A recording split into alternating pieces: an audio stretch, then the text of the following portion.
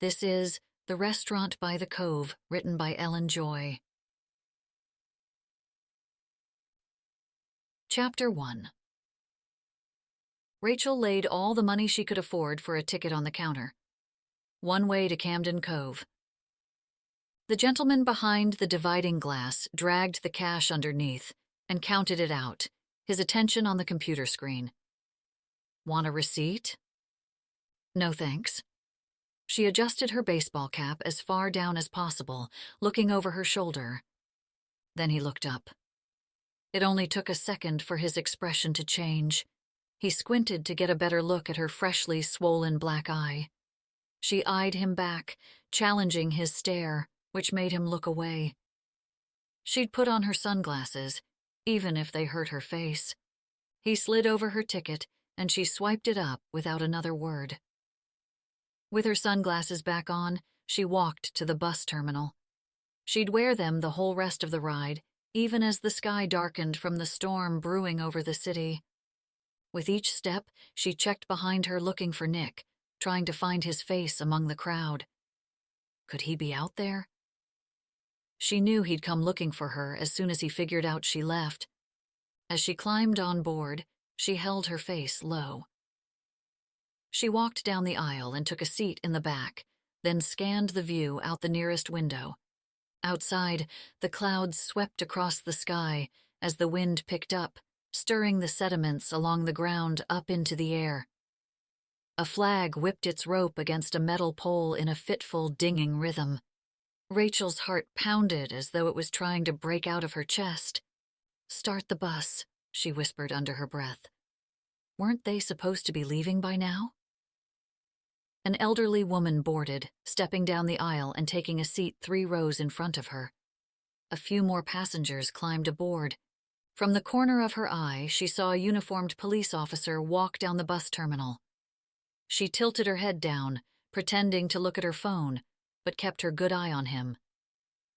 He walked along the row of buses, hands resting on his belt. Her phone trembled in her hands as her throat dried up. Her head throbbed with her racing heartbeat. "Let's go." The words growled out of her.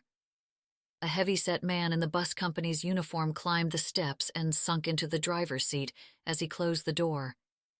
Was that police officer looking at her? Once they hit the highway, the skies opened up and rain pounded down, signs blurred by her for the first hour or so. It continued all the way through New Hampshire and obscured a glimpse of the Atlantic Ocean. A dense fog covered most of the water in a veil of gray. The bus practically emptied out after stopping in Portland, and after a few more towns along the way, only Rachael remained. This far north, Rachel's track phone couldn't pick up a decent signal.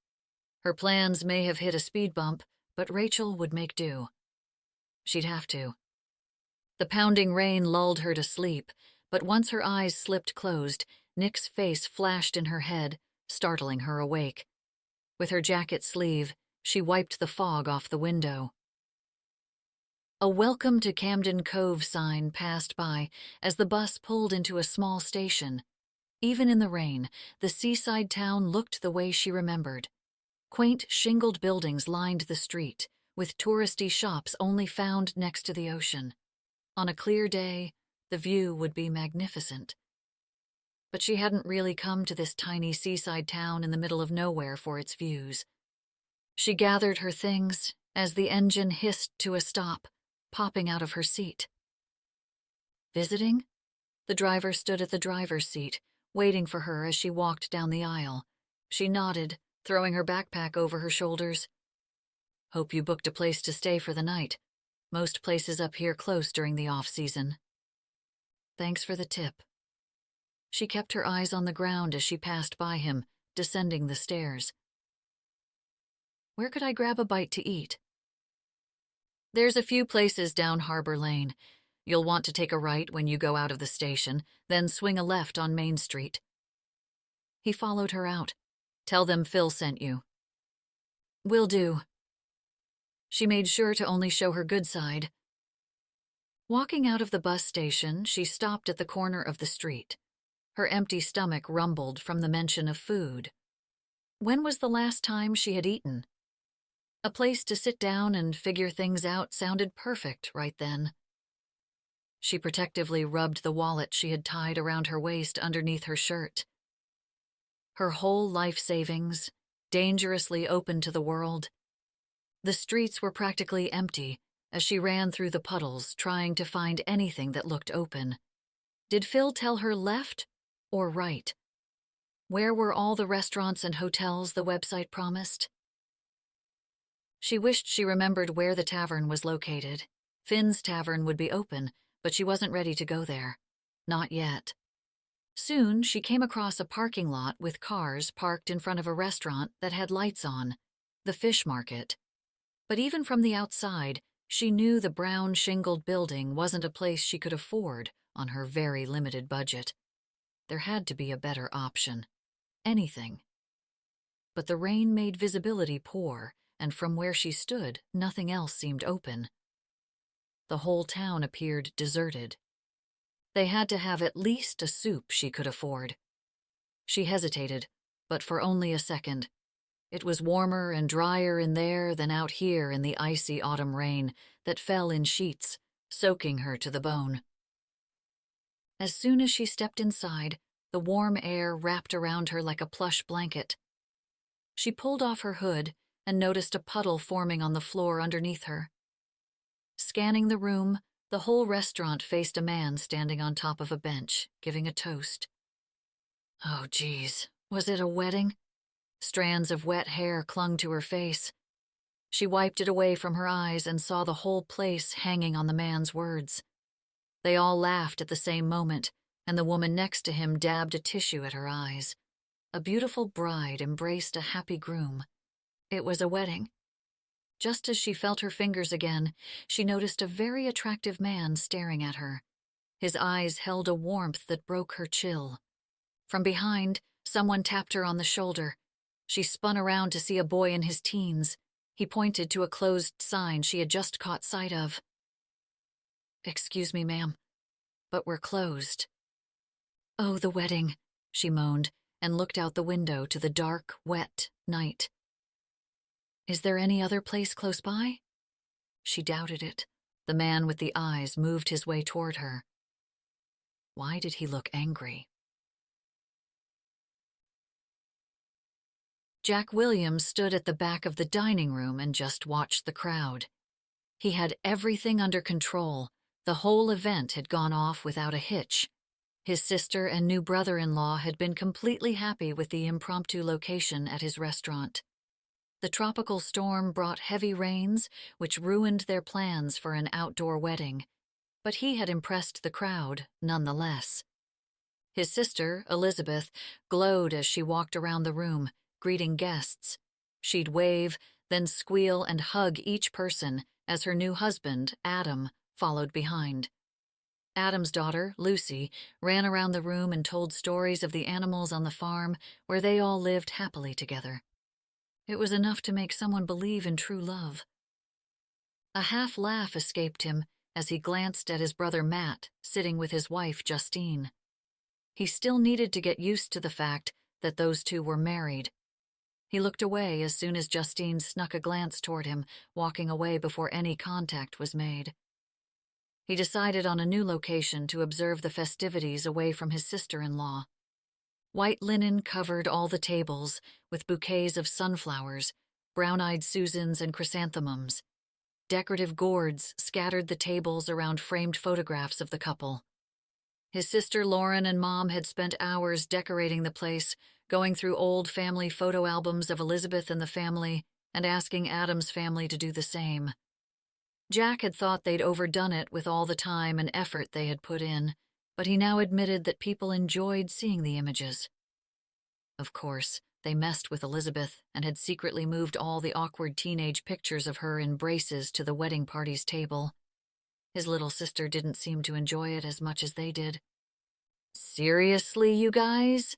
She rolled her eyes as Adam told her how beautiful she looked. They were that annoying couple. "Is the dessert ready to go?" His mother, Sarah, snuck up beside him. She couldn't control herself, he thought, reminding himself of how helpful she could be, even with all her overbearing tendencies. His parents had retired and left the family restaurant to him, but they never quite took the plunge. He loved them. He really did. But he had moved back to Camden Cove to run the restaurant, not to have his mom looking over his shoulder while he made dinners. Everything's all set. He guided his mother back toward the dining room. Go back and enjoy your daughter's wedding. Do you have the gluten-free cupcakes for your cousin Joey's son? Yes, of course. She rattled off another few questions as he steered her through the tables. Busboys cleaned up the finished plates of cake, and the servers refilled drinks. She knew the dinner had been a success. She just couldn't control herself. Jack had outdone himself by creating an updated version of a traditional New England dinner. Instead of bland haddock, he had lobster served with a creamy lemon herb butter sauce over fresh pasta. Filet mignon from local beef replaced the usual slab of prime rib. Jack spiced up the sedate flavors common in New England food with just the right twist, creating meals rivaling any featured in big city restaurants. Jack's natural talent in the kitchen was the reason why the restaurant had become a landmark in the small seaside harbor town. Not that his parents hadn't done well with the family business, but they certainly didn't bring it to the level he had. He was the reason people drove up from the city to dine in the restaurant everyone was talking about. He enjoyed the success, but he knew better than anyone how finicky the restaurant business could be. He had grown up in this business, watching his parents run the restaurant. They worked their butts off to keep it a success year after year, but they weren't willing to take risks. He was. He didn't have 4 children. In fact, he didn't have time to even imagine a family. After dessert was served and the drinks refilled, John Williams, patriarch of the family, stood on a bench along the windows, delighting the crowd. The guests immediately took their silverware and clinked their glasses. His sister kissed Adam. His father held up his drink toward Adam and Elizabeth, who beamed below him. His sister had never looked so happy. She looked stunning as a bride, and Adam wasn't such a bad guy. When he had heard about the newcomer, he had been apprehensive, but he turned out to be a great fit for the family. From beside him, Matt handed Jack a frosted glass of pale ale. Another one bites the dust. Tell me about it. Jack shook his head at the thought of his baby sister Lauren getting married someday. The lobsters were great. His brother, the fisherman, along with his cousins, had supplied all the lobster for the night. Anytime, brother. Matt slapped him on the back and toasted Jack's glass. He took a sip of his beer and leaned against the bar. So, we're drinking to love, or maybe sacrifice. Our Elizabeth, Matt whispered, as John started his speech. Do you want to get drunk? Jack shook his head. 35 years ago, when I first met Sarah, little did I know how much my life was about to change. John captured the audience. Family, Lauren said. The youngest Williams wedged her way through the crowd to the bar with her siblings. The traditional drinking game had started long before both girls were of legal age, one Christmas Eve, when their dad gave a particularly long speech. Now, whenever John got up to talk, which happened at most family events, they would choose a word. That's a good one, Matt said. Matt, Justine hissed from their table. Are you coming back? Jack swore Justine could freeze someone with just one look. Matt faced Jack and rolled his eyes, but grabbed his drink to go. Family, right? Family, Jack repeated. He was annoyed with Justine, but she was Matt's problem now, not his. I never thought about the future until that moment, and even then, I hardly thought about having a family. John rambled on as the 3 Williams siblings took a drink. But the night we had our first child, Jack, I realized I had better start. And so we did all the right things. We started saving for college and bought a house. We took out life insurance. Soon there was Matt and more planning. But it wasn't until Elizabeth was born that something about that future frightened me more than anything else in my life. And no matter how much planning I did, I would never be prepared for it. The day I would have to walk her down the aisle and give her away. He paused, choking up. The crowd made an "ah," which John countered with, "I'm not crying." The crowd laughed, and he returned to his story. How could I ever give her to another? Who would ever love her more than Sarah and I? Would they cherish the simple things in life together? Or complicate things, like it's so easy to do? Would they understand the importance of family? They drank again. And would this man take care of Sarah and I in our old age? He winked at Adam, making the crowd laugh again. For 30 years, I have been praying this day would never have to come. Their father took a dramatic pause. But in the end, I didn't have to worry about a thing. Sarah and I may have given our daughter away today, but we gained a son and granddaughter in return. John took a breath as the crowd watched the happy couple and lifted his drink to the crowd. "To family!" "To family!" the crowd echoed, as the 3 Williams siblings all tapped their glasses together and took another drink. Jack finished the rest of his beer. As his father continued on, the bell on the restaurant's front door jingled. Had he forgotten to put up the closed sign? Over in the lobby, a woman stood dripping from head to toe onto his newly refurbished wood floor. At first he was amused by the dripping wet woman, as if she had stepped out of a comedy sketch. Then completely annoyed that she continued to stand there, dripping water all over the floors, until she looked up, her eyes wide like a deer caught in headlights. One of the busboys gestured toward the closed sign, but the woman looked exhausted and cold, and her hood did little to keep the wetness out. Her clothes were soaked through. He couldn't make out what she was saying, but the kid shook his head, gesturing to the dining room, following Jack's orders to keep out the public. But he hadn't meant to push a poor woman back onto the street in a storm. He left the reception as his dad continued talking about the early years at the restaurant and walked over. "Hold up, Cody," Jack said as he came up behind the waiter. "Excuse me, is there something I can help you with tonight?" The woman looked up at him. Her face caught the light, and that's when he saw her eye. He almost reached out when he noticed the bruise ran down the side of her face. "Are you okay?" Her face fell and his heart with it. "I was just looking for a place to eat. I didn't mean to interrupt the wedding. I should leave." She turned around abruptly, but her feet slipped out from under her on the wet floor, and she fell backward. Jack rushed in, grabbing her just in time before she hit the floor, holding her in his arms. She trembled, but before he could help her up, she pulled herself out of his grasp and stepped away from him. "Thanks," she said, her voice barely audible.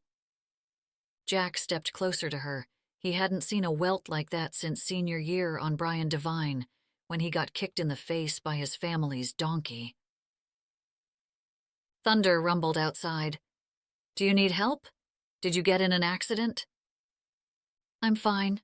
She lifted her hand, covering her eye, using her coat sleeve as a shield. "I'll be out of your way." An urge washed over him to wrap his arms around her to stop her shivering. But her eyes had a storm brewing, bigger than the one outside. She reached for the door handle and Jack sputtered out, "You can grab something to eat here if you'd like." She stopped, but kept her hand on the door handle.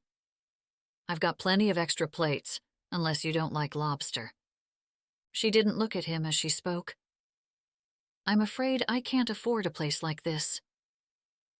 "It's no problem. Come in, and at least dry off before going back out there," he offered, hoping she'd stay. "There's a place where my staff takes their breaks, where you can eat alone. The food's just going to go to waste anyways." "I'm not broke. I just wasn't planning on having a lobster course." She kept her gaze low. Seriously, come in. Don't go back out there. She hesitated, but stepped further inside. He put his hand on the back of her wet coat, and he felt her twitch as she moved forward, out of his reach. He led her up the stairs to the loft area, where private dinners were held. Romantic dates, business ventures, and proposals all happened right there, overlooking the water. He grabbed a set of linens and silverware for the table, setting it as she sat. Seriously, you don't have to do this. I can just go to another place. She looked around. It looks like you're sort of busy. He smiled at her. It's not a problem. She looked over the railing of the balcony. That's a big wedding. It's my sister's wedding. Oh, wow. She stretched her neck to see further. Would you believe it was originally a 400-person guest list? My little sister was in charge of the invitations and didn't want to exclude anybody. He wasn't sure, but he thought he had seen a slight smile. He set down a knife and fork and held out his hand. I'm Jack. She didn't extend hers at first, but eventually pulled it out from underneath the bag that sat on her lap. Her hand felt like ice, and although it still trembled, her grip was firm. When she let go, she stuffed it under the bag again. He waited for her to offer her name, but when she didn't, he didn't push it. Right. Well, I'll be back with something from the kitchen. Thanks, really? Her eyes flickered with sincerity and a bit of sadness before she looked out over the railing again. He raced to the kitchen to throw another plate together, suddenly wanting to know her name more than anything else in the world. Rachael felt him checking her bruise, but not in a curious way like the guy at the bus station, but more in a concerned way, like a doctor examining a patient. But concerned or not, she didn't want him to scrutinize her face. The smart thing to do would be to leave, but she was so cold, and he was so kind. Something about him made her want to stay. The man was definitely handsome, in the classic dark and mysterious mold. As nice as he seemed, he probably was just like most of the other men she had known in her life. And the last thing she needed in her life was another man. Even her father couldn't control his anger. How many nights did she hide under her covers, praying his rage wouldn't be turned on her? How many times did the police get involved, only to send him right back home? How had she not seen it? How did she let down her guard and trust him? The badge, she thought, proved he was one of the good guys. Nick's face flashed in her head. You all right? Jack stood behind her, setting down a tray on a table. She shook her head to dispel the nightmare. Yes. Sorry. He set a bowl of soup in front of her, then a bread basket with a glass container of whipped butter. He filled one glass with water and another with white wine. All the while he was definitely laying on the charm. Maybe back in the day that kind of thing would have worked on her, but not any longer. Really? This is too much. His generosity was too much. There had to be a catch. She was betting this kind of restaurant didn't take just anybody off the streets. It's not a problem. He stuffed the tray under his arm. You're not from around here, are you? She didn't respond, but her coolness didn't deter him. Are you staying in town? Yes. It's pretty slim pickings this time of year. Do you have a reservation somewhere? Was desperation written on her forehead? Then, the throbbing on the side of her face reminded her. I've booked something. A growl came from her stomach, so loud she swore the whole restaurant could hear. He smiled. I'll let you eat. Alone again, her shoulders relaxed a bit, and she grabbed the linen napkin to try to pat dry some of the wetness. Giving up, she grabbed a roll and pulled it apart. Steam rose from the center as she dipped a piece into the rich, creamy soup. Immediately, her body warmed as she tasted the chowder. Maybe it was because she was so hungry, or maybe it was because she was so cold, but the soup was the best thing she had ever eaten. Rachael grabbed the glass of wine and took a big gulp. The light citrusy flavor was something she would have chosen when she enjoyed cooking for Nick. When things were good between them, when he enjoyed her company, and when her mistakes, or a bad day, didn't end in an eruption of emotions. With the last of the bread, she wiped off the remaining soup and heard the sound of climbing footsteps. Jack appeared with 2 plates in his hands. "I wasn't sure what you might like, so I brought it all." He set 2 steaming dishes on another table, then cleared her bowl and bread plate away. With a flourish, he presented the entrees. "This looks amazing." It was more like someone's idea of a last meal for the condemned than a quick bite for someone who just stepped in off the street. His generosity made her feel vulnerable, and she didn't like it. "Thank you." "My pleasure," he said. "I think I missed your name." The voice inside her head said not to tell him, to be suspicious, even if his behavior seemed innocent. But something about him made her trust him. "I'm Rachael." Chapter 2. How many nights can I pay ahead?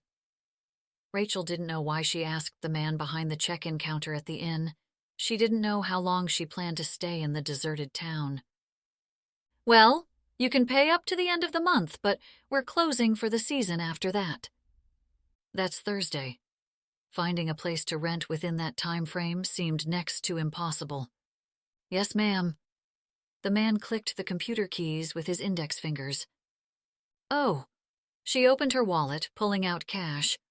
"I'll take the room until then." He opened the register.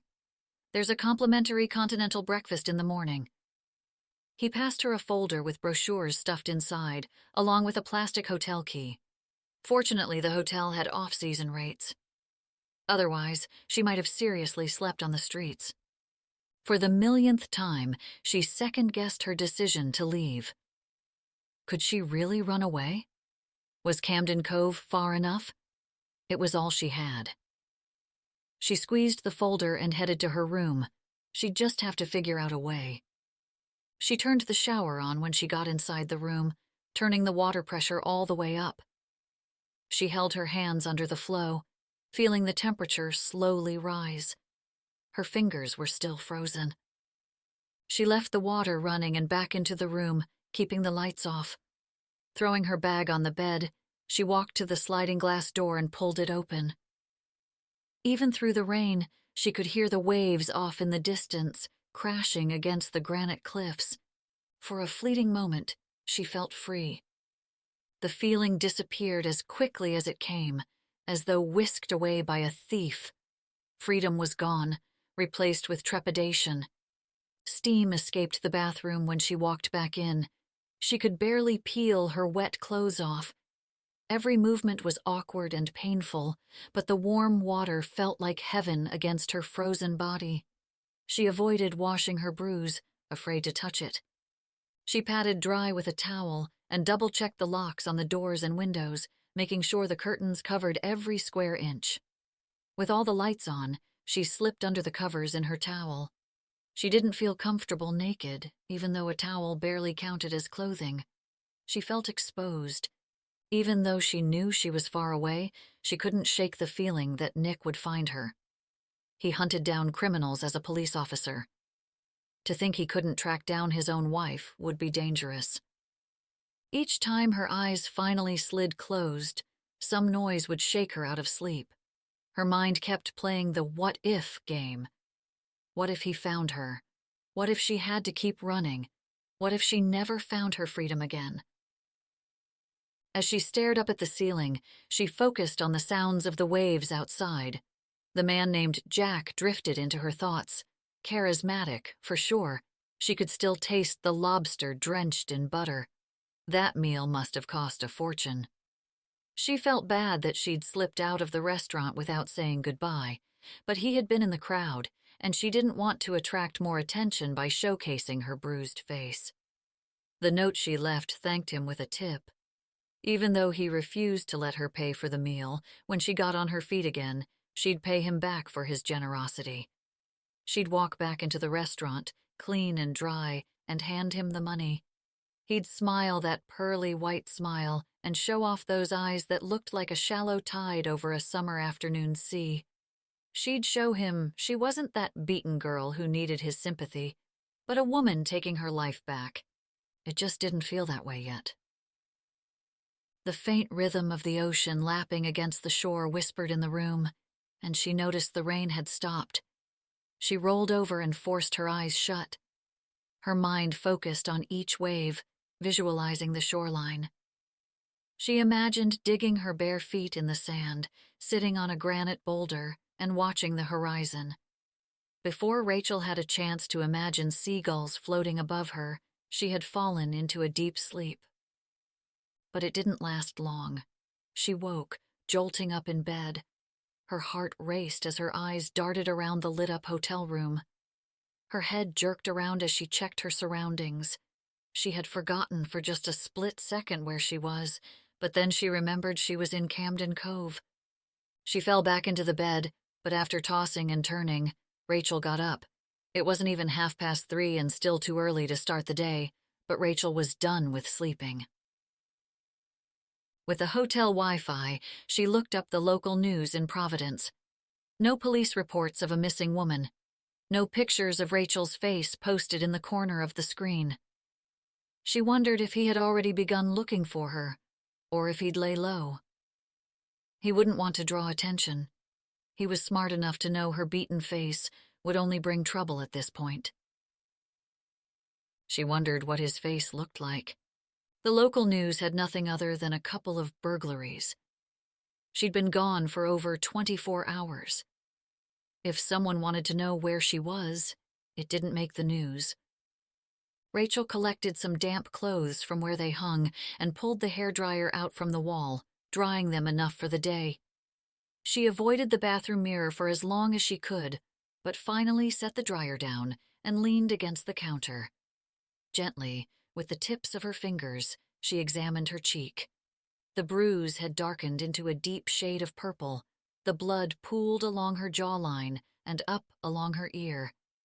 She slowly opened and closed her jaw. It felt more tender than yesterday, but she was lucky it wasn't broken. She winced as she touched around her eye. No makeup would cover that. How was she going to find a job with a face like hers? Grabbing a plastic cup from the counter, she took a drink of water, her hand shaking. She went back to drying her clothes, the fabric blowing across her hand. For now, she had to focus on finding work. There had to be a place that needed an extra waitress or a housekeeper. Hopefully, she could find a rental for the winter. Someone had to have something. She had enough money to survive for a bit. With as much matte foundation she could layer on, her eye seemed a bit more presentable, but she wasn't sure if the bad makeup job would attract more attention than the black eye. She decided to put effort into her hair, parting it to cover up the side of her face as much as possible. With her clothes decently dried, she grabbed her bag, wrapped her wallet around her waist, then headed to the continental breakfast in the lobby. Behind the counter stood an elderly man in a red turtleneck with a pair of glasses sitting on the end of his nose. His attention was on his phone when Rachael walked into the small room. "Morning," he said, but not bothering to look up as Rachael reached the long table set up in the corner. A quite impressive arrangement had been set out. All types of pastries, jellies in glass jars, fresh fruit, along with whipped butter over ice. The man set his phone down. "If you need anything, let me know." Rachael nodded. "Today's going to be a beautiful one," the man carried on, his tone chipper, "and we deserve it with all that rain." Then he looked out over the counter at Rachael. Did he make a face? Oh dear, oh my. He leaned forward in his chair from behind the counter and studied Rachael. "That's quite a bruise." The comment made Rachael wince, but she tried to cover it up. "The end table won the fight. Fell on it when I got out of bed in the middle of the night, a couple days ago." The man nodded, as though the same kind of thing had happened to him. "Geez, it sure did win." He continued to stare, not realizing his overstep, even when Rachael moved away from him and toward the food. "You can take whatever you like." He stood up, leaving his station and walking into the dining room behind Rachael, grabbed a cup and filled it with coffee. "Are you on vacation?" Rachael took a plate and grabbed a croissant. "Sort of." "Make sure you hit the bakery down the road," he suggested. "It's where we get all our pastries, but they're so much better fresh. Greatest chocolate croissants you'll ever eat. The chocolate melts in your mouth." Rachael didn't look up from the mini donuts. "I'll be sure to check it out. And if you are looking for some lobster, the fish market is your best bet." "Wasn't that the restaurant she was at last night?" she almost asked, but the man dumped cream into his coffee. "I'm Henry. I'm here most mornings." He offered his hand, and Rachael slowly offered her own. "Rachael." Henry stood there and sipped his coffee. They stood in silence at first, but then Henry started up the conversation again. "It's a shame most of the stores are closed this time of year, but you can find some nice places still open. The country store always has some cute souvenirs. You'll definitely have the beach to yourself, if you don't mind blowing around a bit." "I'd prefer to be alone." Rachael slowly made her way down the table, grabbed a few more pastries.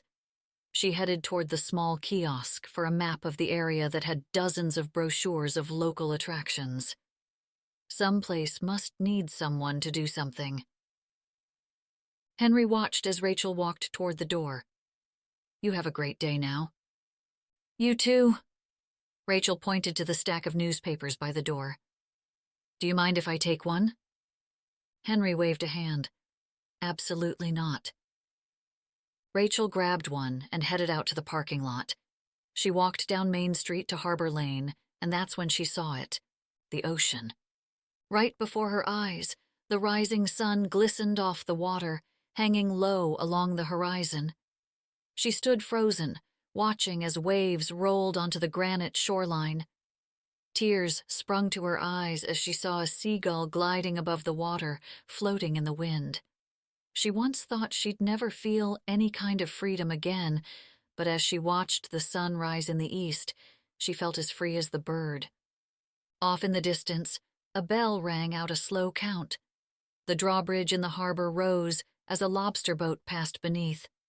Its red hull parted the water, coasting along on its way out to sea, sounding its horn. As though she were spellbound, Rachael walked toward the water, passing the diner and the country store.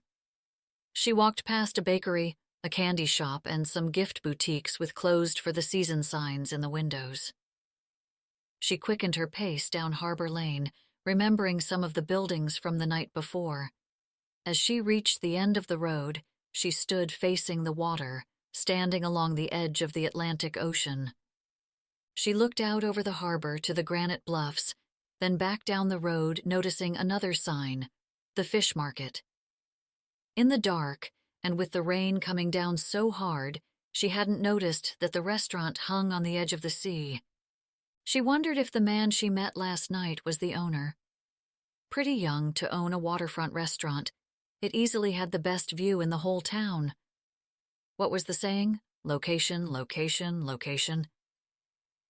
Glimmers of light reflected off the water, beckoning her, and she didn't notice when the door to the restaurant opened until Jack stepped out. A wave of warmth flushed her body as he immediately smiled. He lifted his hand to shield the sun from his eyes. "Rachael, right?" He wore a white chef's coat with a pair of gray pants that fit him perfectly. His gaze went straight to her. "You headed to the beach?" "I didn't get to see much of it last night." "If you haven't checked it out, there's a path along the coast."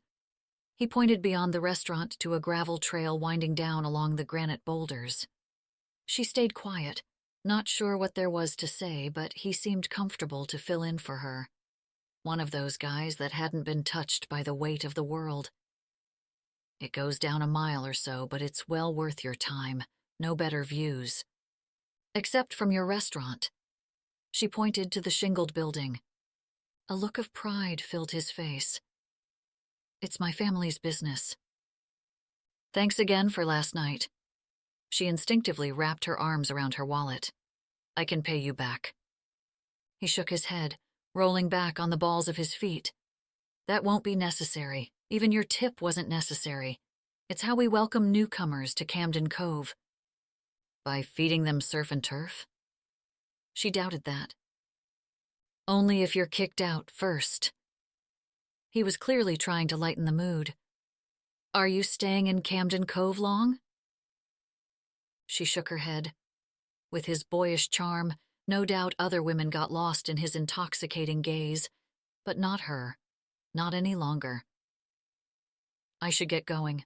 Thanks again for letting me escape the weather last night. She rushed away and headed back toward Main Street. She had to find some sort of work.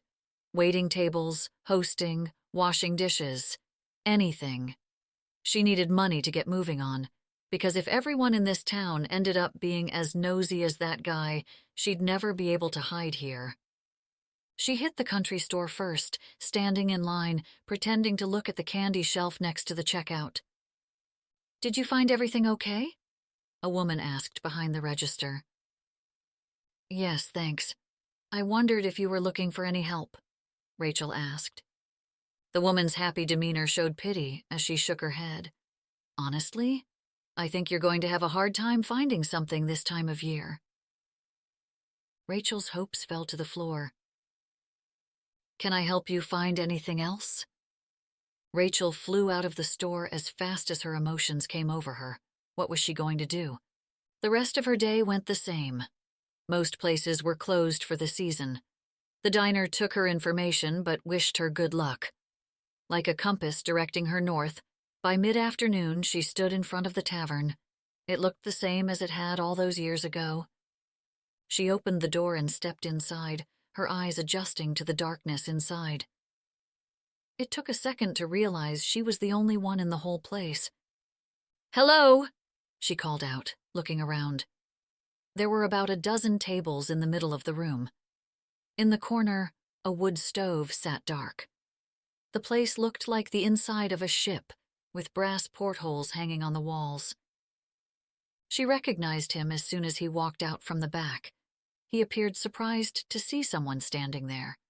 He had aged quite a bit since the last time she had seen him, but there was no mistaking him. "What can I do for you?" he asked. "Are you open?"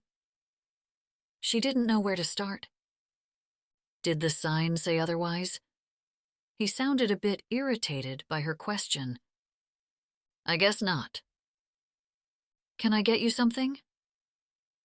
She could see the resemblance in his eyes, the dark stone color. "I would love a drink." He looked at the clock, then back at her and shrugged. She wasn't sure if he noticed her eye or not, but she could tell he was trying to figure her out. Well, what? What do you want to drink?" Oh, right. She didn't really want a drink, but she was in a tavern. Would it seem strange to order water? "I'll have a Coke." "One Coke, coming up." He picked up a glass and shoved it into a sink of ice. "You from around here?" She shook her head. "Nope." "Huh, you look familiar." He filled her glass and slid it across to her. "You been here before then?" She almost came out with it right then, but took a sip of the soda instead, chickening out. "My grandfather lives around here."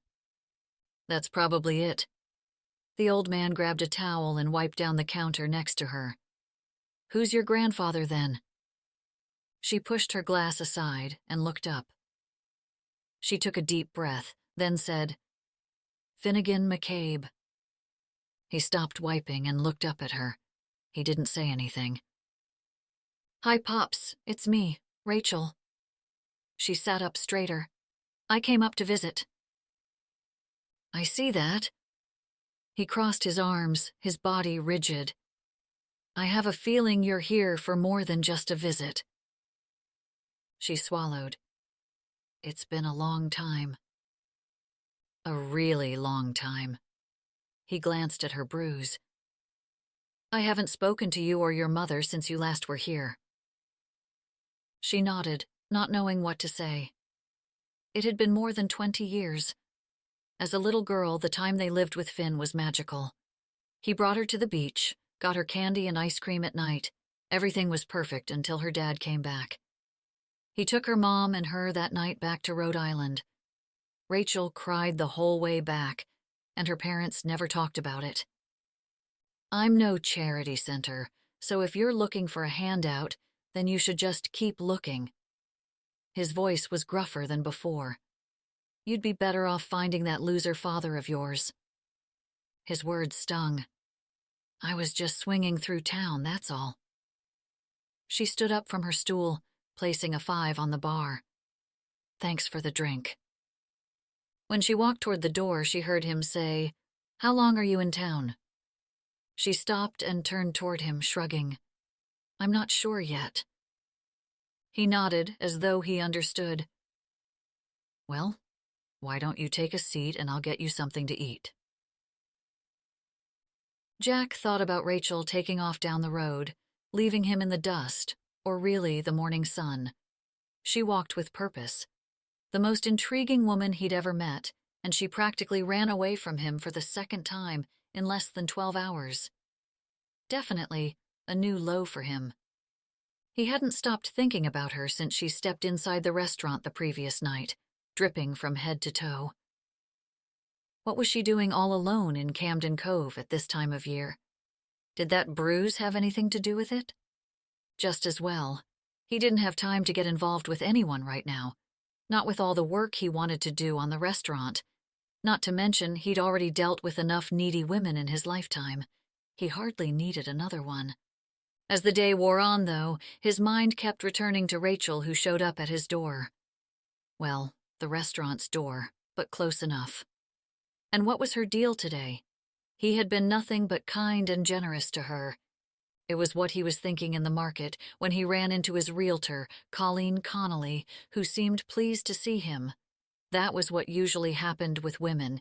He drew them in, not repelled them. "Well, well, well, Jack Williams. It's been too long."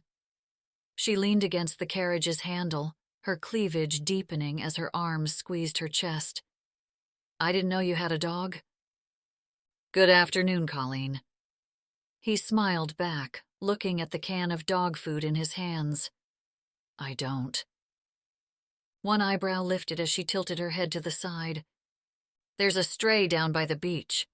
He threw the can into his basket. "I caught it eating out of my dumpsters." "Jack Williams, you are a gentleman."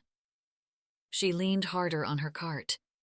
"If you're not busy, you should come by, and we could talk about your rental property." He smiled as she winked after her offer, but shook his head. "I have to get back to the restaurant." "You work too hard." She pushed her cart a bit closer to him. "So, I heard you met the new girl in town." He suspected she was referring to Rachael. It figured the whole town would be talking about the beautiful stranger this time of year. He nodded. "I have." "Christine Winters told me she crashed your sister's wedding last night." He had a feeling Colleen was bringing this up because she hadn't been included in the celebration. "She came to eat at the restaurant. She didn't know it was closed for an event," he said simply. Something bothered him by the way she fished for information about Rachael. "I heard she's looking to stay around," she continued. "She was asking for work all over town." "What?" This surprised him. She was looking to stay? "Where?" "I saw her talking to Louis over at the diner this morning. Then I heard she was in here earlier." Colleen clicked her tongue a few times. "That black eye says she'll bring nothing but trouble, if you ask me." A sudden surge of protectiveness came over him. "She's not trouble." She waved at him, dismissing it. "Well, I should probably head out to my next showing. See you later, gorgeous." She pushed around him and down the aisle. Jack was left standing, trying to register what it meant that Rachael was looking for work. Her accent certainly wasn't local, more like Boston or Rhode Island. And at this time of year? Nobody came up at this time of year. Unless they were trying to get away from something, or someone. He shook his head. She could have fallen or gotten into an accident. Why did he suspect something terrible had happened to her? Because of the way she flinched when he grabbed her as she slipped in the restaurant. The fear in her eyes as he helped her to her feet. Whatever made her come up here, he hoped would never find her. He picked up the rest of his items and got out of there. For the rest of the day, his mind continued to spin about Rachael, and soon he stood in the same spot outside the restaurant, remembering his encounter with her that morning as he locked up. He set off, walking up the street to meet his brother at Finn's. After the past few days, with his sister's wedding, sitting back with a good, stiff drink sounded perfect. He pulled up the collar of his jacket as he walked up Harbor Lane. The autumn night sky had swallowed up any warmth from the day. Smoke from a nearby wood stove wafted in the air. Winter would soon be approaching. The crunching of leaves under his feet proved it. The winter season brought a solace to the town of Camden Cove. The tourists stayed away. Residents took refuge indoors and slowed down. Those who lived off the water welcomed the forced respite. People were grateful for another successful season and taking time to prepare for the new one yet to come. He rubbed his hands together as he stepped inside, looking around for his brother. As soon as he caught sight of the bar, he noticed Rachael standing behind the counter with the owner, Finn. She set 2 glasses on an already full tray of a dozen or more drinks. She grabbed the tray and balanced it on her hand like a seasoned server as she walked out from behind the bar. She placed the drinks on a table on the other side of the room, then turned to the next table where Matt was sitting. Jack practically pushed Bill Garneau over, trying to get there. "What can I get for you tonight?" he heard her ask. Matt waved as soon as he saw Jack approaching. "I'll take 2 Boilermakers." He nodded at Jack. "One for me and one for my brother, here." She turned around and her mouth immediately dropped open. "Hey, Rachael, twice in one day." He caught his breath from his dash across the tavern. "You working here?" "Hey." Her eyes widened as she stood frozen, a look of actual pain on her face. She then ignored him, returning her attention to Matt. 2 Boilermakers coming up." Matt watched him as she raced away for the bar. "You really have a way with women." Jack peeked behind him, pulling the stool underneath him as he sat down. "She's the woman who came in from the rain last night." Matt took another look, and Jack followed his gaze. Dang, she was good-looking, especially as she poured the shots of his favorite whiskey. Her hair was different, falling along her shoulders in soft waves. She didn't dress fancy, just in a t-shirt and jeans, which accented her curves more than he wished to admit. Heaven help him. "Looks like you might be a bit smitten." "She's gorgeous." Jack wouldn't deny it. Nothing wrong with being attracted to a beautiful woman. Yet something told him that the way the electric current ran through his body every time he looked at her meant he was more than just smitten. "She doesn't seem your type." "What's my type?" Jack pushed off his elbows and sat up, slightly defensive. First Colleen Connolly, and now Matt. What was getting into him? "Well, she obviously comes with a bit of baggage, wouldn't you say?" "Where's your wife again?" Jack didn't mean to be a jerk, but his younger brother didn't get it. "Don't change the subject," Matt said. "Just 'cause you have the hots. Didn't Justine want you home early tonight?" Jack laid on the sarcasm, but smiled as Rachael returned to the table. "Actually, she's out with her friends." Rachael set their drinks on the table, making no eye contact. The electric current raced through to his toes, even though she avoided him. "Can I get you anything else?" She directed the question to Matt, her eyes skipping over Jack, making the current rev up even more. "I heard you might be staying in town." Jack avoided his brother's eyes.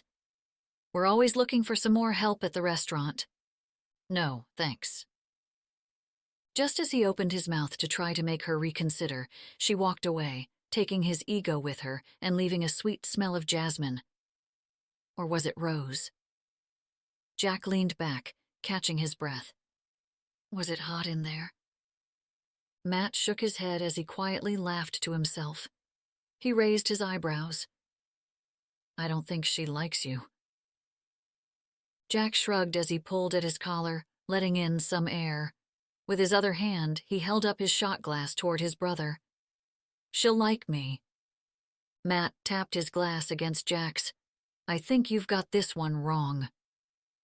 Jack let out a huff. I'm not usually the one who's chasing. Matt held his shot of whiskey above his beer. 100 says she won't give you the time of day. Double that, and I'll have her chasing after me. Jack dropped his shot of whiskey. Matt laughed as they drank the beer down. You might as well pay me now.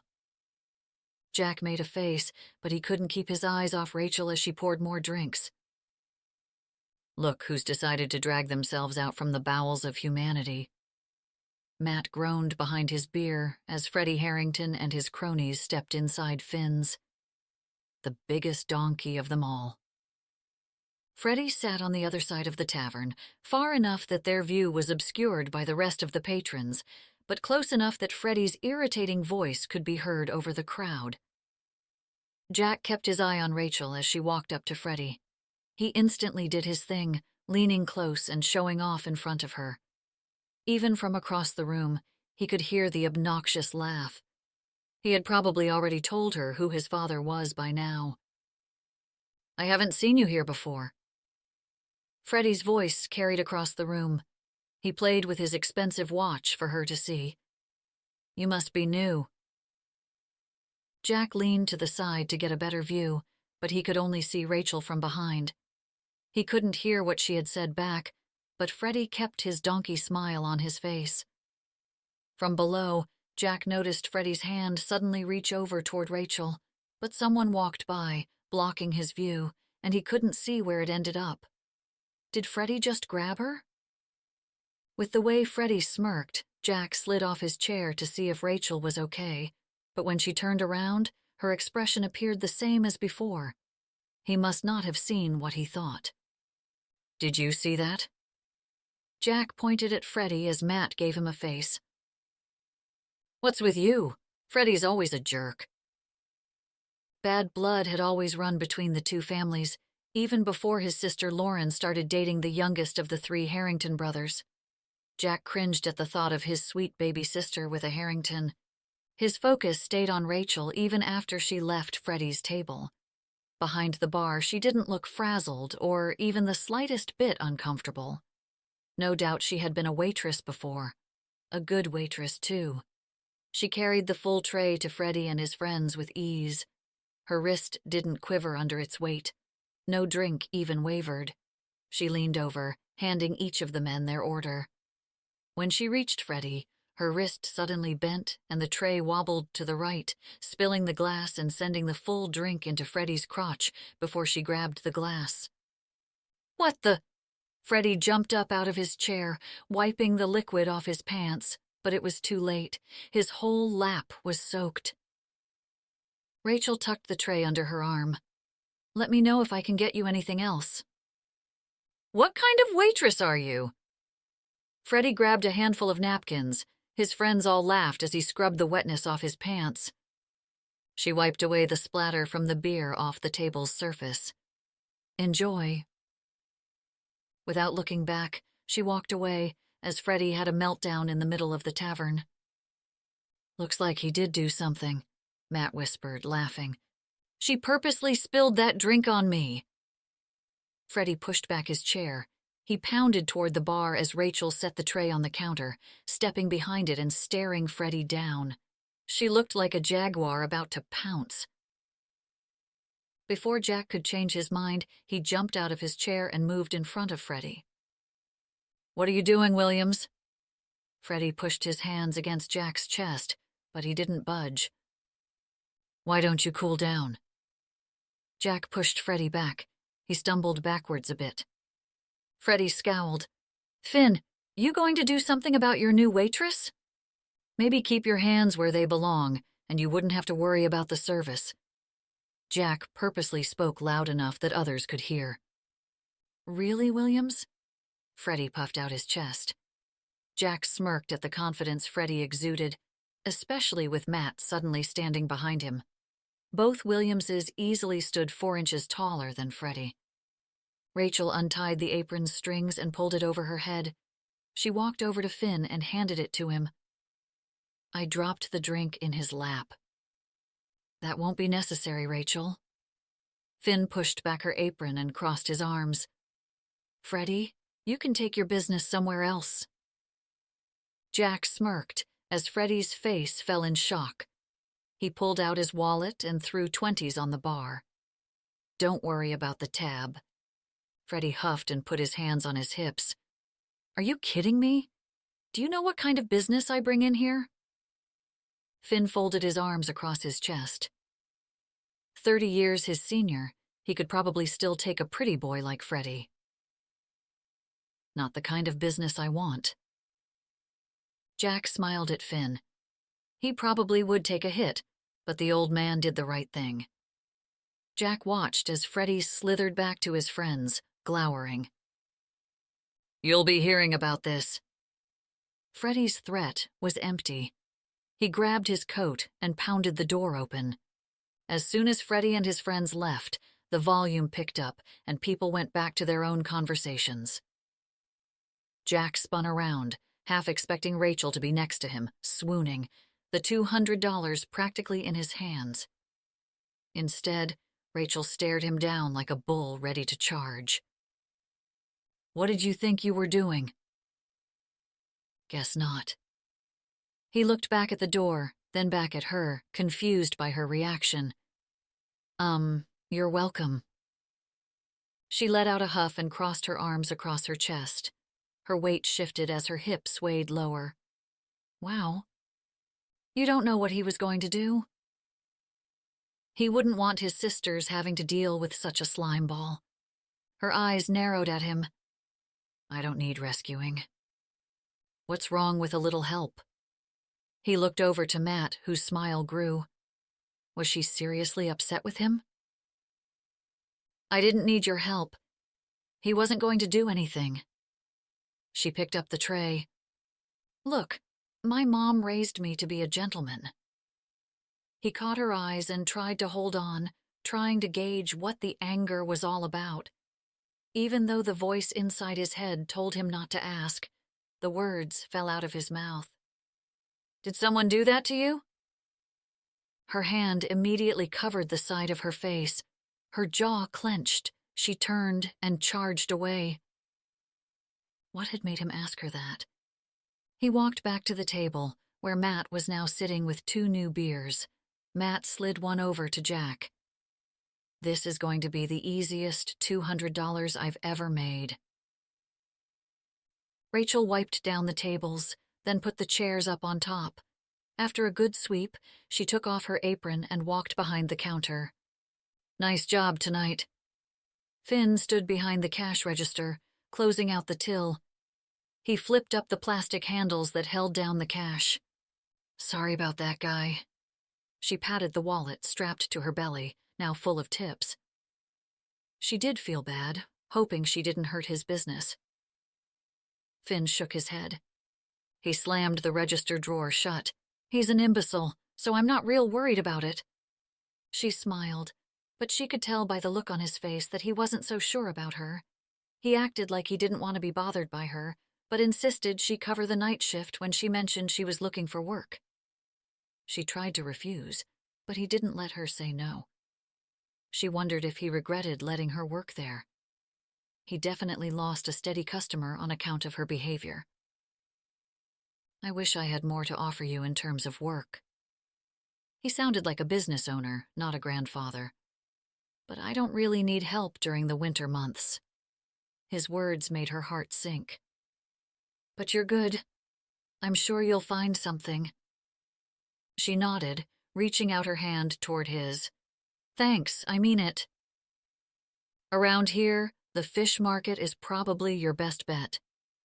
His hand was rough and calloused. "I could call the owner, Jack." She shook her head and stepped away. "I'll be okay." He nodded, but she could tell he didn't believe her. "You got a place to stay?"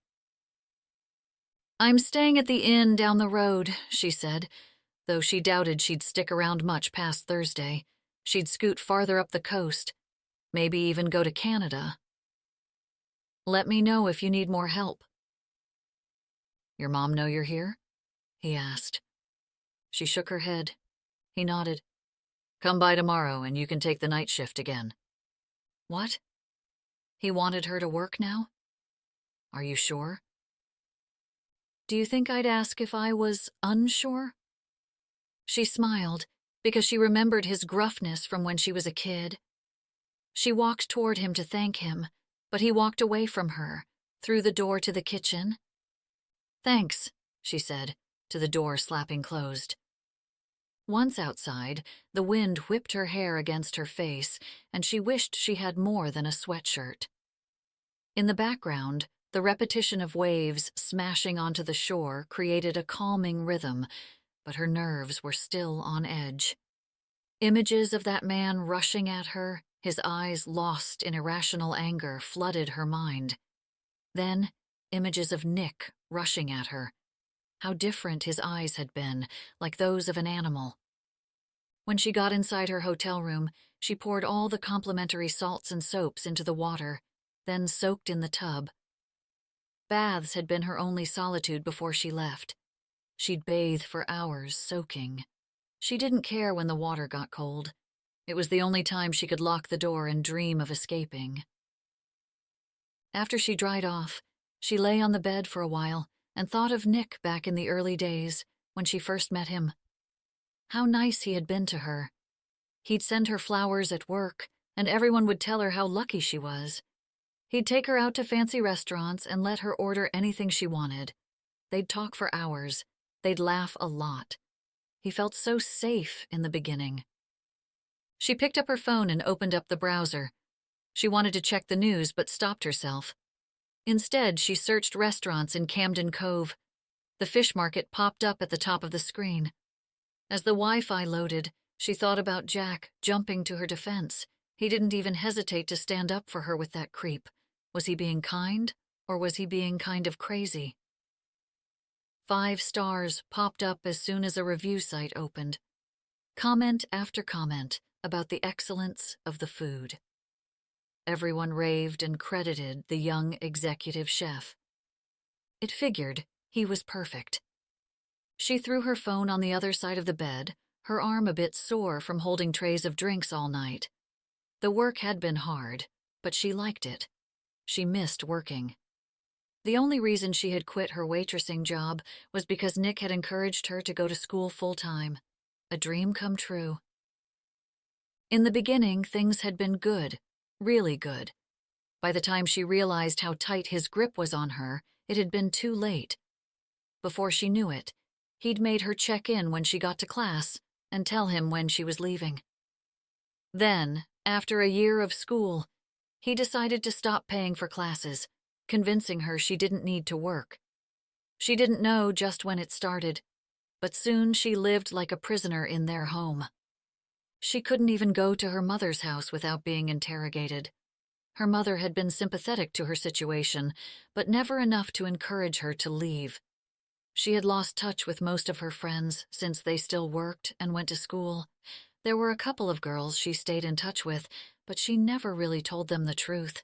She was too ashamed. Nick had been right to worry. The little freedom he did give her, she used to plan her escape. Every time she left the house, she'd take an extra sweater or other item and hide it at her mother's place. For almost a year, she'd squirreled away money and other essentials. A full year of planning, preparing, and praying he wouldn't find out. Today had been the first time in a long time she felt in complete control of her life. Until Jack decided to step in. What he'd done had been nice. He had been nothing but nice. But so had Nick, and she'd promised herself that she'd never let another person control her again. Ever. No matter how nice he was. Chapter 3. The sound of church bells woke Rachael up. Her eyes popped open in instant panic. Where was he? Her eyes darted around the room, then a wave of relief washed over her. Nick wasn't there. She was alone. Even with the lights on and the shades closed, sunlight filtered through the sides of the windows. Had she slept past sunrise? And for a solid 5 hours? She hadn't slept that late in years. Laying back in bed, she grabbed the pillows and cozied into them. She could go back to sleep. She didn't need to get up. She had nowhere to go, no one to listen to. Then a horn sounded, a horn from a boat. She flung the covers off and drew back the shades, blinking in the sun. The clear blue sky met the edge of the water, and the two almost blended together. She wanted to go to the ocean. At Henry's insistence, she took more than her share of food from the continental breakfast, said goodbye, and took off down Main Street to Harbor Lane. All the shops were closed, except a bakery and the country store. When she walked by the fish market, her stomach did a little belly flop, surprising her. What was that about? She hurried her steps, but slanted her eyes to make it seem as though she wasn't looking at the restaurant. Not that she wanted to see Jack. She didn't want to see him. She wanted to walk the path he had mentioned. That was all. She wanted to sit on the beach and watch the boats float out to sea as the seagulls flew above.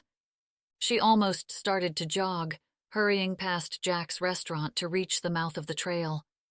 A gravel path ran parallel to the Atlantic Ocean. She stopped and took in a deep breath. Her hair blew against her face as she exhaled, every cell in her body tingling as she took in another breath. The tangy, salty air filled her lungs. A call from a seagull soaring above the water made her look up. Her eyes burned and watered as she watched the seagull swoop low to the water's surface, then glide back up into the blue sky. How did she get here? All alone, broken and ashamed? What Finn must think of her? She closed her eyes, and a tear escaped down her cheek. The seagull cried out, sounding as though it flew right above her head. She looked up as it swayed in the wind above the water. She didn't want to be a victim any longer. If Nick hadn't come by now, maybe he wasn't going to. Maybe she had freedom, for real. With her hand covering the sun, she watched the seagull, wishing she could fly even further away where no one could find her. Jack pulled open the can's cover and dumped the wet mush into a plastic container. He filled a bag of dry food and stuffed it into his pocket. The last time he saw the stray, it was digging in his trash. He had scared the dog, and it took off down the coastal trail. Hopefully, it found some sort of shelter or empty shed. The nights were getting colder. Maine's brutal winter was fast approaching. His sister Elizabeth, the local vet, thought it was likely a stray. More likely than not, it had been abandoned, since there were no missing dogs that fit the description. The black dog had a white patch like a butterfly on its chest. The mark made it easily identifiable, and the visibility of the dog's protruding bones made him think that if it was missing, it was a long way from home. Somebody needed to help him. He opened his sliding glass door and stepped onto his deck. The Atlantic was only a couple 100 yards from his doorstep. His house sat on the cliffs just off the coastal trail, one of the only cottages that had been winterized. It took him almost a year to complete, since the whole place had to be gutted and rebuilt, but it was worth it every time he stepped out onto his deck and saw the view. He replaced the empty container on the back deck with fresh food and decided to take a walk down the trail before his run. The day was perfect. A blue sky, a slight breeze. One of the last few days before that breeze turned into the bone-chilling winter wind. Off in the distance, a lobster boat hauled up some traps. His brother had probably been out on the water for hours. He had almost given up when he caught sight of the black dog down on the beach in the alcove. But it wasn't alone. Rachael held out her hand, palm up. The dog leaned its head closer, sitting on its haunches as Rachael sat on a rock. With Jack, the dog wouldn't even go near him, let alone sit down next to him. He watched for a second, then slowly took a step, but his foot slipped on a patch of sandy pebbles. The dog flinched, looking in his direction. Rachael swung around and scowled as the dog jumped away from her. The glare she gave him made him freeze. He held out his hands in a silent gesture of apology. Fumbling in his pocket, he grabbed the baggie of kibble and held it out, as though it explained his presence, but her eyes still sent out a smoldering anger that made her look even hotter. The dog scampered back onto the beach, watching Jack. Rachael held out the piece of food again. Was that a donut? Jack stood frozen as the dog timidly stepped up to Rachael, snatched the food out of her hand, then took off running up the cove. She watched the dog until it was out of sight, then swung around, hands fisted on her hips. "What do you think you're doing?" He climbed down the rocks into the inlet. "I'm sorry." He held out the baggie to her. "I was actually looking for that dog. I think he's a stray." Her eyes darted back and forth between him and the bag of food. Then she narrowed them. "You just happened to come looking for the dog." "Yes." Her eyes narrowed even more. "Why else would I have dog food when I don't even own a dog?" He shook the bag again. He understood she wanted to be cautious around strangers. However, he had been nothing but kind to this woman. He opened his door and fed her, stood up for her. She may not have wanted him to get involved with Freddie Harrington, but shoot him for wanting to help her out. That had to say something about his character, but her eyes only grew cooler. Then her fists loosened and her arms dropped to her sides. "Next time, let someone know you're there instead of sneaking up on them." She sat back down on the rock, looking out at the water. He stood far enough away to give her space. "I'm sorry about last night." He stuffed his hands into his pockets. "It's just that I know that guy and he's a jerk?" She finished for him. He chuckled, nervous. "Yeah, you can say that." She pulled her legs up onto the rock, wrapping her arms around her knees and resting her chin on top. "Thanks." He smiled, surprised. "You're welcome. So, you're working at the tavern?" "Surprisingly, Finn didn't fire me." "He's a pretty good guy." Was this a truce? Did she finally figure out he might be a good guy? "Yeah, he is." She nodded her head. Working at Finn's, she'd earn petty cash, definitely not enough to live on, not like his servers earned at the fish market.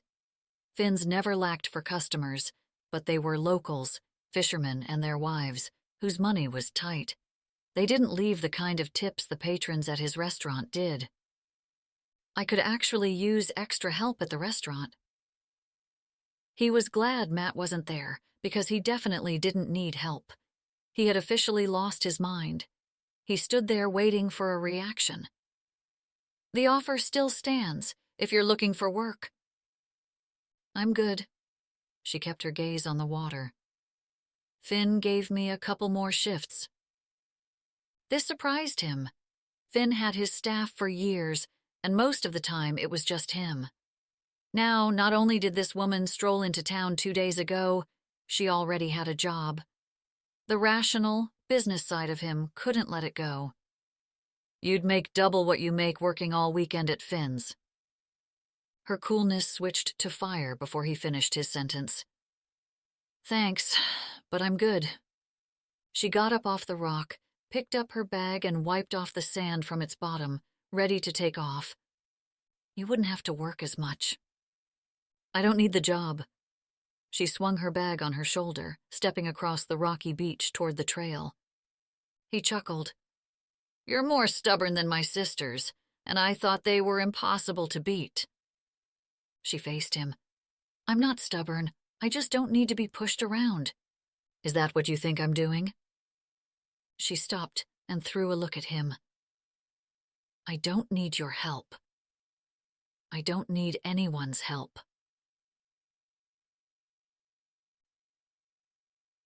Rachael tightened the straps of her bag as she walked up the trail from the cove. "Where are you staying?" Jack yelled after her, his voice almost drowned out by the waves. For some reason, she stopped and faced him, not answering, and watched as he sat down on a rock, making himself comfortable. He gave off a feeling of calm that flittered her nerves even more. He didn't seem to notice her mood, or didn't care. And as much as she wanted this conversation over, she couldn't make herself move from where she stood. His eyebrows furrowed. "Is there any place still open?" She let out a loud sigh. Not for long. It looked as though he stopped himself from saying something. His mouth froze open, but no words came out.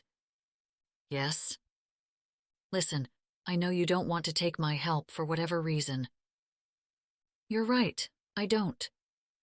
But I honestly have a one-room apartment that needs to be filled." He took his finger and made an X over his heart. "I swear to you." He just happened to have an empty apartment? She wasn't even going to give him an answer. She shifted her bag's strap and walked away. "It's above the restaurant." He stood up, following behind her up the trail. "It's small, a studio with a bathroom and a shower, but the best view in all of Camden Cove." The view from the restaurant flashed in her head. A dream spot, for sure, something she definitely couldn't afford. "No, thanks." "You already have a place to stay?" She didn't say anything. She was suddenly irritated that he'd called her bluff. She had imagined that Finn would embrace her when she confessed who she was, like he did when she was a kid. He'd offer his help and a place to stay. She remembered his house in town. "So you don't need a place to stay." He trailed off. He flung his hand out. "Why won't you accept my help?" "Why won't you leave anything alone?" she snapped back. They both huffed. Good luck finding something at this time of year. He walked in front of her up the trail. She sped up and past him. "Don't worry, I'm not sticking around." Who did this guy think he was? "You're not?" She had already said too much. "Look, just leave me alone." "Fine." He stopped, falling behind her. "Good luck, Rachael." As he climbed down the rocks, reality hit her. Where was she going to go after this? She had no car.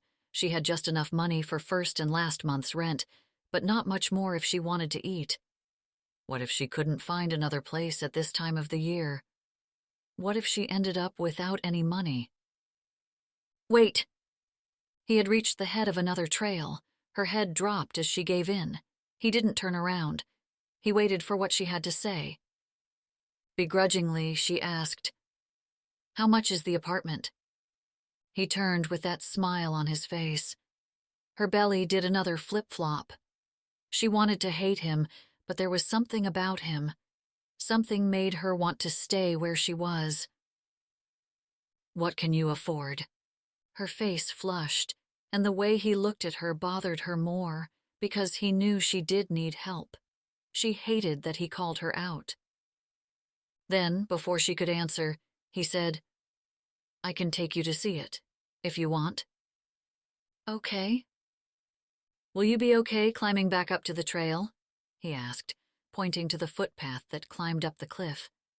She grabbed her bag and climbed the rocks with no trouble at all. She might be giving in about the apartment, but she could still climb up some rocks on her own. She heard him laughing behind her, but focused on the seagulls flying above. "That's the way to the apartment." He pointed to the left and let her take the lead, walking behind her along the winding path. "That's my place over there." A small cottage sat back from the rocky cliff. She noticed the proximity to the water and to the restaurant. He couldn't have found a better spot. That's quite a commute. The two-story cottage had faded gray shingles and white trim. Windows covered the whole back end, facing out toward the water. Either Jack had a very successful restaurant, or he had an incredible bank account, or both. Either way, she couldn't help but hope that someday she'd just have a place to call home. I had been waiting for years for one of these cottages to sell, while I lived above the restaurant. I just moved in at the beginning of summer. Then some college kids rented it out. The rent must be steep for an apartment on the ocean. The view alone probably cost more than her entire life savings. Not really, he grimaced. Not too many people want to stay in Camden Cove during the winter. As they reached the end of the trail, she noticed more cars in the parking lot. The sun had warmed up the day, and tourists walked along the sidewalks. He walked around to the other side of the building. A staircase led up to a second floor. It's just upstairs. He jogged up the steps, pulling out a set of keys to unlock the door. When he opened the door, she heard noises from inside. He froze in the doorway, slamming the door closed before she could peek inside. Holy! What? She poked her head around him, trying to see inside. Are there rodents? You could say that. His face turned a lighter shade of white as he stood there, not moving from the door. He covered his mouth with his hand. Movement from inside made her look again, and she could hear people's voices, a man's and a woman's. Two almost naked figures ran around, collecting clothes off the floor. He looked behind him into the window again. I think it's best if I show you the apartment later. I thought you said it was empty. Usually it is, but it seems that my brother's wife is using it for the time being. Your brother's wife? Finally, Rachael got a look inside and recognized the man's face. Isn't that...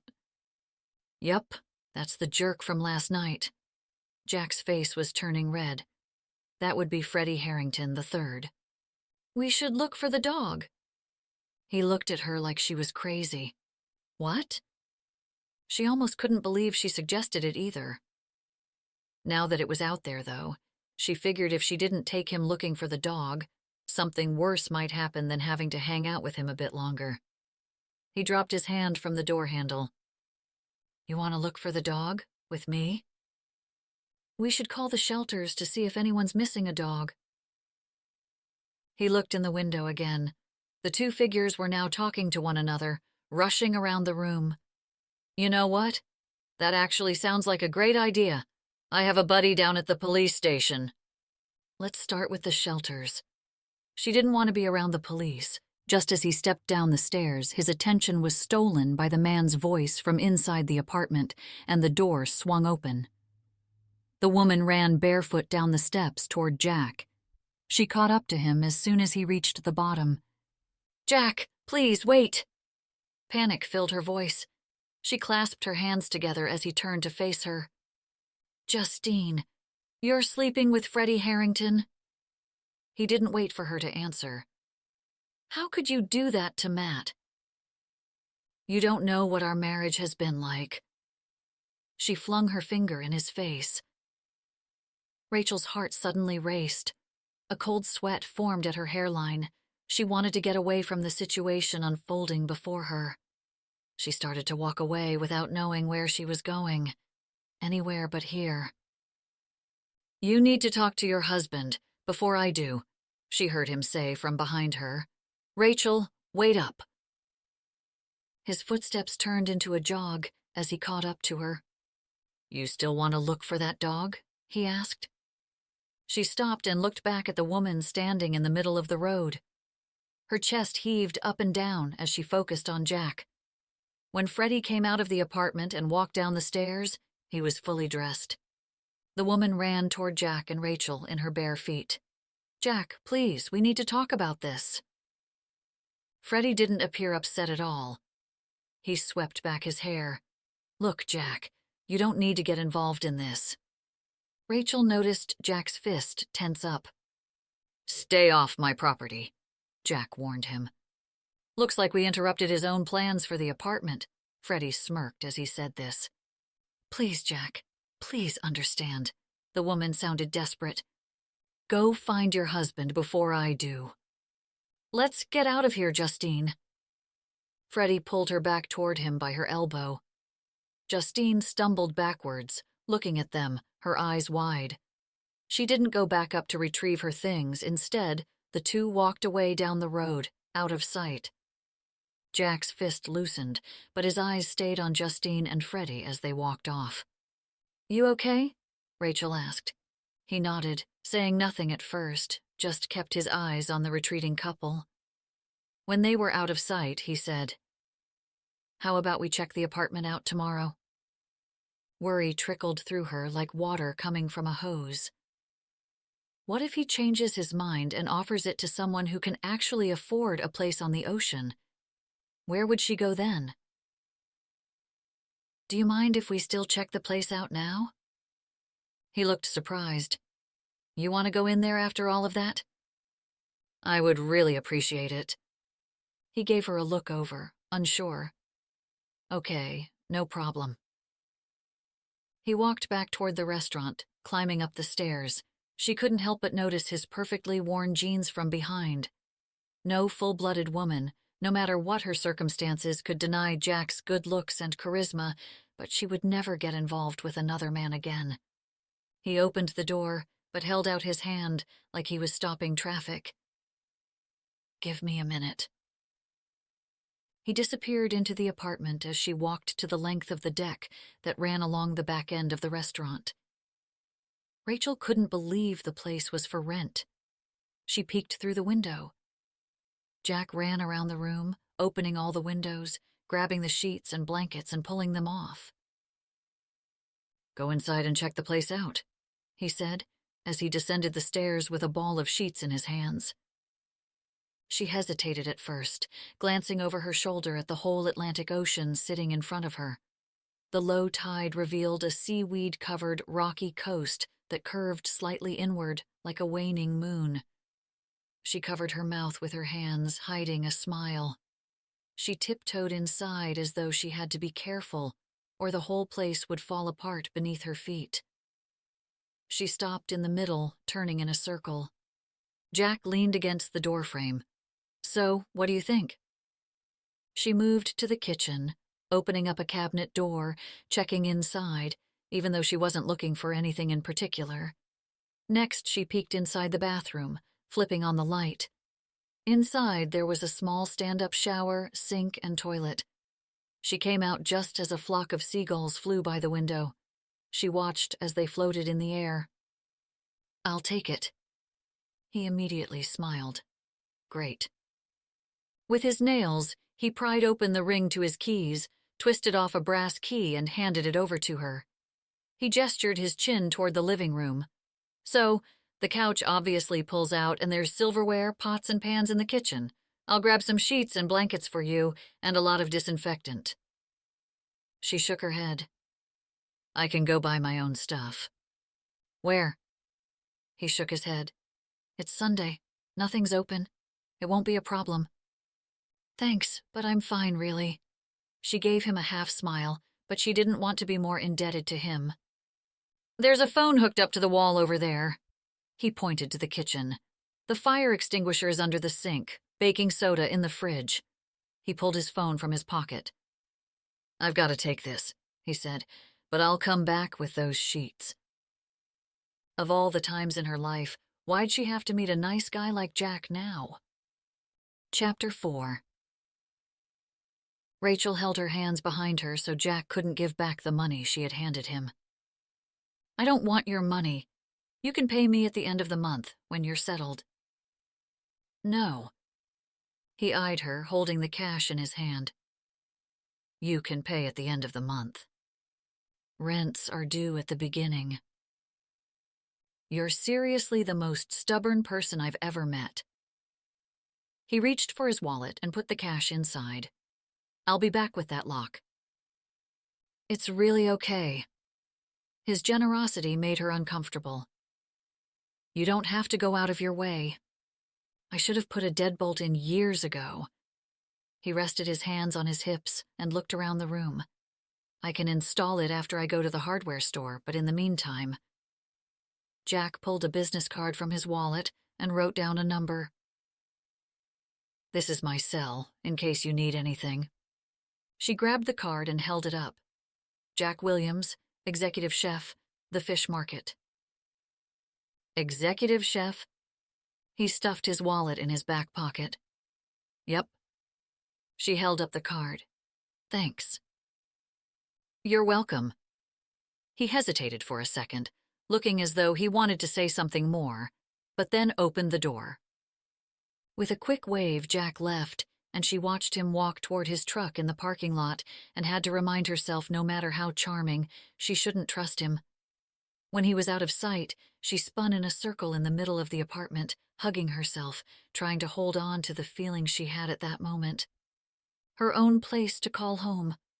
Right then, more than anything, she wished she could call her mother. Tell her about the view in front of her. Tell her about Finn and how she was working a shift in a couple of hours. She pulled out her phone and looked at her mom's number. It wouldn't be worth it. She'd complained she left. What did she have to be ungrateful for? She had a man who wanted to stick around. Unlike her father, her mother would say. She stuffed the phone in her back pocket and checked the place out. The wood floors creaked under her feet. She never had her own place before. A place where she could do what she wanted, watch what she wanted, play whatever music she wanted, decorate the way she wanted. She couldn't wait to get back to the hotel and grab the rest of her things and check out. "Do you need any toiletries or towels?" Henry asked as he handed over extra toothpaste, shampoo and conditioner, and a hug. "I'm fine." Henry shoved a box of donuts in her hands. "Come back if you do. No one's using them, you might as well." "Thank you, Henry." Rachael gave him a hug. "Don't even worry about it." He patted her back. "So you're moving above the restaurant? You know that Jack Williams is my nephew." Rachael shook her head. "He is?"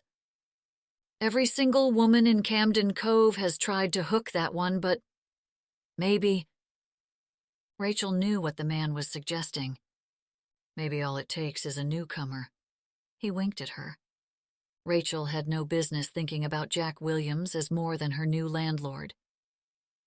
"Goodbye, Henry. You be safe, and don't let that old grump Finn McCabe get under your skin." Rachael laughed, then left and raced back to the apartment. The afternoon sun had crept behind the trees, sending long shadows against the pavement. A loud pop from a car's exhaust shot out, and an image of Nick flashed in her head. Her heart raced, and she felt lightheaded. She walked to a tree, grabbing the rough bark to steady herself. She still didn't know how he figured out her plan. She hadn't told anyone, not even her mother. She mulled it over, never writing down a thing, repeating it over and over in her head so she wouldn't forget the details. How he figured it out frightened her more than Nick himself. She climbed the steps to her new home and checking over her shoulder the whole time, making sure no one had followed her or hid behind the dumpster. Her chest tightened as she unlocked the door, and only when the door clicked behind her was she able to take a deep breath.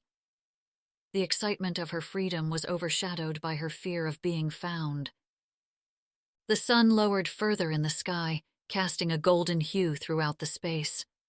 Off in the distance, seagulls rested on the granite boulders at the water's edge.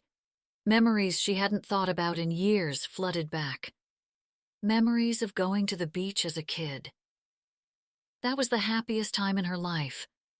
They had been a family back then, before he came back to get them, before he lost his job, and before he started drinking. On the weekends, Finn took her by the hand and walked all the way down to the beach where the rocks made tide pools. He'd let her explore inside the tiny crevices and climb along the barnacle-covered rocks. When she found something, he'd hold it in his hand for her, and she'd examine the sea creature. The mystical beings of the ocean, right at her fingertips. A seagull floated out to sea, its wings forming a V as it reached up toward the sky. "Everything will be okay," she whispered to herself. Without warning, a tear came loose and fell onto her chin. She quickly wiped it away, focusing on the room. The space wasn't very big, maybe the size of her living room back home in Rhode Island, but it would be hers, only hers. She would be okay. Jack stopped at the docks to find Matt's boat docked and empty. He swung by his house, but no one answered the door. He texted and called to no avail. In the meantime, he decided to stop at the hardware store and buy a new lock. When he pulled into his driveway, Matt's truck was parked in front of the garage. He didn't see him until he walked out onto the deck in the backyard, sitting in one of his Adirondack chairs with a six-pack on the table next to him. "I would have texted, but I wanted to be alone." Matt didn't look at him, just stared off at the horizon. Jack patted Matt's back before sitting down in the other chair and grabbing one of the beers, twisting off the cap. "So, you've talked to Justine?" Matt nodded and took a sip of his beer. "Yup. You okay?" "I will be." "Did you know?" "I had a suspicion." Matt shrugged. "She got a bracelet for her birthday from someone anonymous. It was pretty expensive." Matt sighed. "At the time, I didn't know it was Freddie." Jack should have hit Freddie. He had always undercut Matt throughout their childhood, and now, even as an adult, he couldn't stop competing with him, with the fishing, the territories, the bull that went with it all. But no matter what Freddie's part was in all of this, nothing compared to the betrayal Justine had made. He knew better than anyone. "Don't tell Mom about any of this." "Are you serious? You can't keep anything a secret in this town." "Don't tell her anything, I mean it, Jack." Matt's tone said he meant business. "I don't need her knowing any more than she needs to. She already hates Justine." "Why keep protecting her?" "Because Justine and I have been through a lot together." Jack held up his hands. He hadn't forgotten the year his brother had had, the shotgun wedding, the miscarriage, the nights they spent away from one another. The relationship had been doomed from the start. "She could have used a different place to sleep with Freddie." "Well, she obviously wanted me to find out somehow." What was she thinking, sleeping with him? The thought made him nauseous. "Dude, stop reminding me." "What are you going to do?" "I don't know yet." Jack almost said something sarcastic, but instead let out a sigh. "How are you staying so flipping rational?" "I had a feeling it was going to happen sooner or later. I didn't cheat on her, but I didn't act much like a husband either." Matt took another drink. "She's having Freddie move in." "Are you kidding me?" Jack did a double take. "She kicked you out?" "Let's just say I didn't take the news too well. You should have thrown her stuff out the window." "Jack, I don't need you to give me advice on this." Jack held up his hands. Matt was right. "Do you need help with moving?" "I was sort of hoping for the apartment above the restaurant." "Sorry." Jack shook his head. "What?" Matt's jaw dropped. "I thought the place was empty." "Because that's where your wife was sleeping with another man. That's why." Jack couldn't even imagine Matt wanting to live there. "She probably slept with him in my house, too," he argued. "Probably even on my boat. She obviously used all her resources." "Look, I just rented it out to someone." Jack took a sip of his beer. He hoped Jack wouldn't ask. "Who?" Matt suddenly looked angry. "A woman who just moved to town." Jack focused on the water in front of him. "The waitress?" Matt's eyes widened.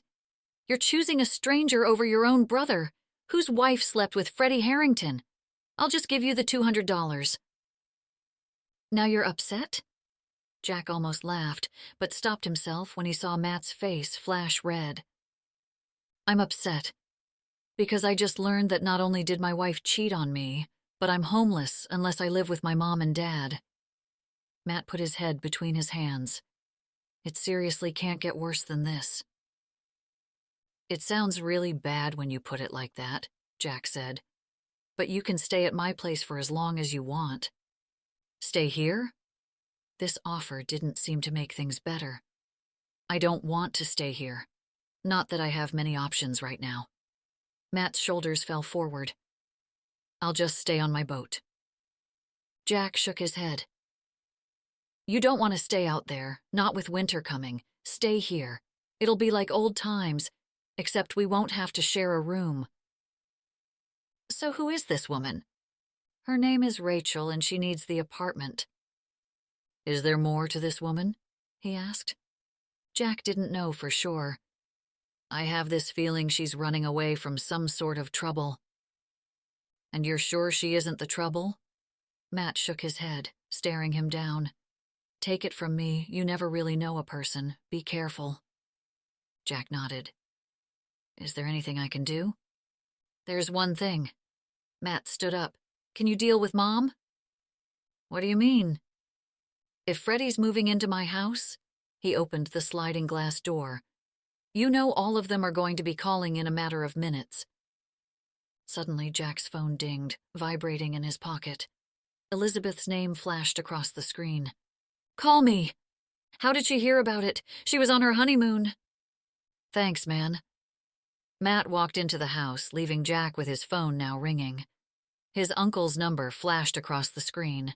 It would be only a matter of time before it would be his mom. He pulled his keys out of his front pocket and walked to his truck. He'd head over to his parents' house to tell Sarah in person before the gossip train hit her. When he pulled up, Sarah stood on the side porch that led to the kitchen. What's going on with Matt? She asked as soon as he opened the truck's door. Let's go inside. He had loved growing up in this neighborhood, kids everywhere, with houses close to one another. It made for great games of kick the can and ghost around the house. But the #1 neighborhood rule was that family secrets were told inside. She followed him in, wringing a dish towel in her hand. Once the door slammed shut, she began. Margie told Frank that someone saw Matthew leaving his house with a bag of stuff, and Freddie Harrington's car has been parked there all day. I've tried getting hold of him, but you know how he is with answering his phone. She continued without taking a breath, as Jack stood there in the doorway. Your father and I drove down to see what was going on. She pointed to his dad, sitting in his recliner. And sure as the name on my birth certificate, there's Freddie Harrington's sports car parked out front. Without saying a word, Jack ushered his mother to her seat at the kitchen table, pulled out the chair, and helped her sit down. Is he okay? She grabbed his arm, her eyes full of worry. Yes, and no. He walked to the coffee maker and scooped out fresh grounds from the tin can, enough for a full pot. John got out of his recliner and moved to his seat at the table next to Sarah, patting her hand. Jack leaned against the counter and faced his parents as the coffee percolated. It looks like the marriage might be over. Sarah let out a gasp, though Jack was fairly certain she had already come to that conclusion. He'll get through this. John leaned over to Sarah, rubbing her shoulder. The one thing about Matt that you can always count on is his strength. The coffee spurted and sputtered. Jack wondered what he would have done if Rachael hadn't been there. He'd probably wind up having to hire a lawyer. That was the kind of fighter Freddie was, a guy who paid his attorney fees. Something must have been going on for a while. His mother clasped her hands together on the table. What do you know? Not much. He shook his head. I hate to admit that I'm not sorry it's over. At least, Jack hoped as much. He was secretly glad Justine finally got caught, especially after that night last summer. He couldn't wait for her to be out of their lives forever. How long has this affair with Freddie been going on? We need to stay out of it, Mom.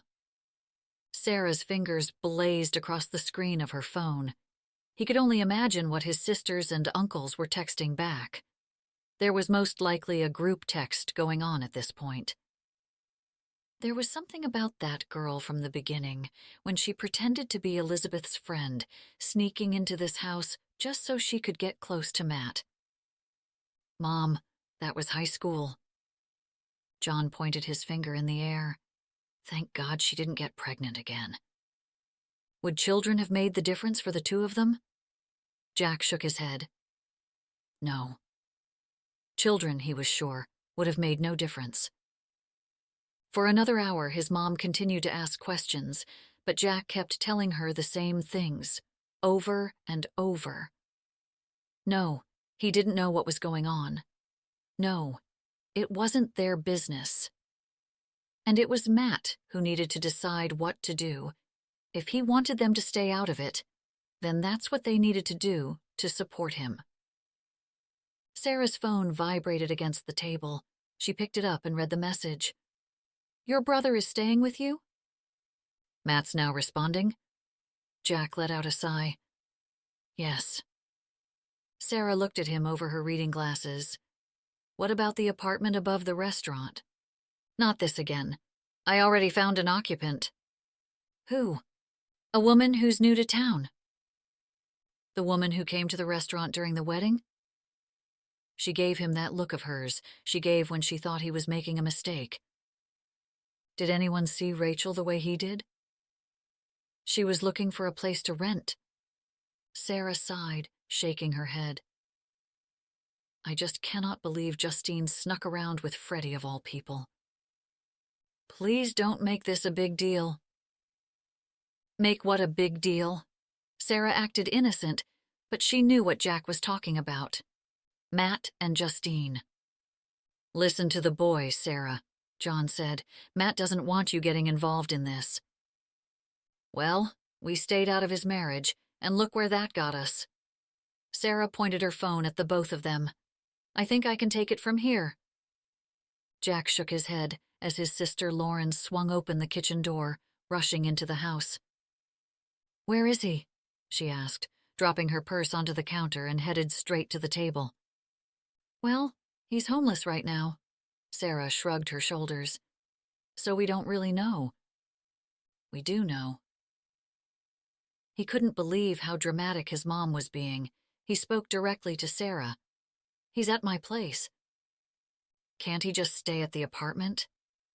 His younger sister swayed her neck to one side, the way she did when she was a teenager and about to get sassy, as his mom liked to call it. Jack had a completely different word for it, but he was a gentleman. I rented it out. Jack picked up his mug and got up from the table, knowing what Lauren was about to say next. You rented it out? To who? Lauren's eyebrow perked up. To that woman at the wedding, Sarah said. The woman who was dripping wet? Lauren made a face. Don't you two want to talk about Justine? He asked, desperate to change the subject. Not until you tell us who this girl is. Didn't they need to focus their attention on the real villain? Not the new woman in town? Jack dumped his coffee in the sink and waved to his family. I have to go home and get my guest room prepared. He patted his dad on the back, gave his sister a hug, and then kissed his mom on the cheek. Tell him to just come home, she said, holding on to him. He can stay at your house, John protested. We still have Lauren. Thanks, Dad. Lauren rolled her eyes. John! Sarah's eyes bulged. This is our children's home always. He's fine, Mom. Really. Jack opened the door. He couldn't wait to get out of there. He just wants to be left alone. As do I. Lauren put her hands on her hips. Sorry we care. Jack gave her a look. I know you do. He didn't want his brother to get dragged through the mud, but watching his family rally together pulled at his heartstrings. It's what the Williamses did. They protected each other. Rachael found a tea kettle in the oven and filled it under the faucet. While she waited for it to heat up, she spun the couch to face the windows and sat staring out. The afternoon sun had deep shades of pink and orange, casting off the clouds over the blackened sea. The scene made her forget her problems for just a second. When the kettle screamed, she went back to reality and back to her problems. She sat at the table, pulling out her things from her bag and shuffling through them. She counted out her money, like she did every night, and put it back into her wallet. She wanted to buy a car. A car could also be a shelter for her, if worst came to worst.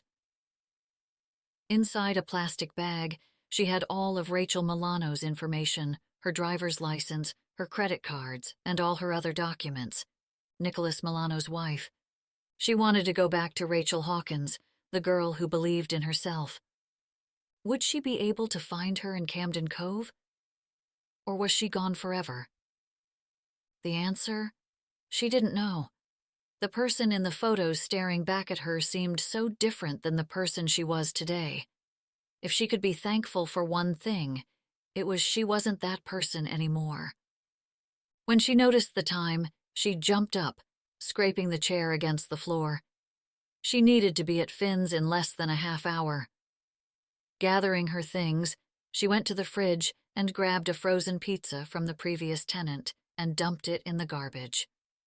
She stuffed her money and information inside the cardboard box and put it back inside. That would have to be her bank until she figured out what to do.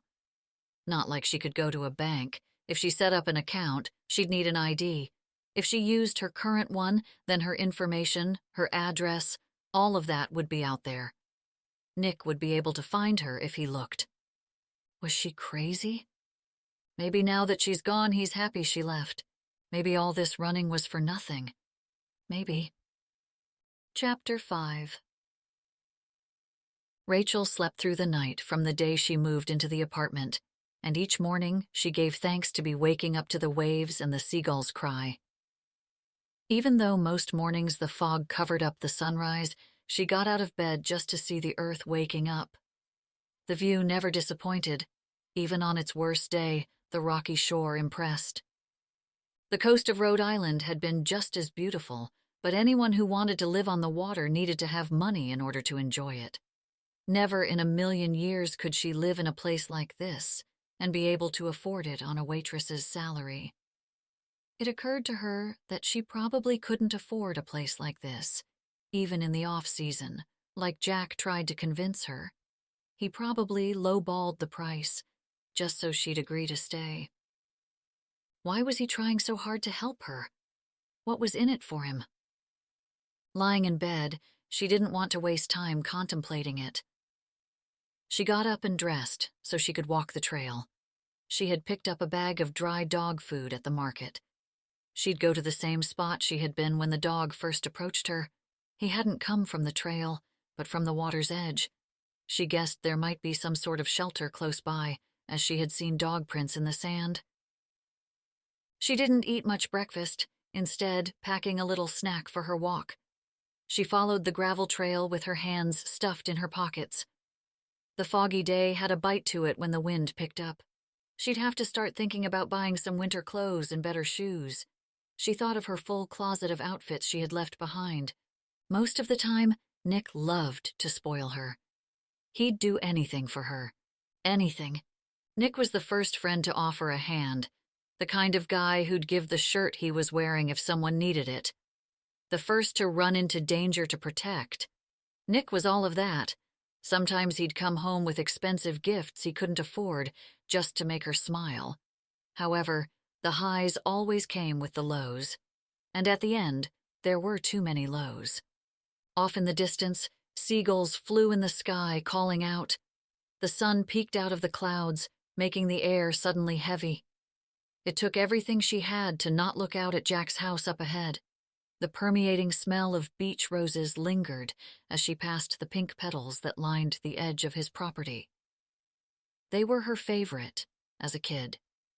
She'd pick the delicate roses and press them between the pages of her books. Bushes and other trees covered up most of the property, obstructing the view from the trail. Only the second-floor windows could be seen. The coast curved like a horseshoe at that point, mostly granite cliffs, but in between the rocks, small sandy beaches could be seen, especially with the tide out. Off in the distance, a mile or so away, a red and white lighthouse stood on an island. The view was killer. Then she thought about Nick's place when she first saw it, a beautiful home in a family-friendly neighborhood. Inside, he had new furniture. Everything looked nice. But nice things only covered up the dirt underneath for so long. And everyone had dirt. She continued walking down the trail to the small inlet, where the dog had been the day before, then climbed down the rocks, holding onto the small bag of food.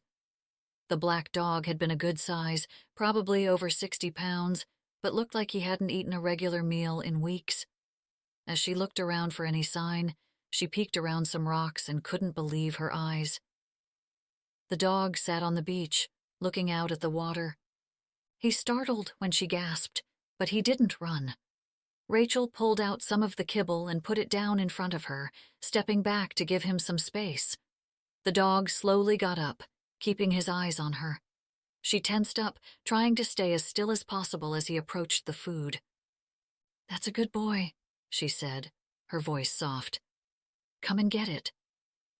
He sniffed the ground around the kibble, gobbled up the pieces in one bite, then looked up at her. She set out some more food and stepped back again, but not as far. He came closer, scarfed it down, then looked up at her, waiting for more. This time she knelt, placed the kibble in her palm, and held it out for him. "Come on, little man. You don't have to be afraid." She held her hand steady. He came forward slowly, stretching out his neck. His nose sniffed the kibble's scent in the air. He scooted forward, but was still too far away to snatch it out of her hand. She wasn't worried that he would bite her. His gentle nature, even when hungry, proved he didn't want to hurt anyone. He was just frightened and lost. Then, as if he decided to go for it, he walked up, sat down at her feet, and ate the kibble from her palm. Rachael refilled it, and he stayed where he was, watching her scoop the food into her hand. After 4 more scoops, all of the food was gone, and the dog licked off the remnants. He looked up at her when her hand was good and clean. His big brown eyes spoke the thanks she knew he was trying to tell her. Then he licked her face, and she laughed. She reached out to pet him, and he jumped back, but only a little. Slowly, she extended her hand to his neck and scratched under his thick coat. He leaned into her hand as she dug around the matted fur. He wore no collar, and from his size, she was sure he wasn't a puppy, but he wasn't much older than a year or so. "Do you like to play?" His head cocked. She picked up a stick, throwing it toward the water. He didn't move. "Guess not." She went back to scratching him. He stood up as she reached his rear end, and when she found a spot on his back leg, he began licking her hand as she continued to scratch. "Where are you from?" she asked aloud, as though he could understand. He suddenly fell to the ground and rolled over, showing his belly. How could she, of all people, help this dog? She could barely help herself. She could bring him to the apartment, give him more food, then call the shelters. Maybe take him to a vet. Would Jack be okay with her having a dog in the apartment? She grabbed the belt she had packed and looped it through the buckle, gradually moving towards the dog's neck. He flipped over just as she made her way toward his head. She froze, but it was too late. He jumped up, taking off before she came close enough to get a hold of him. He ran down the beach, heading toward town. She got up, grabbed her things, and ran after him as fast as she could, but the rocks and waves soon washed away his footprints. What if he got stuck when the tide came in? Jack ran up the apartment steps with a gift bag in his hand. That morning he'd gone for his usual run. With some dog food, he ran down the trail, half expecting, half hoping to run into the dog. He didn't expect to run into Rachael again. But there she was on the trail. The waves covered the sound of his footsteps this time, and he watched as she knelt in front of the dog as he rolled on his back, completely open to her presence. In one of her hands, she had a belt, and she tried to wrangle it around his neck. She almost had him too, but the dog spooked and took off. Rachael followed the dog, and he decided to give her some space. The last thing he wanted was to weird her out more by showing up again where she happened to be. So he continued his run, then headed over to his sister Elizabeth's clinic to pick up a few things, a leash, a few toys, and a collar. Now back from her honeymoon, Elizabeth had been filled in on the situation with Justine and Freddie. And you gave the apartment to someone else? Does anyone else understand the law? Jack came to the realization his family was all crazy. Maybe instead of taking in strays, you should focus on your family. It hit below the belt, but Jack knew she was only protecting Matt, who now slept in 400-count Egyptian cotton sheets on a queen-sized bed. He's going to be okay. Most nights ended with the two brothers sitting in Jack's living room, watching a game. Matt had been upset, but he had also confessed that he felt relief when Justine told him it was over. Jack wondered if Matt knew about last summer, but he didn't ask. He'd be pouring salt into a wound, and he wasn't sure Matt would recover from that one. How could she sleep with Freddie Harrington of all people? Elizabeth's true anger surfaced. It's like she purposely chose the one guy who'd get the most under Matt's skin. The whole marriage was a mistake. Jack didn't need to analyze it any more than he already had. The only reason Matt and Justine hurried into marriage was because she got pregnant. When Justine lost the baby, it was only a matter of time. If he was truly being honest, he wasn't shocked when he saw Justine in the apartment that day. He just thought she'd have enough decency to break it off, rather than explode it into pieces. But maybe Matt was right. Maybe that was her way of getting his attention. She certainly had a way of getting everyone's attention. Elizabeth handed him a chew toy and asked, "What's going on with you and this new girl?" "What?" He gave his sister a look, adjusting his baseball cap. "Nothing." "Seriously?" She waited for him to say more, but when he didn't, said, "Tell Matt he can stay at the farm." Elizabeth's farm was the last place a guy whose marriage just fell apart would want to stay. The perfect newlyweds.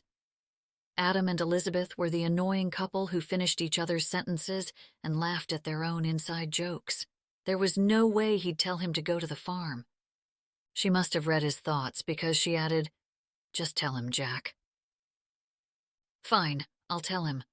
He grabbed the dog stuff and kissed his sister on the cheek.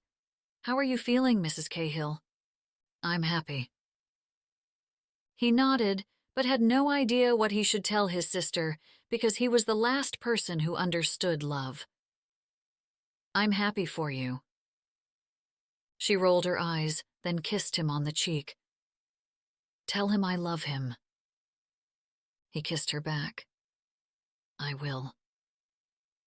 When he returned to the restaurant, he put all the dog stuff in an extra gift bag he found and stood at Rachel's door with it in his hand.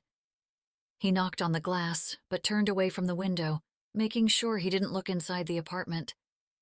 He figured she probably wouldn't be cool with him peeking through the windows, even with good intentions. After a minute, he knocked again, but heard nothing. She either wasn't home or didn't want to answer.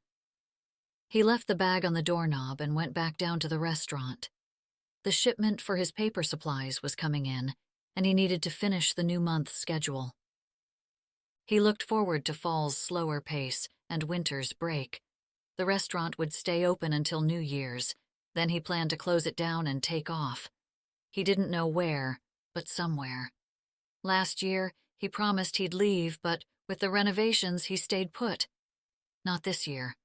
Maybe he'd convince Matt to take off with him. They could go somewhere warm, sit on a beach.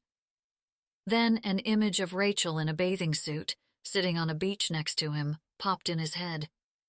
He shook it away as he walked out of his office and into the kitchen. This is where Jack thrived. He had 2 cooks on the line that night. Even though the tourist season had come to an end for most in Camden Cove, the fish market still thrived. People didn't mind the drive to the small town for a dinner on the water. He walked the floor, checking on things before heading back to the kitchen. Orders came in and out efficiently. Everything seemed under control, but something inside of Jack felt very much out of control. He opened the back door to see if the bag was still on the doorknob, but stopped himself just in time. Maybe she hadn't even come home yet. He shook his head and shut the door. Nope.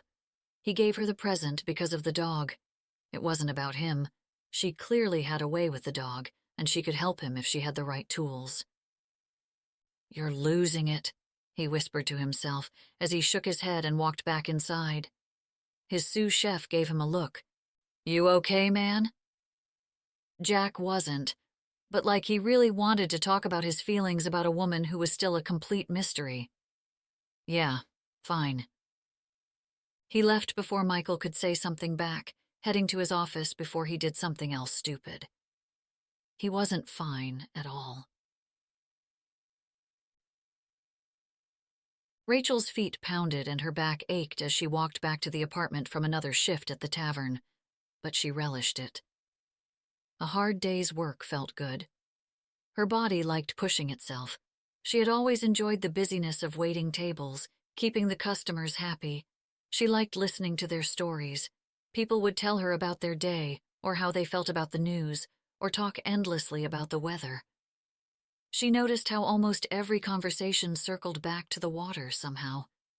She had met Nick working at a restaurant downtown Providence. He worked nights then and had come in to help with an ambulance. The handsome officer impressed her right away with the way he carried himself in the situation. The next day, Flowers sat on top of the front counter for her with a card asking her out for dinner, and she called him right then. He took her all the way in Newport, eating along the water, then driving around looking at the mansions, imagining what it would be like to live there.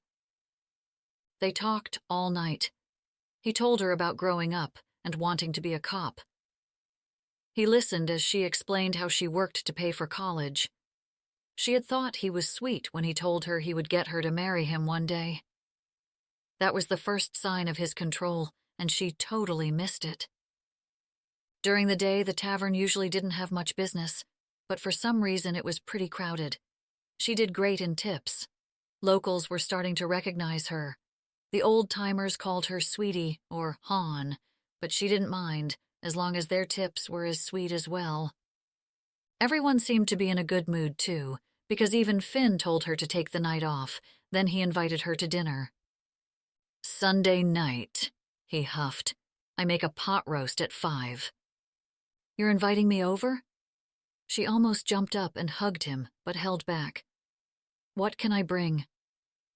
"Something green, I guess." Heading down Harbor Lane, a bell from a lobster boat rang out, drawing her back into the present. That's when she noticed something hanging on the door. A bag, something Nick would do after he lost his temper. A sorry gift. Her heart pounded as she stopped halfway up the stairs. She immediately checked her surroundings. Could he be hiding behind the dumpster? Or around the side of the restaurant near the main road? Could he be hiding over toward the water or on the trail? Was he already inside? There were too many places to hide, and she felt completely exposed. Should she run? Leave her things behind and go? She slowly climbed the steps, keeping an eye out for movement below her. From the window, everything inside looked exactly like it did when she left. All the lights were still on, and all the doors left open. Trembling, she grabbed the bag and looked inside. A dog collar? She pulled out a black leash, and underneath she saw a few plastic dog toys. There was also a handwritten note. "Thought you might need this next time. Jack." Had he been watching her, following her from afar? Without going inside, she pounded down the stairs, walking straight into the restaurant kitchen. "Where's Jack?" She directed her question to the first person she saw. A young cook pointed down a hallway at the other side of the kitchen. She didn't even slow down, just walked right down toward the hall when Jack came walking out. "Were you following me?" She pushed the bag into his chest. The staff stopped moving and watched. Jack looked around, clearly horrified, but she didn't care. He had crossed the line. "I went for a run like I do every day, at the same time I do every day." He spoke slowly and calmly, which irritated her because she wasn't calm at all. You happened to be there again. Then you say hello instead of watching me. What's with you and sneaking around? I saw you from far away. I wasn't sneaking around. I didn't want to scare the dog again and make you mad again. He stopped and shook his head. I'm sorry. You were trying to grab him and then you ran after him. I thought it'd be weirder if I ran after you. The staff lost interest and moved on to what they had been doing before she stormed into the restaurant. I feel like a broken record, but next time you should let someone know you're there. You hungry? He asked, changing the subject as he passed the bag back to her. Excuse me? This wasn't over as far as she was concerned. We're about to start service, and I have these sample meals left over. He pointed to a few dishes on the counter. A white-crusted fish sat perfectly plated next to another dish that was filled with pasta and thick chunks of lobster in a creamy white sauce. He eyed her. You still upset? He pushed a dish closer to her. She pushed it back. I don't want your charity. Believe me, I know. His eyebrows lifted as his attention was stolen by a waitress. A couple wants to change their order, but Michael's basically done with the meal. Jack nodded and held up his finger at Rachael. Then he and the waitress headed toward the cook, leaving Rachael behind. Rachael wasn't sure if she was going to storm out of the restaurant or poke that finger right back at him. She certainly wasn't going to grab that plate of food, no matter how delicious it smelled. A waitress stepped up, taking one of them off the counter. Rachael stepped aside, bumping into a cook. Coming or going? Going. Rachael turned around, walking through kitchen and out the back. As she made her way up the stairs to her apartment, she heard a woman's voice call out. Hey! Rachael turned around. The waitress held out a to-go box. Jack wants you to have this. Tell him I'm good. She held her hand up. But thanks. Seriously, here. The woman reached it out further. You know, Jack's a really nice guy. I'd take the meal.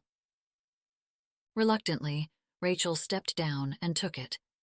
Her stomach growled at the aroma drifting from inside. The waitress scooted back into the restaurant, slamming the screen door shut behind. From inside, she heard Jack call out an order to the staff. Looking at the container in her hands, she climbed back up, popped off the top, and sniffed the dish. The creamy aroma reminded her of the night she came into town. Maybe if she wanted the dog to accept her generosity, she'd have to be willing to accept some herself. Wasn't that the way things worked? Chapter 6. When Finn reminded her of dinner, she felt embarrassed, but had to ask for a ride. You don't have a car? He seemed shocked. How have you been getting around? I walk. The apartment above the fish market had been a blessing. She could get all the essentials from the country store, and she couldn't afford extras anyways. Finn instructed her to be ready at 4:45 on the dot. I don't appreciate anyone wasting my time. So 5 minutes before he was supposed to come, she waited at the bottom of the apartment steps with a salad and mint chocolate chip ice cream. She wasn't sure if it was just her childhood memories blending into her dreams, but thought she remembered that Finn liked that flavor. Rachael jumped when the restaurant's screen door slammed shut. Sorry, I didn't mean to startle you. Jack looked up from his phone, clearly not expecting to see her. No, it's fine, she said, suddenly feeling awkward from their last encounter. She hadn't seen much of Jack. He was definitely avoiding her after she flipped out on the poor guy. She winced at the thought. He stood as autumn leaves cascaded to the ground from the trees in the parking lot. Her mother had always told her the falling of the leaves was nature's way of letting go of the past. She wished she could shed her past, grow again and start anew, but her roots were too deep, too scarred. You going to a congregational church's potluck? He asked, pointing at the containers in her hands. She smiled, about to answer, when Finn pulled into the parking lot. I'm having dinner. With Finn? Jack appeared amused. Yes. Rachael opened the passenger door and got in as Jack walked over to the driver's side. Finn rolled down the window and the men shook hands. How's it going? Good. Finn tilted his head toward her. Glad you were able to rent Rachael your place. The apartment was sitting empty, so I was glad to find someone to fill it. Heard your brother's staying at your place. Finn hadn't spoken this much since she came to town. Shame about his wife. Jack stuffed his hands in his pockets. Well, it is what it is. Finn nodded at the vague statement. True.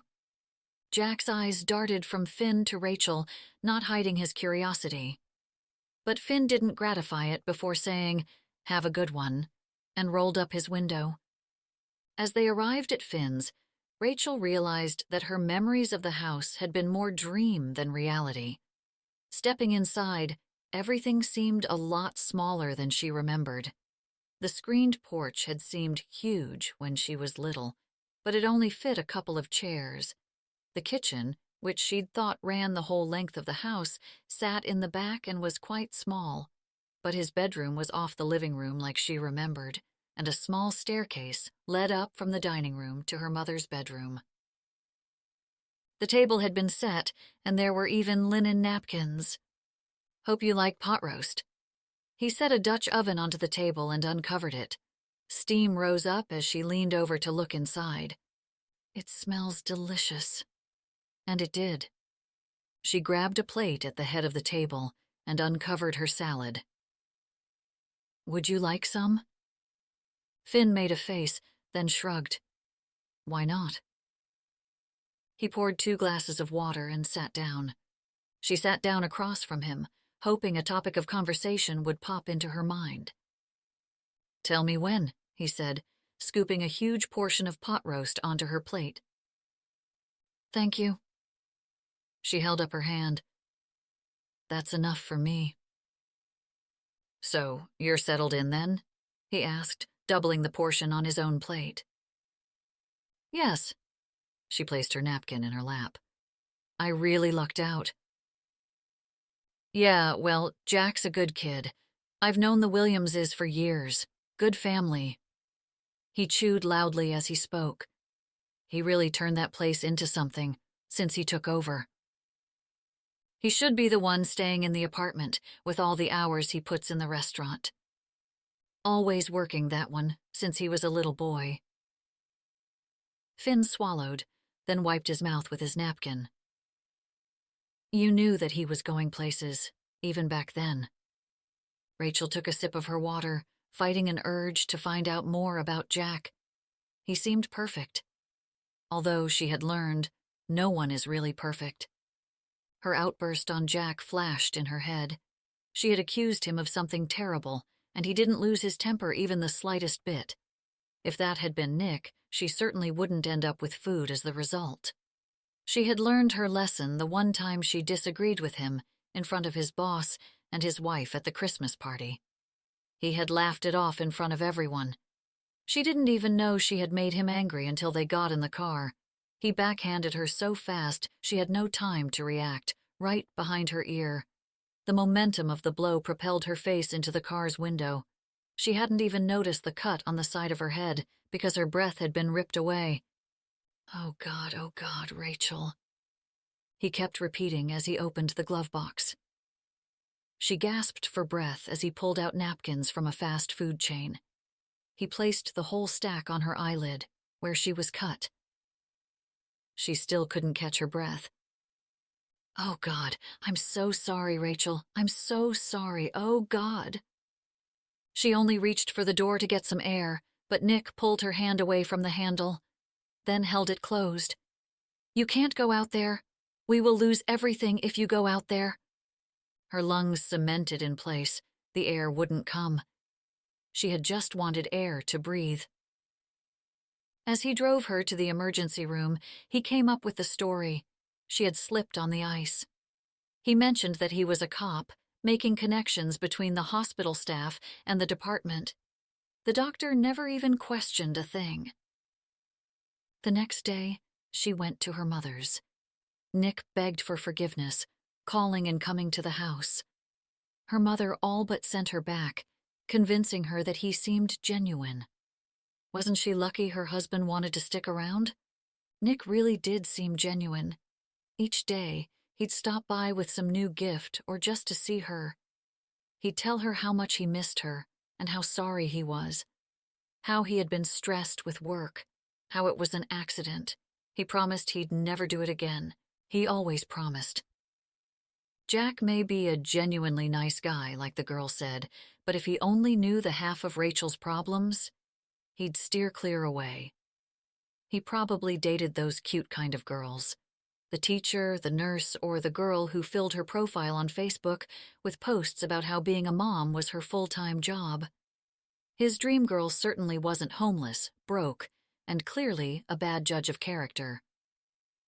"You going to tell your mother where you are?" Finn asked, in between bites. "Not that it's any of my business." She shrugged. "I don't really know." She promised herself she wouldn't lie, no matter what, when it came to Finn. He looked up at the ceiling, as though contemplating her answer. "I guess I believe a parent has a right to know if their child is okay or not." She looked down at her plate and picked at her meat with her fork. "I'm afraid she doesn't see my side of things." He clicked his tongue, then scooped up a potato with his fork and knife. "I suppose she doesn't need to know." She looked up, noticing that her second-grade photo was framed on the mantel. Her front teeth were missing. Freckles dotted her nose. That little girl was as more of a dream than reality. She should call and let her mom know she was okay, but there was no doubt in her mind that Nick would go and talk with her.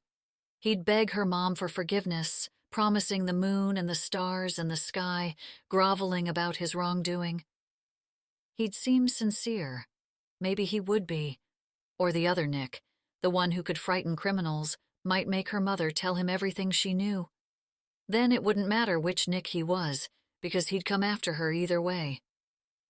The rest of the dinner went on in silence.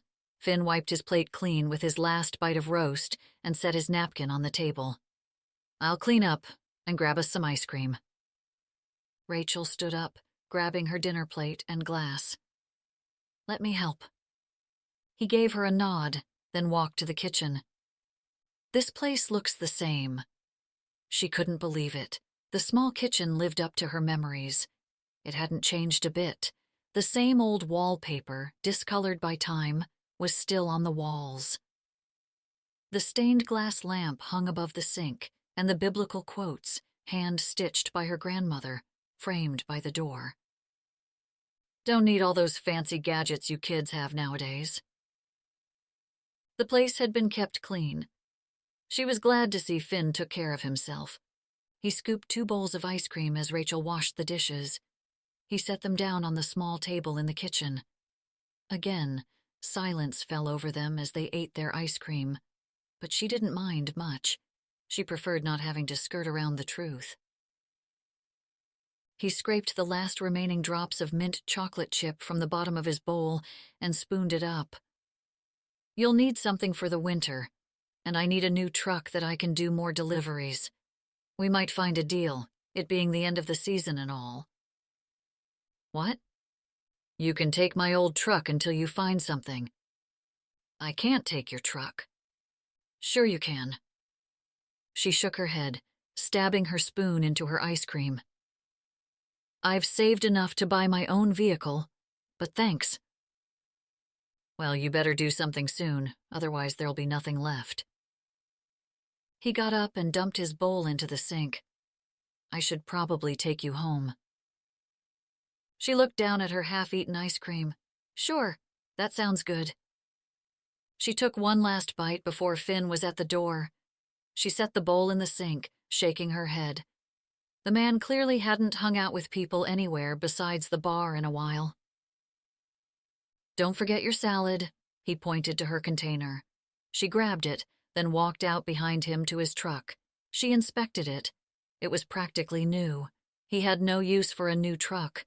His was just fine, but she appreciated his thoughtfulness. When he pulled up to the apartment, He looked straight ahead, out the windshield. "Thanks again for dinner," she said, the wind from the ocean blowing her hair across her face. He nodded, waved quickly, and pulled off down the road. She watched as he drove away before going to the apartment. Once inside, she did her usual check. First the closets, then she shook the windows, then relocked them. She looked behind the shower curtain, then in the linen closet. When she finished her last check, she went to bed. Sleep came at once, and she slept well too. The ocean waves lulled her dreams, and the nightmares stayed away for another night. Morning came with a new energy, and she flung her blankets back. With both arms, she threw open the curtains. The sun hit her face as it peeked over the horizon. A lobster boat floated out on the water. She watched as it slowly moved its way along the skyline until it disappeared. As she ate her cereal, staring out at the water, her eyes continued to wander over toward the trail. She could just make out the part right before Jack's house. She kept telling herself that she wasn't trying to see it through the trees, but her eyes kept straining. Why couldn't she stop thinking about him? It was the fairy tale complex, the knight in shining armor kind of thing her subconscious wanted. Or maybe it was the way he offered to help her out, or how he stood up for her, or that great smile of his. She pushed her bowl away, the plasticky taste of her bargain cornflakes getting to her. She grabbed a baggie and filled it with dog food, putting it in her backpack with the leash and collar Jack got her. She'd look for more work, any kind of job someone wanted to hire her for. At this point, the tavern wasn't cutting it, if she did want to buy a car. She headed up Harbor Lane and stopped in the small pharmacy. The man said they weren't hiring. The next stop was a bakery, La Pâtisserie. As she stepped inside, the light, sweet smell of confectioner's sugar encompassed her. Glass cases lined the back wall, filled with sweet delicacies. Cakes sat on glass stands, fruit tarts rested on linen napkins covering silver trays, with even more trays of croissants and eclairs and perfectly golden cream puffs. Rachael wished she'd skipped the cornflakes as she reached the counter. "What can I get for you this morning?" The man behind the counter leaned his arms against the case. She hated this exact moment for so many reasons. Then she bit the bullet and asked, "I was wondering if you were looking for any help?" The man grimaced and shook his head. Her timing couldn't have been worse. Her plan ruined. She'd meant to leave for Camden Cove in the spring. Places would be hiring all the time, preparing for the busy tourist season. She'd be lost in the summer crowds. No one would notice the outsider during the summer. But in the fall, when there were no jobs, she stuck out. She was like those few roses still in bloom. People were waiting for you to disappear. No, unfortunately, just not enough business this time of year. She forced herself to smile. "Thanks anyway. My nephew has a restaurant down the road, the fish market. Have you tried there?" he asked. Of course, he'd recommend the one place she couldn't work. "Thanks." She looked out at the display of pastries. Her stomach growled. The smell of the fresh, roasted coffee made her pull out some cash. "Can I grab a small coffee and one of those chocolate croissants?" The man smiled and nodded. "For here?" Only an older couple sat in the middle of the floor, leaving the tables by the windows open. "Yes, please." He grabbed the croissant, placed it on a plate, and handed her a coffee cup. "New in town?" "Sort of." She shrugged, but didn't add any more. "Thanks." "Welcome to Camden Cove," he said as he passed back her change. "Hope you find something."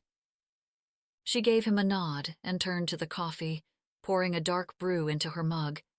She crossed the room and sat facing the harbor. The empty street and the sunny autumn morning brought a tranquil feeling to the town. The water's surface was calm, sprinkled with red, yellow, and burnt orange leaves from the trees hanging along its edges.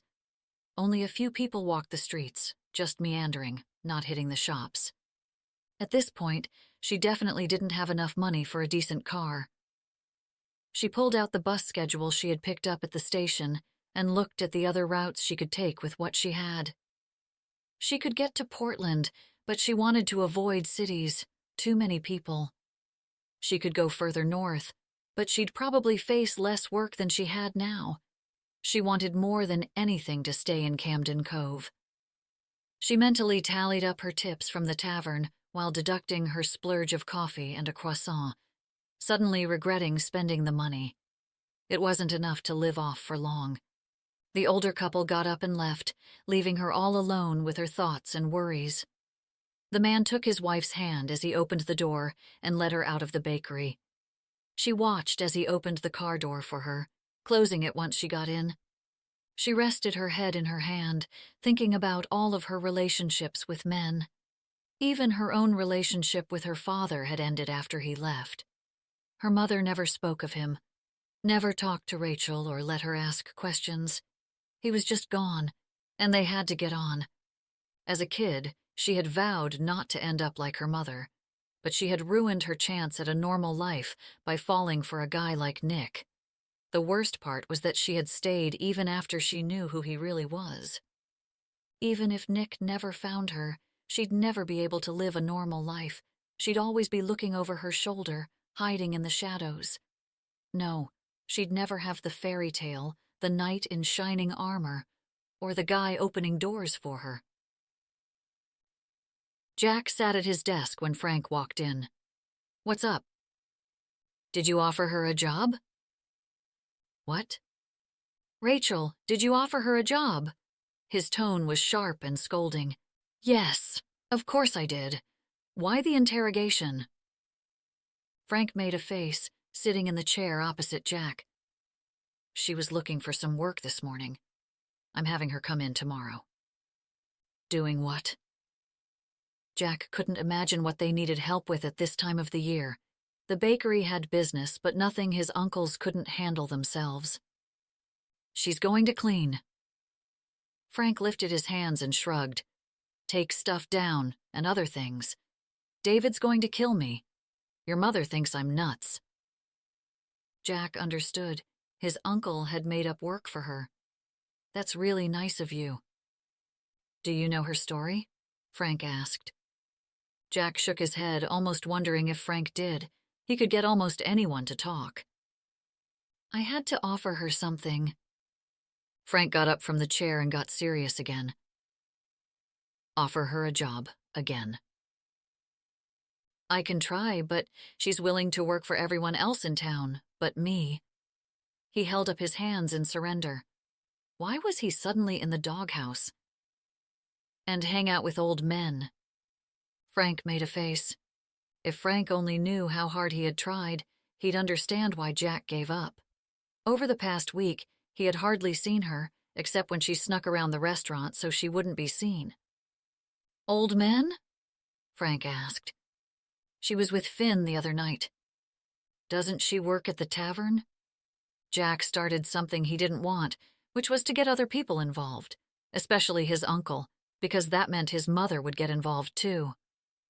"Oh, geez, I didn't notice the time. I have to—" Jack looked around for something he should be doing, so he wouldn't have to answer the questions that were inevitably about to follow. "Are you saying she went out with Finn McCabe?" Frank made a face. "He's old enough to be her grandfather." "I think I hear my shipping order." Jack walked out of his office faster than Frank could get out of his chair and follow him. "Did you see them together?" Frank asked after him, but Jack continued out the back door without answering. Luckily, Frank didn't stick around. He left just as the dinner crowd started trickling in. As Jack managed the floor for the rest of the night, he thought about how to offer Rachael a job and have her actually accept it. He could almost guarantee that she would not agree to work for him, no matter how desperate her situation was. But that didn't mean he'd stop trying. Besides, Frank would continue to give him a hard time if he at least didn't offer again. As he closed up the restaurant and headed out the back, He peeked up at the second floor. All the windows glowed out into the starry night. He glanced at the water as the waves crashed against the harbor. The bittersweet smell of autumn reminded him of the changes to come. He appreciated a fresh start, a new beginning, and he wanted more than anything to be able to provide that start for Rachael, if only she'd let him. Chapter 7. Rachael spent the morning on the trail with the leash and collar in her coat pocket. Even though there was no sign of the dog, all the food she left the day before had been eaten. She filled the container with more kibble, hoping she wasn't feeding another critter. The tide had gone out, and the water seemed to reflect her mood. The waves glided onto the shore as the tiny sanderlings ran up and down. The horizon once again blended perfectly together with the sky. Only the whites of tumbling waves breaking onto the rocks could be seen and heard. She noticed that for the first time in a long time, she wasn't thinking about surviving. She hadn't been thinking much of anything besides looking for the dog. And maybe Jack. She didn't even fool herself with the way she pretended not to look as she walked by his house, focusing her attention on the water, as though she hadn't noticed the house that she could almost see from the apartment. What was it about this guy? Her thoughts hadn't been stolen like this since Nick. As she headed back home, when she passed Jack's place, she couldn't help herself, sneaking another glance. But his house looked empty. Jack was quite the workaholic. He spent most of his days and nights at the restaurant. Working long and hard was hardly a character flaw. She respected hard work. As she reached the edge of his property, she noticed someone stood outside on the patio. Her heart fluttered unexpectedly, but when he turned, it wasn't Jack. She must have been staring, because he waved, walking toward her. The man must have thought he knew her. She waved back instinctively, but hurried along the trail as he walked closer. "Hey, you're Rachael, right?" She stopped and turned around. "Yes?" "How do you like the apartment?" His smile seemed playful, and she could tell from the eyes that he meant no harm, but she didn't like the idea of this stranger knowing where she lived. "Excuse me?" "Oh, sorry, I forgot you're new here." He stepped closer and reached out his hand. "I'm Matt, Jack's brother. Welcome to Camden Cove, where everyone knows your business." She slowly extended her hand, watching the side of his mouth quirk. "Hi." "We met at the tavern." She should have been able to tell that he was related to Jack. They did have a lot of the same physical characteristics, including the eyes, green like a midsummer pool. "Nice to meet you." If Nick showed up, showing off his badge, asking about her, the whole town of Camden Cove would be able to tell him everything, apparently. "I wanted to thank you for dumping that drink into Freddie's lap that night." She stopped, not really sure what to say, remembering where she knew Matt from. It really was a small town. She noticed the dark circles under his eyes. "You're welcome." He gave her a look. "Jack can be a bit bossy, but his intentions are good." "He told me about the bag of dog stuff." "Oh." Why did she have to flip out? She had a feeling he wouldn't have said it if he knew she was technically still married and running away from a monster. "He means well, but he's like a puppy, still needs a lot of training." He gave her a smile. "I'm sure I'll see you around." He headed back toward Jack's house. She hoped he wasn't going to go back to his wife, who had done such a terrible thing to him. Not that it was any of her business. She, of all people, could never judge someone's relationship.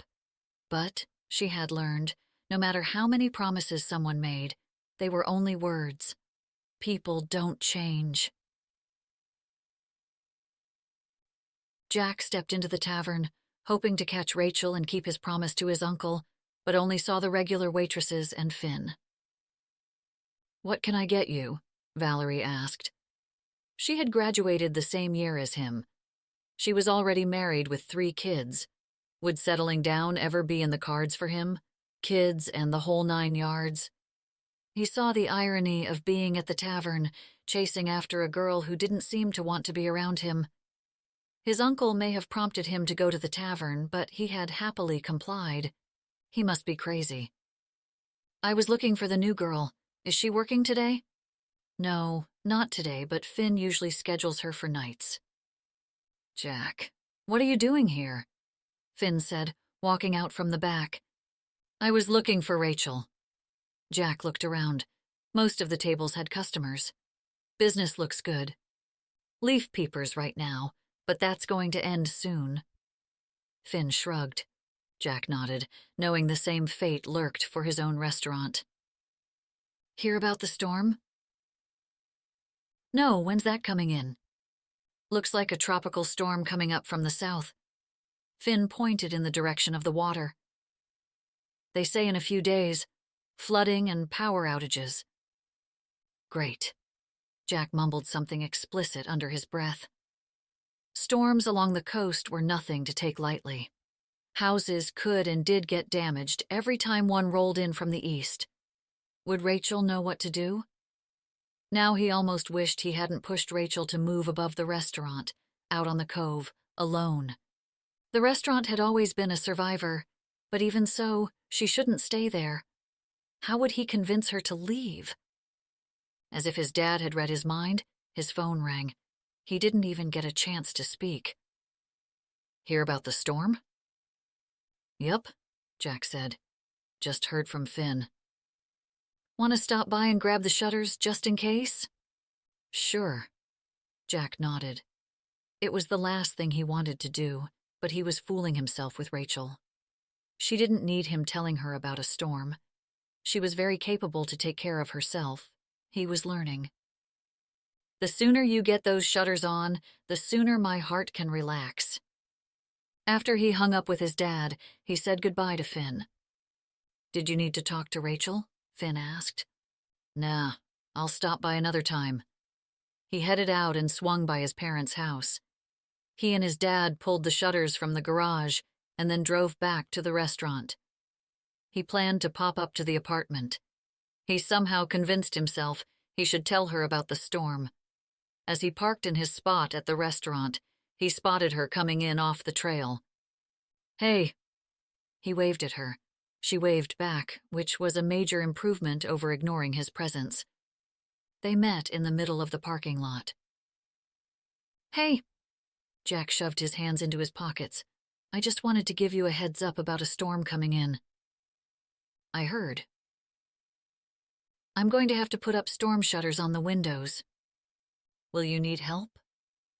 She shoved a black strap into her pocket, and he realized it was the leash he had given her. He almost smiled, but stayed neutral and shook his head. He hesitated to ask, but then went for it. Any luck? He nodded toward the leash. No, nothing today. You? Jack shook his head. Not since I saw him with you. She nodded. Sorry again for not saying anything. She shook her head. It's okay. Are we good? Her eyes stayed on him this time, and she smiled. Yeah, we're good. Are you sure you don't need a job?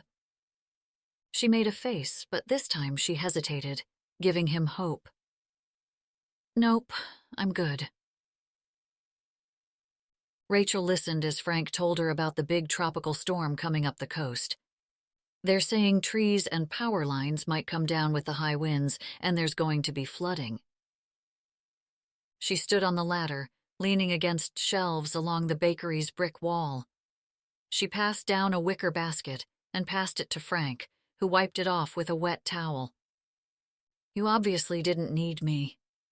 She realized this was a rescue mission, which was sweet and strange at the same time. It's a lot faster with two. Frank grabbed a gravy bowl and passed it to her. I like having the extra hands, and I don't have to be the one on the ladder. Her gut feeling made her think he was exaggerating. Frank had already climbed up on the ladder half a dozen times, rearranging the things on the shelves that she had cleaned and put back. So, where are you from? Frank straightened a bread basket in the corner. It was friendly conversation, but friendly conversation or not, she didn't want to let her guard down. "I'm from Rhode Island." She had rehearsed this for months when she decided to leave Rachael Milano behind. Now she was Rachael Margaret Hawkins, born in Boston, moved to Rhode Island as a kid. She'd left out the part about being married to Nicholas Milano, chief deputy of the Providence Police Department. "I've never been." Frank had a very distinct accent, maybe French? "But I've heard it's lovely." "It's not like Maine, that's for sure." She climbed down the ladder and turned her back to him, hoping he'd stop with the questions. The kitchen door swung open, and out walked David, Frank's husband and the pastry chef. He carried a plate full of a golden something with steam rising up. "Get down from there, Frank," he commanded. "Do you want to break your neck?" Frank dangled from the ladder, arranging an old tea set. "I want to change things around a bit while Rachael does the dirty work." David rolled his eyes and held the plate in front of Frank and Rachael. "I made tart fines au pommel. I'm thinking of making these for Mrs. Stevenson's retirement party. Try them and tell me if you like them." Rachael assumed David was talking to Frank, so she returned to washing the shelves when he brought the plate closer to her. "Come on, tell me what you think." "Me?" "Yes, I need opinions." She wiped her hands on her jeans and took one of the pastries. David watched as she took a bite, waiting for her reaction. As soon as her tongue hit the flaky pastry, her mouth exploded with flavor, a sugary sweet apple filling inside a fluffy yet crisp pastry shell. It was one of the best things she had ever tasted. "It's okay." Frank put the rest of his on the plate, wiping his fingertips on a dishcloth. Rachel's eyes shot open. "It's better than okay, it's delicious. It's so flaky and moist, yet crispy and savory." Frank shrugged. "It's not your best." David handed the plate to her. "Please, Rachael, have the rest." She grabbed another piece of pastry heaven and sat at the table next to her, stuffing it in her mouth. "It's so good." David ignored Frank swinging from the top shelf and walked back to the kitchen. Rachael took another bite, savoring the sweet delicacy. "He's so sensitive," Frank mumbled from above her. She couldn't help but smile. The two had been bickering all day in a quirky, sweet, and completely ridiculous sort of way. David continued to bring out pastries to try. And Frank would ask for David's opinion about the new arrangements, even though he didn't really care what he thought. Usually, fighting couples made her anxiety run high. Anger mixed with hurt feelings never ended well in her household. Misunderstandings and pain happened, not desserts and sentiments. But every once in a while, David complimented Frank's arrangements, and Frank bragged to Rachael about how talented a chef David was. It was clear they were crazy for each other. By the end of the day, Frank had called it quits. "I'd love to have you return to finish up in here, and after that..." He looked around the room as if trying to think of something else Rachael could do. She didn't need to take any more of the kind men's time. "I don't need to come back." "No, this has been helpful, and I'd like you to finish." He hesitated, then asked, "Has my nephew offered you a job? You could really earn some good money at his place." She shook her head. "I'd rather not." "Really? He's great to work for." She stayed quiet. How could she tell him that she didn't want to be a charity case any more than she already was? He raised his hands. "Okay, I won't push it." She ignored the nagging feeling that she was lying to herself about the job. Jack never made her feel like a charity case. He made her feel something she hadn't felt in years, and she wasn't sure if she could trust herself with those kinds of feelings again. It wasn't that she didn't trust him. She couldn't trust herself. Chapter 8. It hadn't been that long since Rachael arrived in Camden Cove, but already the small harbor town had started to feel like home. Her daily routine started with walking the trail, coming home and reading, then working at the tavern with Finn, and happy to start it all over the next day. That morning, she found herself on the coastal trail looking back at the town harbor. She felt a strange sense of familiarity, as though she had lived there her whole life. By now, the locals seemed to recognize her, and some greeted her by name. Not to mention, half of them were Jack's family. Last night at the tavern, she had met his cousins. One even offered her a job on his boat, fishing, but she was pretty sure it was the alcohol talking and not an actual offer. Otherwise, she'd take it at this point. She'd take anything. Well, almost anything.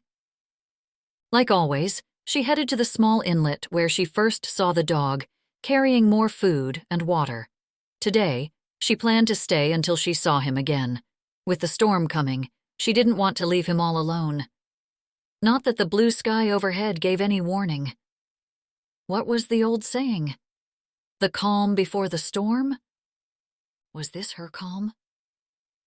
As she walked past Jack's house, she peeked only for a second before looking straight ahead. He hadn't been at the restaurant yet, but she knew he'd end up there. She could tell he was keeping his distance. She apparently gave off the crazy vibe well. She almost felt bad that he had been so nice to her. There was nowhere to go with her, which was a shame, because the longer she stuck around, the more she realized he might be one of the good ones. Who was she kidding? He was one of the good ones. The seagulls called out above her as she climbed down to the sandy groove inlet. Seagrass sprung out from between the rocks, and there was a soft smell of beach, toasted sand baked by the sun. The tide had been out long enough to see the footprints of seagulls and clam holes, but nothing else. She walked down the beach, watching the birds fly in the wind, when she noticed a different set of footprints. Dog footprints. People walked their dogs a lot on the trail, but this set of prints didn't have human prints shadowing them. If they were the dogs, he had to be close. The footsteps ran along the seam where rocks met beach, zigzagging in and out and around the shore, sometimes disappearing into the water to return to the wet sand. After 50 yards, they disappeared up a small path leading back to the main trail. The gravel path showed no individual footprints, but she followed it.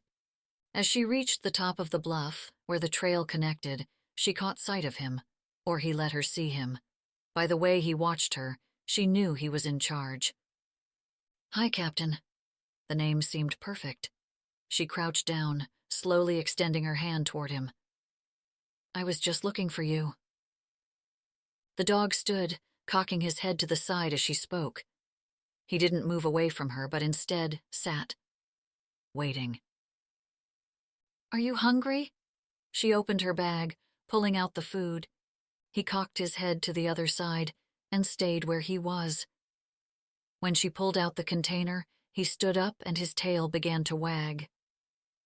"That's it." He came a bit closer, apprehensive. She set the food next to her feet. "Come on, boy." Captain tiptoed 2 feet ahead, then 1 step back, uneasy. When he was about a foot away, he lost all his inhibition and went right to the food, scarfing everything down. He licked the container, then Rachel's hand. Tears sprung to her eyes as she laughed at his wet tongue against her skin. "That's a good boy. You must have been hungry." She scratched behind his ears, and his whole body leaned into it. Most of his fur was wet and matted down. He leaned harder against her one hand as she reached for the collar and leash inside her sweatshirt's pocket. "Okay, Captain, we're going to get you some help." As soon as she pulled her hand away from his neck and inched the collar around, he took off. She began making kissing noises and whistles. "Come back, Captain, come." He continued to run and she took off after him, determined not to let him get away this time. He ran further ahead, faster, and before she knew it, he was gone. As Jack turned down Harbor Lane, he noticed activity outside his uncle's bakery but couldn't make out what was happening until he parked his truck alongside the road. A small crowd gathered behind a delivery van. Rachael and David knelt, huddled together. The door to the shop was wide open. Frank was with them, but talking on the phone. What were they all leaning over? When he got closer, he made out the figure lying on the ground. The dog. Oh no. Jack ran over, crouching down next to Rachael and his uncles on the ground. Rachael held the dog's head in her lap. There was blood under his hind leg. The dog whined, trying to stand up on his front legs, but unable to. David leaned over him, holding him down. Jack could see a large laceration. The dog tried to get up again but fell back. His whining became more panicked. Rachael talked in a calm voice. "It's going to be okay, Captain." She stroked the dog's head slowly, over and over, shushing him. "We're going to take care of you." "What happened?" "I ran after him." Rachael looked up at him. Tears swelled in her eyes. "I shouldn't have run after him, otherwise he wouldn't have gone out into the road." Elizabeth said to wrap his leg up to stop the bleeding. Frank stuffed his phone in his pocket. To tie it tight and apply pressure. Jack pulled off his button-up, leaving him in an undershirt. He ripped the sleeve off and wrapped the dog's leg. He whined but didn't move much in Rachael's hands. Thank God for his sister Elizabeth. "We don't want to move the leg too much," Frank said. "I didn't see the dog in the mirror until it was too late." The driver of the truck was visibly shaken up. "Let's get him to the clinic," Frank said. "I'll grab my truck." Jack ran off to where he had parked, jumped in, and barreled back. "I'm going with you." Rachael kept her focus on the dog, but he could see her alarm. Jack nodded and swept the animal into his arms. "You hold him while I drive." She didn't say anything, just nodded. He almost commented on the fact that she didn't argue with him, but didn't want to waste any time. They needed to get the dog to his sister's clinic as soon as possible. In his arms, the dog felt like skin and bones. He clearly hadn't had a regular meal in a long time. "I'll get the door." Frank ran in front of them. Rachael jumped in the passenger seat, and Jack placed the dog in her lap. He jumped in the truck, then floored it to the clinic, hoping the dog would hang on. Elizabeth would know what to do.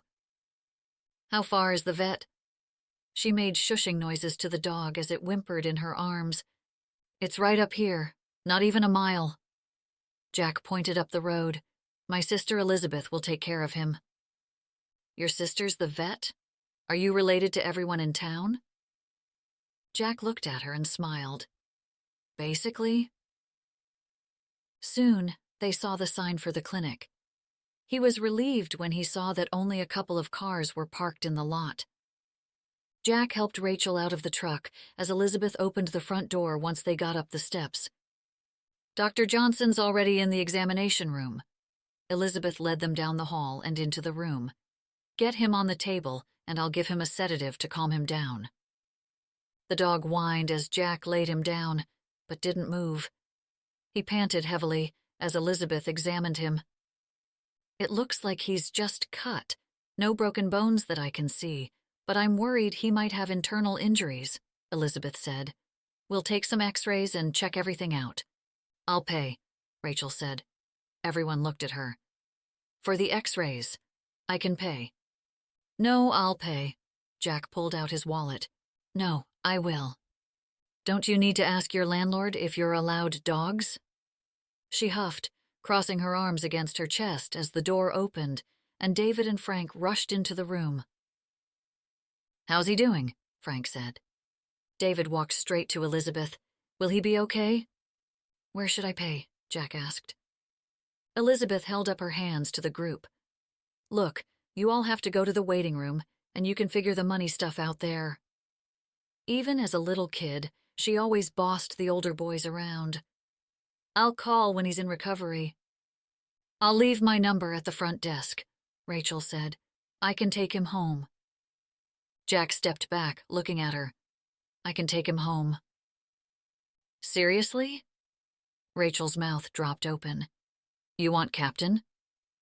Elizabeth, Frank, and David all looked at him. You named him? Doesn't he deserve a name? Yes, I guess so. He hadn't really thought about taking the dog, now named Captain, but how was she going to afford a dog, and an injured one?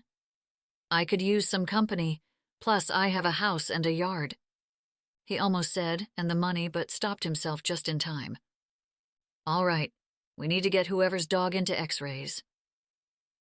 Elizabeth pushed all 4 of them out into the lobby.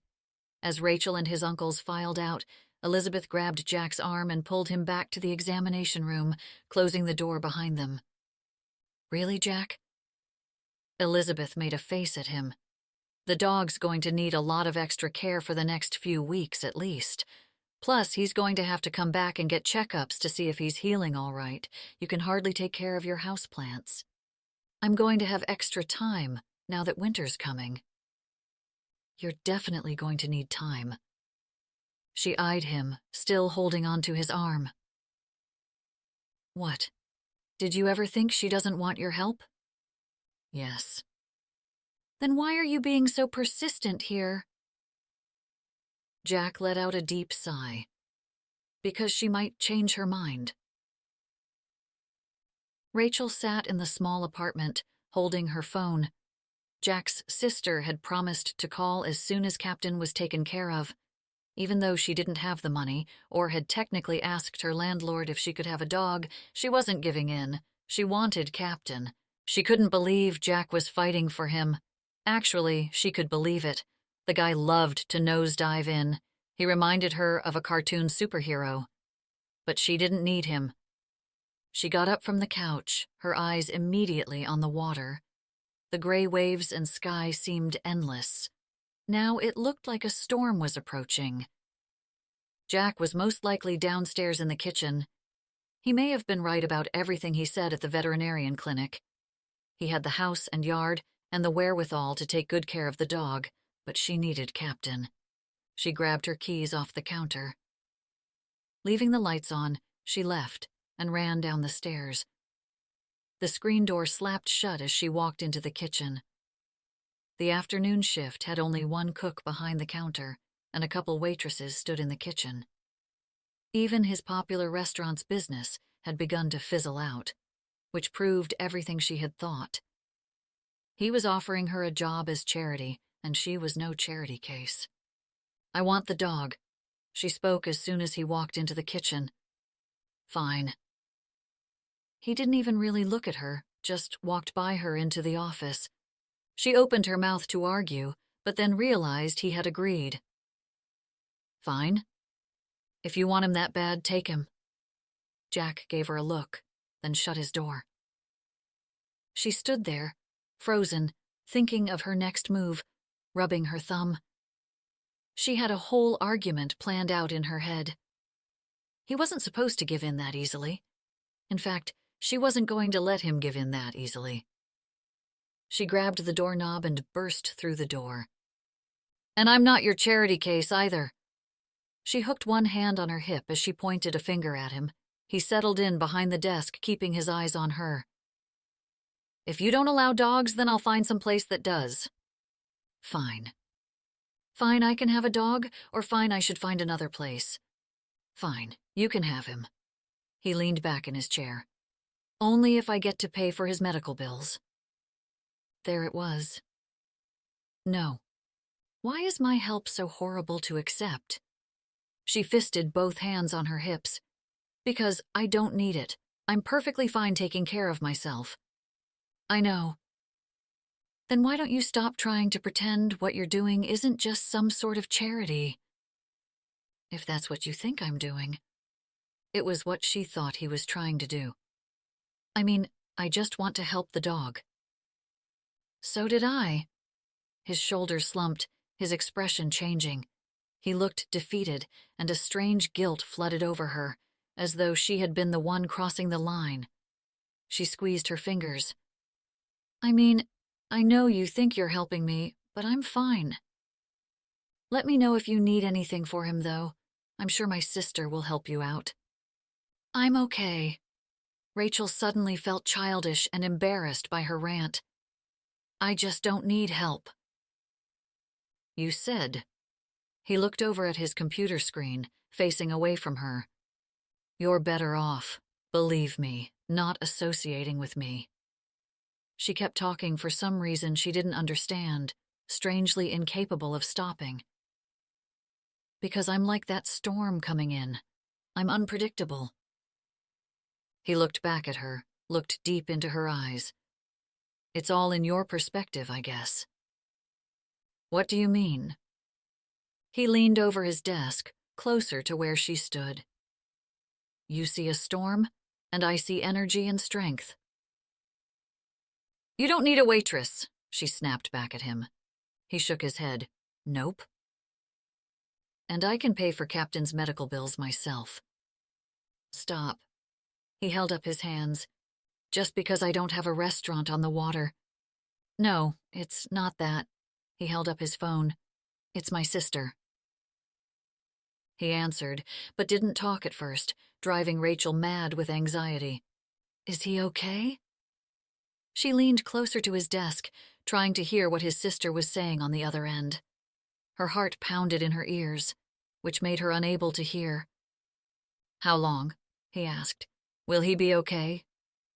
He covered the phone with his hand and said, "His leg is sprained, and he got stitches. She wants him to stay at least the night to keep an eye on him." He hesitated. "Are you sure you want this dog?" "Yes." She did. She wanted Captain more than she had wanted anything in her life. Something in her needed to help him. "Will you be okay with that?" "With the way you two were together on the beach? You deserve him." Rachael couldn't contain her smile, so she covered it with her hands. "But only if I pay for the medical bills." She dropped her arms, her lips pressed together, emotions flooding her eyes. "Whether you wanted the dog or not, I would have paid." Jack shook his head. "Just let me pay." "You really don't know how to stop." She let out a breath, but it felt more like a sigh of relief. "Nope." Chapter 9. Rachael ran over to the veterinarian clinic on her lunch break. Finn had wrapped a sandwich for her over her protests. She was grateful, even though she couldn't, for some reason, allow herself to show it. The cheerful assistant behind the counter greeted her right away. "You're back." Rachael nodded. "Is it okay if I see him again?" "Rachael," Dr. Elizabeth stepped into the lobby from the back room. "I thought I'd see you soon. He's been sleeping mostly, but he's still really skittish around us. You seem to have a way with him, though." Elizabeth walked her back to the kennels where Captain lay. He and another dog were the only two in the room. When he saw her, he lifted his head and his tail wagged a bit. He stumbled to get up on his front legs. Elizabeth smiled. "He does seem to know you." "Can I go in?" "Yes, of course." Rachael held out her hands, shushing Captain as he whimpered and struggled, his tail smacking against the floor. "Sit down, little man, before you hurt yourself." She sat close to him on the floor. He stretched his head out, letting her scratch behind his ears, and soon rested it in her lap. "Who's been a good boy?" His tail flopped as he pushed his head against her hand. "He's such a phony," Elizabeth laughed. "He acted like the world had come to an end when you were away." Rachael smiled at Captain's big brown eyes, looking up at her. She liked him too. "No cone of shame anymore?" "We took the cone off, since he seems to be leaving his wound alone." Elizabeth rubbed his head. "He could probably head home as soon as tomorrow, but he's not going to be able to climb up and down those stairs of yours," Elizabeth said. "I think he should stay here since you're on the second floor." Rachel's heart dropped. She didn't want him there any longer than he needed to be. Not that they weren't taking good care of him, but she wanted to be with him. Not to mention the fact that she wouldn't be able to afford it. "I can carry him up and down." "He needs to be crated. Plus, now that he has a steady diet, he's going to start gaining weight. He's going to be heavy." Rachael wasn't a pixie. She could certainly carry him up and down a flight of steps. I'll be okay. You have no yard, which means you'd have to carry him somewhere. Elizabeth's voice sounded soft. I know this is not what you want to hear, but let me take him until he gets better. Rachael started to interrupt her, but Elizabeth spoke before she could. You can stay with us too, Elizabeth said quickly. Are you serious? Rachael couldn't believe this family. What else could they do for her? I couldn't. Seriously, you should, with the storm coming. You shouldn't be in that apartment hanging over the water during the blow. Rachael hadn't really thought about leaving because of the storm. Finn had offered earlier she could stay with him, but he probably didn't want a stray dog. Elizabeth continued. Captain will need at least a few days to get back to walking normally, and you can't lug him up and down the stairs in a tropical storm. She shook her head. Just stay at my place. We have plenty of room and people to look after him. Rachael didn't want him to be alone again. You're smack dab in the middle of the water out there. Elizabeth shook her head. You and Captain can stay with me and my family, at least until the storm is over. Rachael wanted to argue, but how could she, with Captain's face looking up at her like that? She didn't want to put him in danger, or herself. She'd pay for the nights she stayed, buy food, and even cook for Elizabeth. She'd clean and do whatever she needed to repay her for everything. Rachael needed to start repaying her debts. They said 4 to 5 inches of flooding. David leaned on his shovel as he relayed the facts to Jack. All of the Williams men stood outside in the parking lot. Earlier that day, Matt and his friend Dan had dumped a pile of sand. Jack had pulled out the familiar sandbags from storms past. Everyone had brought shovels and tools to help protect the buildings from the storm rumbling up the coast. We should have had the football team come down here and volunteer, John said. Jack handed out bags to all the men. That's not a bad idea. They all looked at the pile of sand, a long day's work in front of them. Off in the distance, he saw Rachael walking up Harbor Lane. He wondered how Captain was recuperating. He had to admit he liked the name. She stopped at the sand pile and asked, Can I help? Jack leaned against his shovel. We're good. She shot him a look, instantly ready to fight. I can help. You could hold open the bags, Matt said, struggling to dump his load of sand. She narrowed her eyes at Jack, walking toward Matt's sand spilling over the bag's edges. She leaned down and held it open, turning her back to Jack. Why was he such an idiot sometimes? He shook his head as he filled the rest of his sandbag. He was hopeless when it came to this woman. After a couple of hours, the pile had been bagged, and the bags had been stacked in front of the building's doors and weak spots. Other business owners also sandbagged the front of their businesses. Frank pulled through and actually found high schoolers to come down to volunteer. The girls' soccer team had the biggest turnout. Before he knew it, most of the community had come down, including the rest of his family. Jack had his cooks make fish chowder and fresh rolls for the group of volunteers. All the while, Rachael stayed and helped. She held open the bags and shoveled her own. She carried the sandbags across the road, piling them in front of the storefronts and around the buildings. She never once complained or slowed down, even when Jack felt like it. At the end of the day, when the sky faded into a silky navy blue with a few stars winking through the clouds, he snuck a glance at her. Even after all that work, she still looked beautiful. Rachael picked up a shovel that leaned against a parking meter and handed it over to him. Thanks, he said. No, I'm the one who owes you a thank you. He could see her breath as she spoke. I haven't been fair to you, and I'm sorry. The apology took him by surprise, and his body suddenly radiated with heat, even standing in the cool night. He was drawn to her like steel to a magnet. He couldn't keep his eyes off her. You don't have to be sorry. He had a harder time accepting her apology than she did giving it. I can be a bit persistent at times.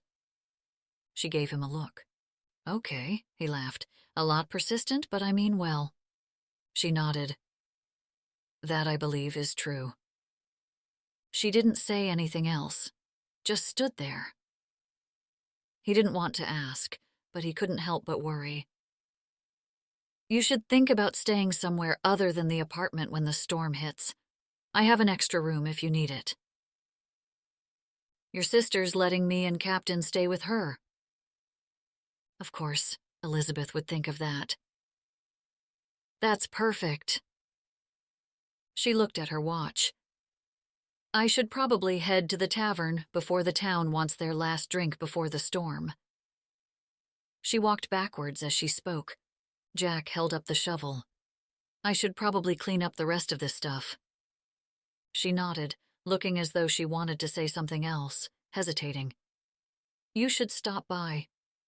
He almost dropped the shovel to the ground. Sure, he said, before she could change her mind. I'll see you then. He didn't move until she was gone. Then he swept everything up and closed up the restaurant in no time, rushing back to his place to wash up. But when he walked into the house, all the lights were out, even though Matt's truck was in the driveway. Matt? He dropped his keys on the counter, opening up the fridge to look for a snack before heading to the tavern. When he turned on the light, Matt startled him, sitting at the table. Hey, Matt mumbled. Want to go to the tavern?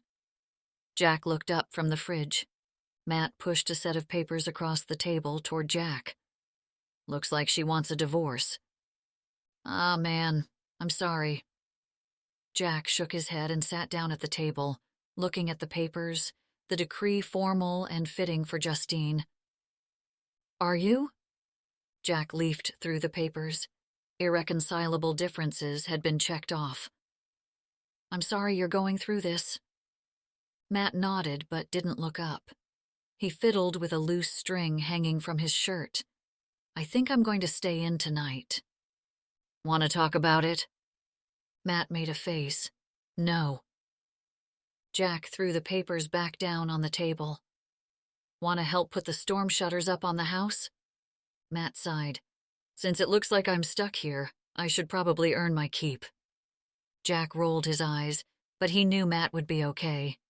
It'd take time. He knew how long it could take to heal from this kind of hurt. But Matt would come around. He got up and headed to his truck to grab his toolbox. We can start upstairs. Matt nodded, getting up from the table, folding up the documents sitting in front of him. I'll grab a couple beers. Rachael wasn't looking for him, she told herself over and over as she stood behind the counter with Finn.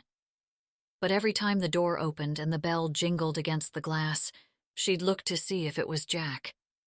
By the end of the night, after most of the regulars had left, her hopes had faded. What had gotten into her that afternoon? She wasn't even sure why she had asked him to come. She knew how dangerous it was to get close to someone. What if he found out she wasn't technically Rachael Hawkins? It was better that Jack hadn't shown up. The only thing Rachael had was Rachael, and she had even lost herself along the way. No more. Jack might be a great guy, from a great family, but he was better off without her, and she was better off without him. And just as she reminded herself how very wrong Jack Williams was for the last time, the bell jingled. Her eyes immediately went to the front of the tavern. There, framed in the doorway, stood Jack. Her stomach did a little loop-de-loop. She looked down at the tray of drinks. She had forgotten what she had been doing before he walked in. She stared at the empty glasses and then looked up again. This time she caught his eye and just as quickly darted her eyes away. Holy moly, he looked good. Her face warmed at the thought. There was no mistaking the look he was giving her. She took in a deep breath and picked up the tray, remembering she had been bringing them to the kitchen. As she walked back behind the bar, she kept the Williams brothers in her peripheral vision, just enough to see where they sat, but not enough to make him think she was looking. Jack, however, didn't mind looking. His gaze settled on Rachael, and she could feel him looking at her, even with her back facing him. When she turned, He nodded and smiled, but she shot her eyes in a different direction. Smooth, she thought to herself as she poured more drinks. She filled the tray and brought it out to one of her tables. She passed the drinks around and offered to get anything else, for anyone, anything to stall, before having to face Jack. Then she felt a tap on her shoulder. "Hey." He stood behind her, his hands stuffed in his jeans pockets. His face was pink from being out in the cold. His eyebrow lifted. A bit of mischief flickered across his face as he stood waiting for her to respond. "Hey." Classy. She wanted to smack her forehead. "So, how's your night?" He rolled a bit back on his heels. "Good. Busy." The place had been filled with regulars. The storm. Jack looked around. Last night for Finn's brew. "We've never been busier." She laughed, thinking about how on a Sunday night the place was mobbed. No one has anywhere to go once it hits. He stepped closer and she could smell his musky scent. "Are you working the whole night?" She looked at the clock. It was just past 9. "Until closing." He had that look again. Just as he was about say something else, the bell rang against the door, catching his attention. "You've got to be kidding me." Rachael turned to see Freddie walking inside. From the corner of her eye, she saw Matt push his stool back and stand, like a wolf ready to strike its prey. Freddie made no secret that he saw Matt too. He gave his buddy a pat on the stomach, and the two of them laughed as they walked to a table across the room. "We're here to celebrate." "Oh no!" Matt charged across the room toward Freddie. Jack thrust his drink into her hand and ran toward the commotion. Freddie almost didn't seem to care that Matt, now a speeding bull, raged toward his table. Matt didn't slow down as he reached Freddie. His arm swung back before Jack could grab it, and he punched Freddie square in the jaw. Freddie stumbled back, his hands grabbing for his face. All of Freddie's friends jumped up out of their seats and pounced Matt, just as Jack dove between them. Rachael froze, her knees locked, and she couldn't move from where she stood. She had been around plenty of fights in the past, so this shouldn't have been a thing, but her heart raced. She shook in place as she watched the men yelling and pushing each other. Her breath got stuck inside her chest as others moved around her, bumping into her. The whole room felt unsteady. Jack's glass slipped out of her hand and fell to the floor almost in slow motion, smashing against the wood, spraying every surrounding surface. She didn't look back as she left the floor. Walking past Finn, she said, "I'm taking 10." But she didn't even wait for him to say anything before she left out the back door. The cool night air hit her as she stepped outside. She shook out her hands as she walked in a circle in the back alley by the garbage dumpster. Her heart pounded in her ears. She understood Matt's reaction. His anger had nothing to do with her. Why was she freaking out this way? If she concentrated hard enough, she could hear the pounding rhythm of the waves against the coast. She squeezed her eyes shut, trying to focus on the water, pacing. She didn't know how long she had been outside when Jack stepped out. "Hey, you okay?" "Yeah, I'm fine." She held her arms against her chest, not sure what to say. "I just needed some air." He nodded, but his eyebrows creased together. "Freddie's gone. You can go back inside." She let out a deep breath and nodded, but she could feel her heart racing still. "Everyone should be cooled down by now," Jack said, almost as though he read her mind. "I'm taking Matt home."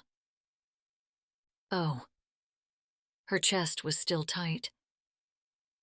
"Do you want me to come back and bring you home after closing?" She shook her head. "No, but thanks. I'll be okay." He stuffed his hands in his pockets and then smiled.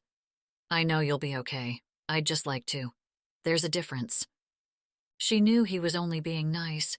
The sensible thing would be to say yes, since she really didn't want to walk home alone. Thanks, but I'm good. He smiled again, but shook his head. At least ask Finn to drive you home, okay? She watched him walk back inside, finally taking in a deep breath of the cold air. After closing, she ended up asking Finn to drop her off. She checked around the apartment. All the lights were left on, even in the closet. Nothing had been moved around. Everything was folded and in the same place, just the way she left it that morning. Nothing was wrong. Nick wasn't coming. She kept telling herself that. She had nothing to worry about. Nothing. Chapter 10. Jack didn't feel right about snooping, but something told him that Rachael was in trouble.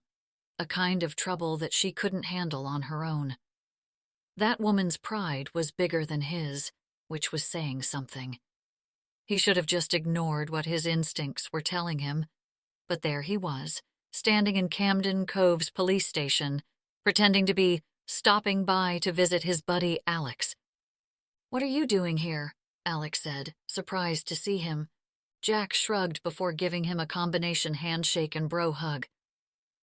"I was in the area and wondered if you could do me a favor." His friend narrowed his eyes. "What are you up to, Williams?" Jack made sure no one else was listening. "I was wondering if you could tell me anything about the woman who's renting the apartment above the restaurant." Alex's left eyebrow lifted.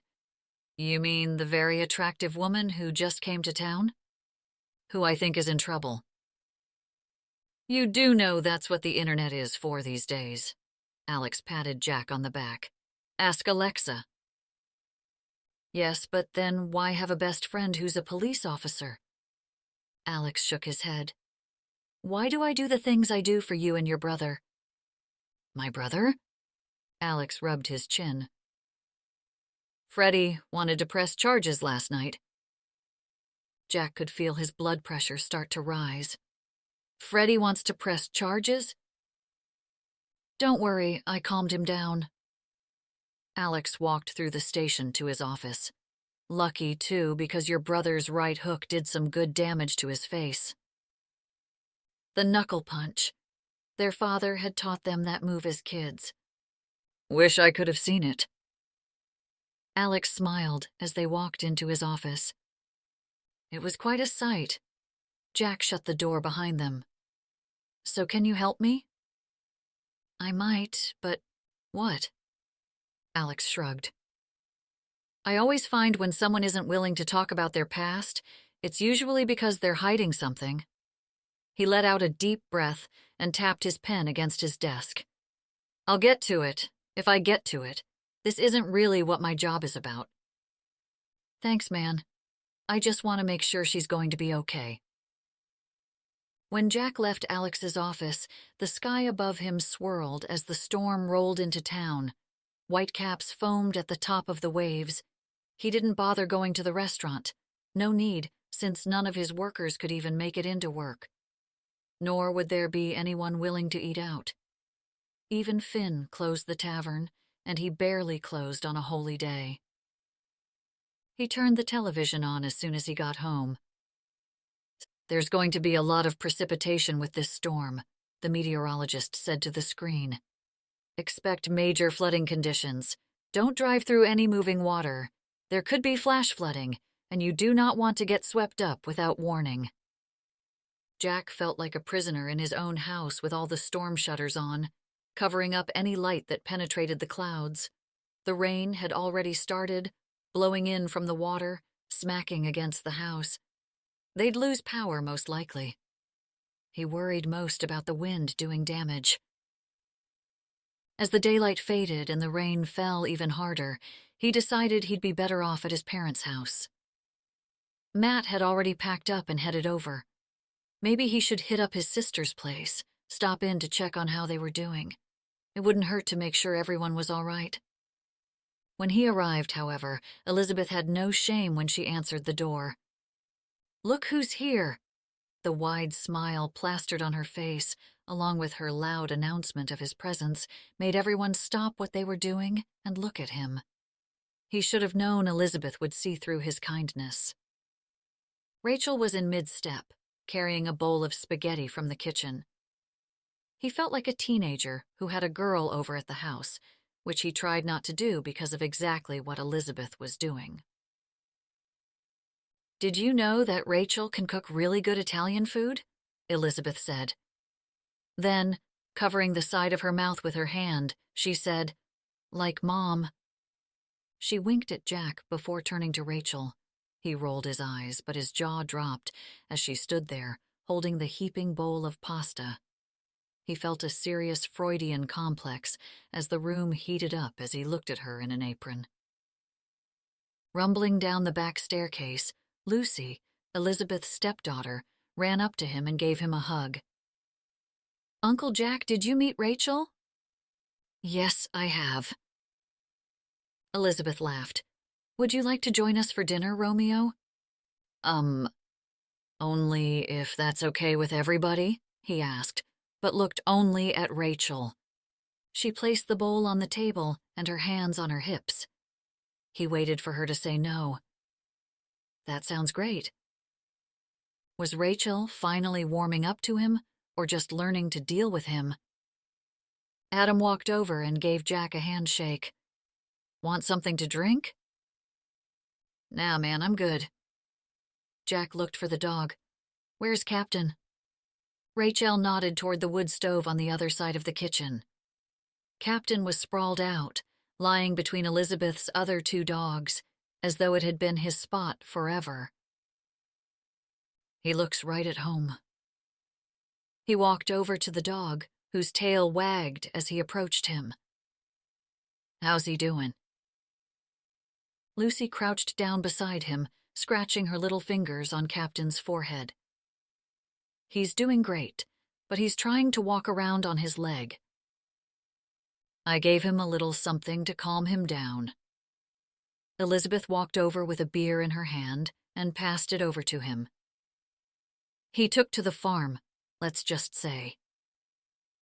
Elizabeth and Adam's 18th century colonial sat on over 30 acres of pastures and woods filled with trails, a dream for any dog.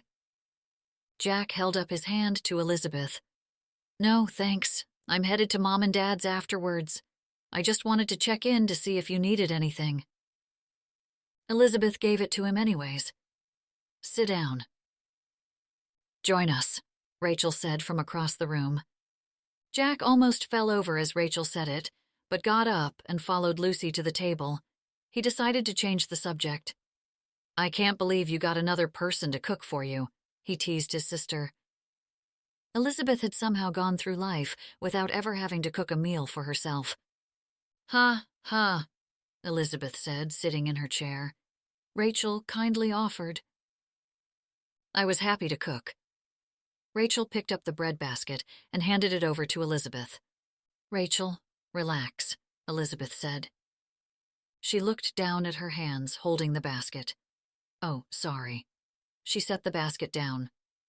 Adam set a bowl of grated cheese in the middle of the table, then said, "Let's eat." Elizabeth smiled and held up her water glass. "To Captain." Adam raised his own, while Lucy used her chocolate milk. Jack held up his beer to Rachel's wine glass. "To Captain." She wished she hadn't thought about what it would be like to kiss him after her glass of wine. Now, as he sat in front of her with the power out and all of Elizabeth's candles lit, it was all she could think about. How very luscious his lips looked. "I should probably head to Mom and Dad's." He got up from the kitchen table. They had been talking for a couple of hours, through dinner and dessert. Elizabeth poured Rachael another glass of wine. "You can stay on the couch." Elizabeth held out another beer from the fridge. "It's not safe to drive out there." A wave of disappointment washed over Rachael as he shook his head. She didn't want him to leave. She was enjoying herself with him there, with Captain and Elizabeth's family. Lucy had shown her the barn and all the animals as Adam and Jack checked on the Red Sox. Now they all sat at the table again around with the wood stove glowing in the background. "Yes, stay," she said. Both Jack and Elizabeth stopped and looked at her. "She's right. Stay." Lucy jumped up. "It's like a big sleepover." Jack looked from Elizabeth to Rachael to Adam, who shrugged. Fine, I'll stay on the couch. Good, you can help with Captain. He'll need to go out soon. Elizabeth stood up and walked into the kitchen, yawning. A buzz floated inside Rachel's body. She enjoyed every part of the night. She loved listening to Camden Cove stories and legends from the sea. She even joined in razzing Jack with Elizabeth. Mostly she liked how he kept looking at her with that smile, and how safe she felt, sitting across from him. Captain even took to Jack, crawling under the table to lie across his feet. The night had been perfect. It was Elizabeth who announced going to bed. Well, I better get some rest. There's sure to be someone who'll need help with an animal. Adam walked over to Lucy, who lay with the dogs on the floor, reading a book. It's time for bed, little lady. Just one more chapter? She pleaded. Adam shook his head. You may not have school tomorrow, but you have plenty of chores. Let's go. He picked up the blanket that covered her, and she stood without looking up from the book. Lucy muttered something under her breath as she got up from the floor. She kissed all 3 dogs and pounded toward the table. Say goodnight to everyone, Elizabeth instructed her daughter. Good night. Jack held out his arms, and she hugged him. Night, Uncle Jack. She squeezed his stomach. He pretended she had hurt him and groaned. Sleep well. Lucy ran up the stairs with Adam behind her. Elizabeth walked around, picking up a few things from the table. I'll clean up. Rachael stood up, clearing the glasses off the table. Thanks. Elizabeth yawned again. I'm going to help with bedtime. Go, we can clean up. Jack picked up some leftover napkins and glasses and followed Rachael into the kitchen. Joan, Elizabeth called for her cat from the staircase. She'd been hiding since Captain came inside the house. Rachael set the glasses in the dishwasher, then faced him. Well, good night, Jack. She sounded more formal than she meant to. Stay up with me, he pointed to the clock. I mean, it's not even 9 o'clock. Do you play cards? Like, go fish? When was the last time she had? He made a face and laughed a little. Well, if that's all you know, but I was thinking more like 5-card draw or gin rummy. I know how to play cards. She rolled her eyes at him, suddenly feeling extra comfortable. She followed him into the living room and sat down on the couch as he opened a cabinet. Inside, there were all different types of board games stacked on top of each other. Through a small crevice, he pulled out a worn deck of cards. She stole these from my parents. His mouth opened wide, as though he was upset. I can't believe she was the one. Jack sat on the floor next to the coffee table and shuffled the deck, gliding the cards into a bridge and tossing them like a dealer. Rummy? 7 cards. Rachael began to sort her hand. She raised her eyebrow as high as Jack's as they each examined the cards. So you know more than go fish? He teased, lining the deck. My grandfather liked to have friendly games together. For a second she almost told him about Finn, told him about their relationship, but was interrupted when he threw down 3 5s. Bam! She smiled behind her cards, but kept a poker face as she drew a card from the pile. Then she threw down a run from 9 to queen. Then she discarded. He picked up a card, but kept his eyes on her. The game didn't last more than 5 rounds, with Rachael putting down the rest of the run along with 3 aces. Jack watched as she shuffled the deck. What? She laughed. You're good at cards. She shrugged. A little. Nick had admired her skill in playing cards. When they first got married, they had game night once a month with his friends. He loved the way she gathered the cards together, shuffling and sorting and tossing the cards out to the players. He'd bragged to his friends about how well she played. She shook the thoughts of Nick away and directed her attention back to Jack. Does your family always get along so well? Not when we all lived under one roof, But yes, for the most part, we get along." She nodded as she dealt out the cards. "How about you?" he asked. "You come from a big family?" She shook her head. "No, just me and my mom, really." She thought about Finn, probably sitting in his recliner, watching the news. Then she thought about her mom. Should she call her? Nick would have gone to her place by now. "Finn tells me you're from Rhode Island." "I lived outside of Providence, in a little town called Scituate." "That's a nice city, Providence. I went to school at Johnson and Wales. My roommate was from Cranston." "You're kidding." She couldn't believe Jack had practically lived down the road. "I waited tables at Piccadilly's." "I know that place." Jack smiled again, which made every part of her body tingle. "I definitely spent a couple of evenings there." "What made you come to Camden Cove?" he asked, as she sorted out his cards. She didn't answer, instead pretending to arrange her hand. It was such a simple question, but involved so many complicated answers. If she was honest, she liked Jack. A lot. He was a gentleman who really did seem genuine, like the kind of guy she'd be proud to bring home, especially to Finn. But she couldn't tell him the truth. "I stayed here as a kid and never forgot about it." She looked into the candle flames and thought about herself as a little girl, running on the beach. It just seemed like the perfect place to go for a fresh start. "I'm glad you came." She could see his expression change. He examined her as though he was studying a map, trying to navigate where to go next. And that's when she suddenly realized that she wasn't worried he'd hurt her. She was worried that she'd hurt him. Jack lay on the couch looking up at the ceiling, listening as the wind and rain whipped against the windows. It sounded as though someone threw buckets of water at the glass. Luckily, the storm hadn't been as bad as they predicted, but he couldn't say the same about his feelings. They were out of control. He didn't necessarily mean to push her into talking, but he knew he had stepped over a very delicate line by asking why she came to Camden Cove. Luckily, she didn't clam up like the other times he'd tried asking any sort of personal questions. As he studied the crack running across the ceiling, he realized he knew absolutely nothing about her. He tried to imagine what made Rachael need to come all the way to Camden Cove. He had so many questions, but he didn't want to push it. He might know a few new things about her, but the fact remained that he didn't really know who Rachael Hawkins was. He had searched her name. No social media, no white pages, nothing. It was as if Rachael Hawkins never existed. Chapter 11. Rachael woke to sunlight peeking through the curtains and Captain sitting up in his crate, staring at her.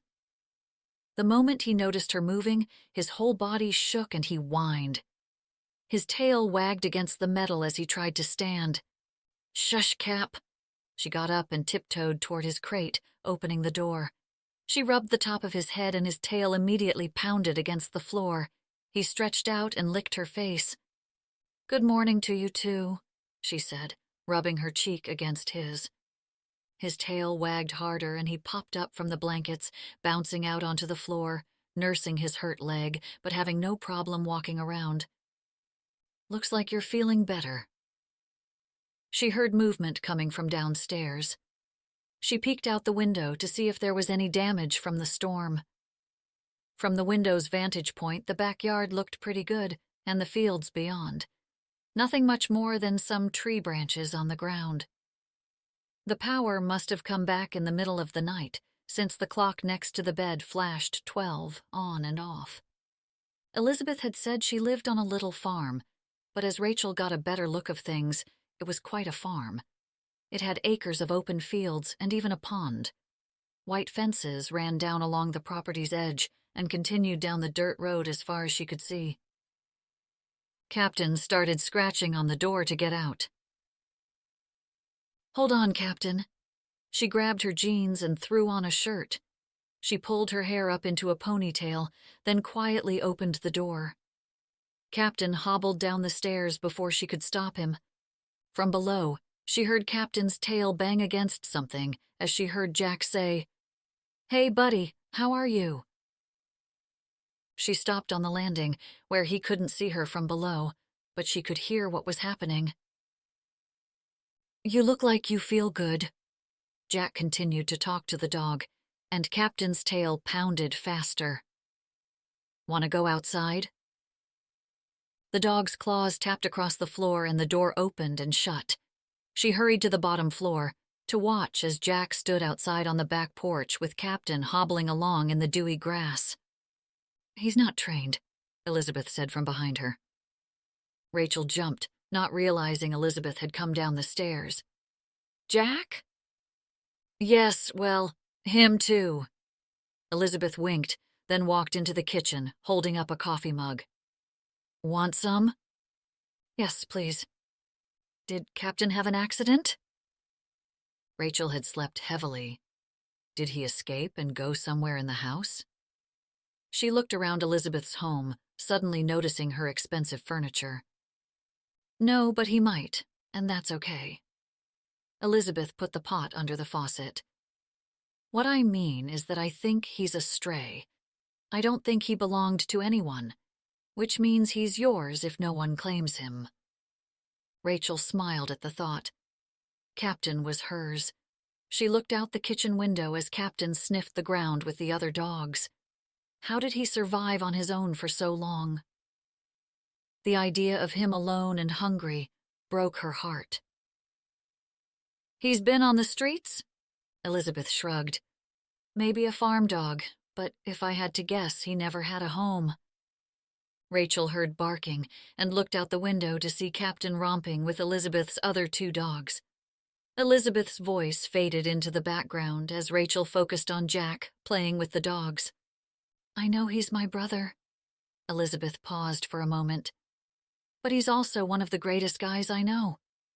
Rachael smiled, looking out at the backyard. Jack had a stick that had fallen in the storm and threw it a few feet in front of Captain. The dog didn't move, just stood there watching Jack, then looking at the stick. Jack jumped at the stick. A laugh escaped her as his efforts to get Captain to fetch the stick failed miserably. "I know," Rachael admitted. "It's not him, believe me." Elizabeth handed her a cup of coffee. "My grandmother always said not to let the past control your future." Rachel's confession sat on the tip of her tongue, but Lucy shoved the door open from outside. She wore cowboy boots and held a basket of eggs. "They all laid again." Rachael let out a nervous laugh, looking back out at Jack. She tried to focus on the present moment. Right then was pretty great. Maybe Elizabeth was right. She'd been so busy trying to figure out how to survive the future, even though the only thing real was right in front of her. Not her fears or her worries. Not her imaginary thoughts of Nick hunting her down. Jack was real. His kindness was real. His family's kindness was real. And her feelings for him were real. If only it could be that simple. Rachael had wished all night that she could confide in Jack. Tell him everything, take some of the weight off her shoulders, but she couldn't. Not ever. Elizabeth felt her uncle's judgment as she sat in the bakery. "All those years you gave us a hard time," Frank said, shaking his head. David tisked. "You called us meddlesome." "No one calls anyone meddlesome unless you live at Pemberley." Elizabeth rolled her eyes at her uncle's dramatics. "Sometimes you guys get a bit too involved in our lives, especially with the people we date." Frank shrugged as though he had no idea he had crossed the line with his intrusiveness. "That's because you always choose so badly." "What? That's not true." Her mother and uncles never liked anyone she or her sister or brothers or cousins dated. "Adam's perfect." "That's because of us." David now gave her the look. "Your mother needs to be involved." "No." Elizabeth crossed her arms across her chest. "Absolutely not." "Then we take control of some of the events." Frank sat down at the table. He was ready to get to business. Elizabeth looked across the room at a couple she didn't recognize. She needed to be sure no one else from Camden Cove heard her plan, because it would end up spreading across town by noon. Rachael needs to come to Sunday dinner first. She didn't seem all that interested in him, said David. Are you sure this is a good idea? Frank shot him a look. Are you kidding? Didn't you see them shoveling sand? Yes. David looked at Elizabeth as if she'd understand what his husband meant. I saw them shoveling sand. They were practically all over each other. Frank rolled his eyes. Elizabeth pulled her croissant apart and took a bite. I didn't see the sand shoveling. She pointed the remainder of her croissant at the two of them. But I did see something last night at my house. Last night? Frank sat at the edge of his seat. What happened last night? Elizabeth looked out the window at Jack, who stood in the parking lot of the restaurant assessing the damage from the storm. Luckily, the property seemed mostly unscathed. Let's just say, I've never seen Jack like that before. You know your mother's going to kill you for not including her, warned David. Elizabeth eyed her uncles, thinking of all the different outcomes that could arise from not including Sarah. Her mom always meant well, but tended to have loose lips. Secrets were never her forte, and Jack liked to keep his whole life a secret, a typical male trait in the Williams family. Too many people involved meant more people slipping up and exposing their plan. With Rachael being so skittish, Elizabeth didn't want to scare her off. Elizabeth had liked her right away. Rachael felt like a long-lost friend. They talked easily and had a ton in common. She and Lucy hit it off, too. Even though Elizabeth could tell Rachael held back a lot, she still liked her dry sense of humor. There was no denying that Jack had a thing for the very pretty woman who had blown into town. Last night proved that. Even Adam saw it. We can only involve Sarah, Elizabeth gave in, but only on one stipulation, if I'm the one doing the planning. When Rachael got Jack's text saying she could return to the apartment, she left Captain at Elizabeth's and took a ride into town with Adam and Lucy. They dropped her off in the restaurant parking lot and headed off to the tack store. Jack stood outside the restaurant with some men. The dock was still intact, but they examined some damage to the railings. Was there any water inside? She heard the man ask, surveying the property as they all walked around to the entrance. No, everything looks good inside. Jack waved when he saw her. She waved back, feeling strangely shy even though she'd had breakfast with him just a couple hours ago. She looked up the street toward the tavern, which appeared unscathed. People were out helping with the cleanup. Mostly only missing shingles and destroyed gardens, but she heard some commotion about a boat that had been overturned. She was glad to see Camden Cove had survived another storm. We can take the storm shutters down this afternoon. The man with Jack pointed to the windows. Then bring the sand to the dump. I'll go and grab the trailer. Jack looked around with his hands on his hips. We're lucky there's only a little cleanup. Rachael spoke up. I could help salvage most of the flowers and decorations in the containers. Most of the fall chrysanthemums and gourds and pumpkins had survived the storm, even after being blown into the streets. She'd have to reshape and prune most of the mums and toss a few pumpkins, but the purple cabbage and larger pumpkins still looked good. That would be great, Jack said, his lips looking as luscious as the night before. She had to look away, feeling her cheeks warm. Remind me to call our landscapers, the man said to Jack. Rachael, have you met my father? She recognized the man from the wedding. You gave the speech. He beamed as he held out his hand. John Williams, I heard you're Finn's granddaughter? Jack's jaw dropped. You're Finn's granddaughter? She didn't know what to say, surprised that his father knew about their relationship. As far as she knew, no one knew Finn was her grandfather, besides her and Finn. Had Finn told John? Yes, well, we just sort of reconnected. She looked back at Jack, who seemed confused. She had been vague, but was that sort of lying too? She waved again and said, "I'm going to grab some stuff before I head to work." As she ran up the stairs, she wondered if she should have opened up about Finn. Maybe she should have told him everything, even about Nick. Then she thought about how they sat on the couch playing cards into the middle of the night. How he scooped Captain up in his arms and took him out. It wasn't until she reached for a light switch that she noticed how dark the whole place was, with the storm shutters over all the windows, and instant panic set in. Her heart pounded with it. She shook her head at herself. What was getting into her? The silence encompassed her. Even the waves' gentle hum couldn't be heard. She couldn't shake the strange feeling. It was just her imagination, she thought, as a cool draft swept by her. She swung around, trying to figure out where it came from, noticing she had left the door ajar. A slant of light came in. That's what was different. Barely any natural light came inside, except in long slits along the floor. Hadn't she left all the lights on? "Hello?" Rachael called out. She grabbed the baseball bat she had found in the closet and held it up, ready to swing. She knew she had left all the lights on. She always left the lights on. The storm may have taken the power out, but some of the lights should have turned back on when the power returned. The switches had been physically shut off. Her hand shook nervously as she flipped the light switch in the bathroom. Nothing. No one. "Hey!" "Ah!" She swung the bat, just missing Jack's stomach. Jack held out his hands. "I'm sorry I startled you. You okay?"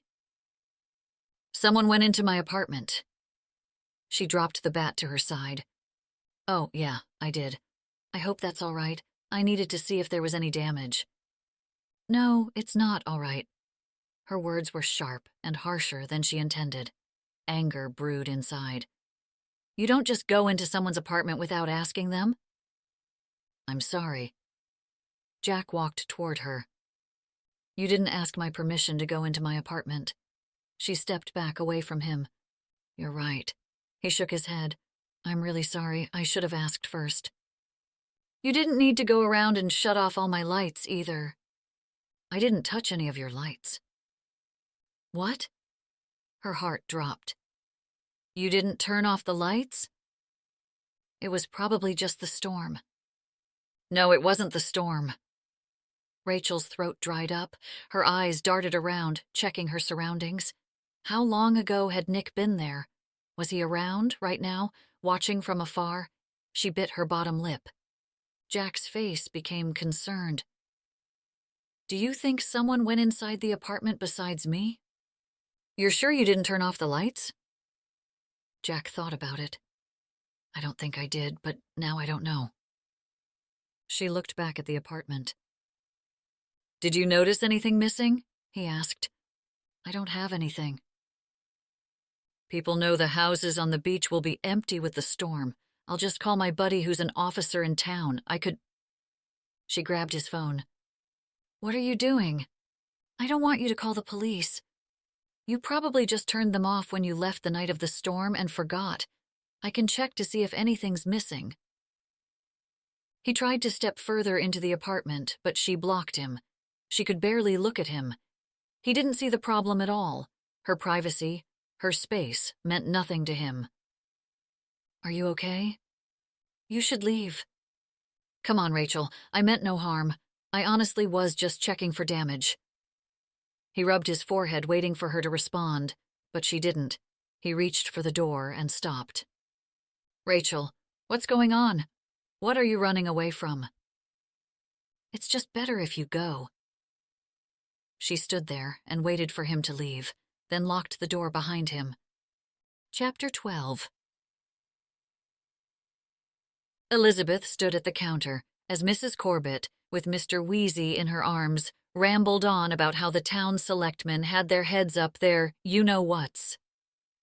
"And if Bill Milner doesn't stop with the years of service," Margie jumped in, "he just does it so he can have a night away from Susan." "Don't I know it?" Mrs. Corbett clicked her tongue. They just like all the special events because they get free drinks. Margie nodded in agreement.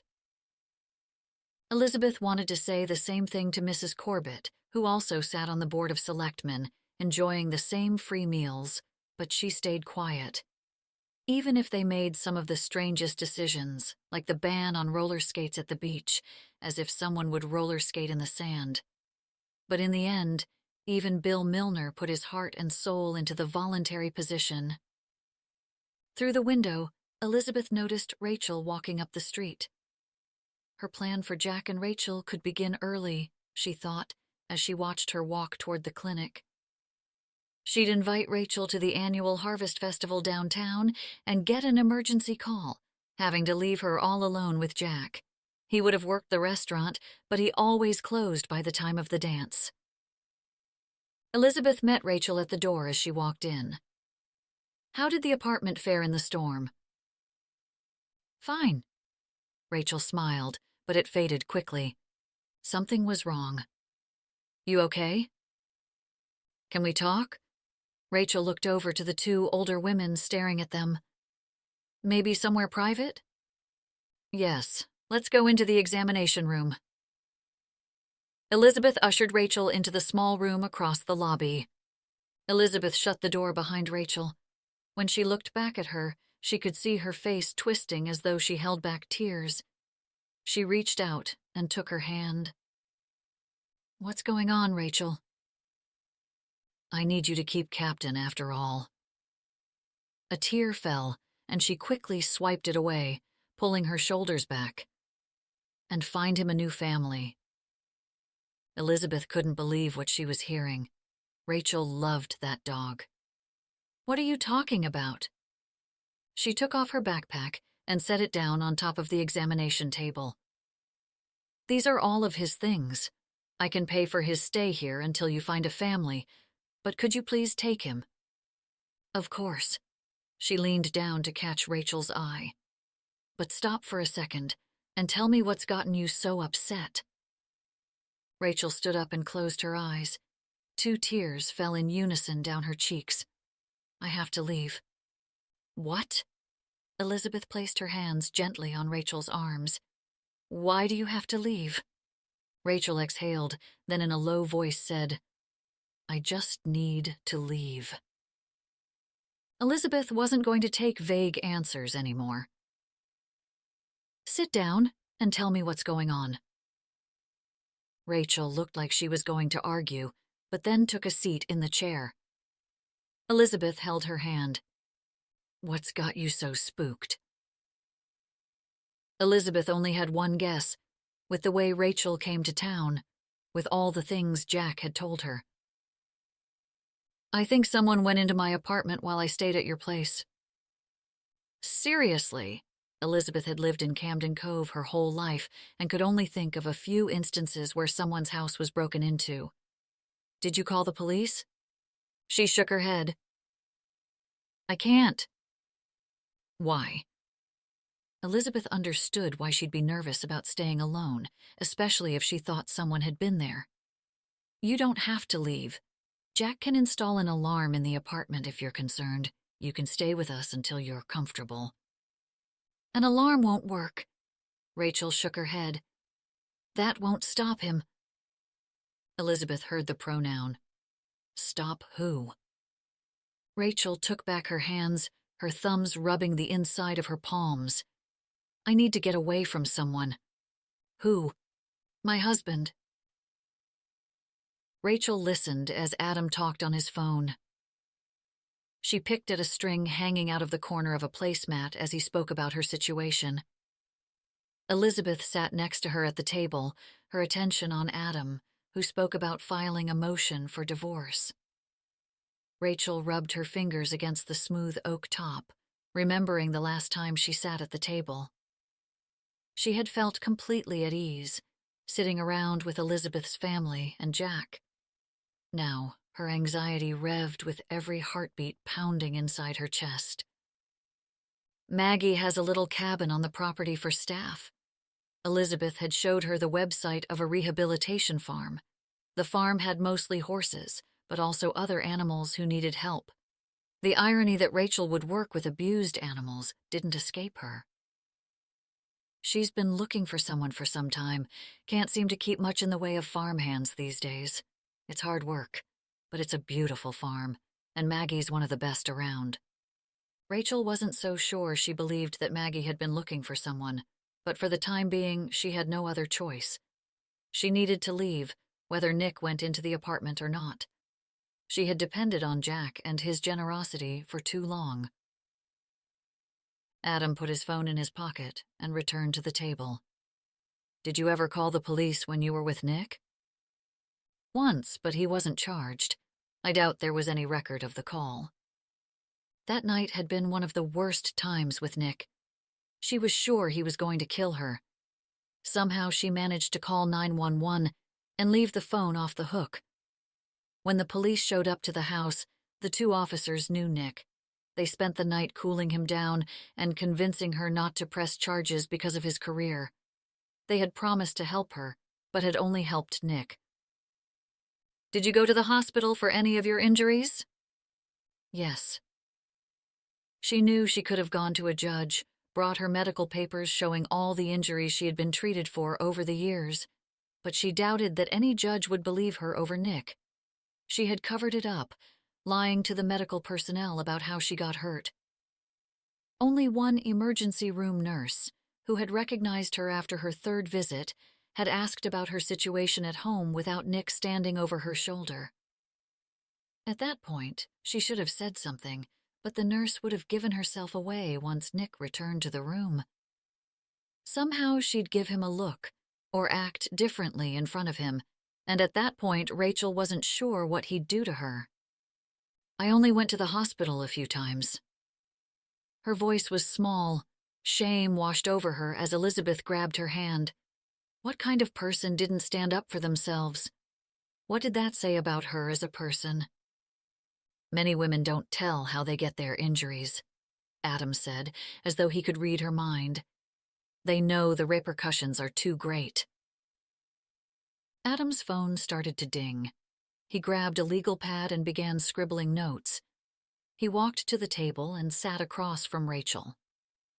"We're going to call all the places you were treated and get records. Once we get everything, we can start by filing a motion to a judge for a divorce and a new Social Security card. They will be discreet if we can prove you're concerned for your safety. If we can show you called the police station that night and they came out, then I'm sure a judge will help you." Rachael started shaking her head before he finished his sentence. "What if he finds out? He'll come looking for me. Nick's not the kind of guy who will just let me leave him." "That's why you're going to Maggie's. No one except for Elizabeth and me will know where you are. But he'll know I've come this far. He could come after you." "He's not that stupid." Adam shook his head. "I can even send another attorney down to represent you, giving another degree of separation." "I can't afford this." Rachael twisted her hand so hard she no longer could feel it. "A new Social Security number could mean you can get your own bank accounts, credit records, and get away from Nick for good." Elizabeth reached for her hand. Rachael shook her head. "I don't think that'll ever happen." Adam leaned forward in his seat, the wood cracking underneath his weight. "Rachael, you can't afford not to." She nodded. "I can bring you tomorrow if you're ready to go," Elizabeth said. Rachael looked over at Captain, lying with the other dogs. "I just need to do one thing before we leave." She knocked on Finn's door an hour later. "What are you doing here?" he asked, instead of inviting her in. "I needed to say goodbye." She wasn't going to beat around the bush. "I have dinner for Sunday." He looked upset that she would be ruining his plans. She smiled and handed him an envelope with her letter inside. "Thanks for giving me a job." He pushed it back. "You can't leave now. You just started figuring out how to fill the paper orders." She reached out and wrapped her hand around his forearm, squeezing it. "I will call you when I'm settled." He huffed. "Did that Jack Williams raise the rent on you?" She shook her head. "It's time for me to move along." He walked back into the house and slammed the door on her. Frozen in shock, she stared at the door and watched him through the window. He walked through to the dining room and straight out the back door. She heard the screen door slam shut.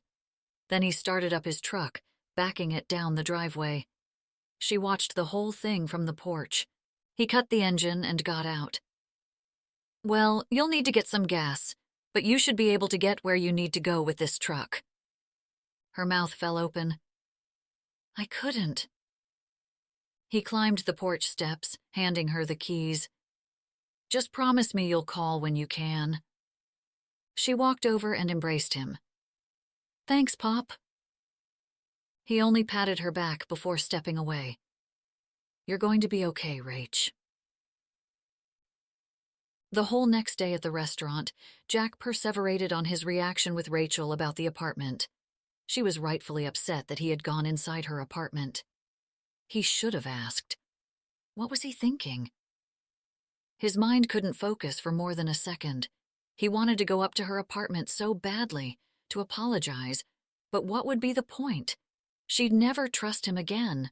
How could he have been so stupid? He needed to fix things. He'd leave her alone, but after he apologized. When he finally got up the nerve to go up, tell her how sorry he was, Elizabeth walked in the back door of the restaurant with Captain on his leash. He knelt down and rubbed the dog's neck. "Where's Rachael?" "Well, I've had an interesting couple of days." She bent down to Captain, who sat happily between them. His mouth opened wide in a doggy smile, even though his leg was still bandaged up. "Look, I'm not supposed to tell you, but—" "What?" His stomach dropped to the hard floor. "Rachael left." "She left? Where'd she go?" She shook her head. "I can't tell you." "You can't tell me? Are you serious?" Elizabeth gave him that look she did when she felt sorry for him. "Look, Jack, she isn't something you can fix." "What's that supposed to mean?" Jack crossed his arms. "She doesn't need your help." "She obviously needs help."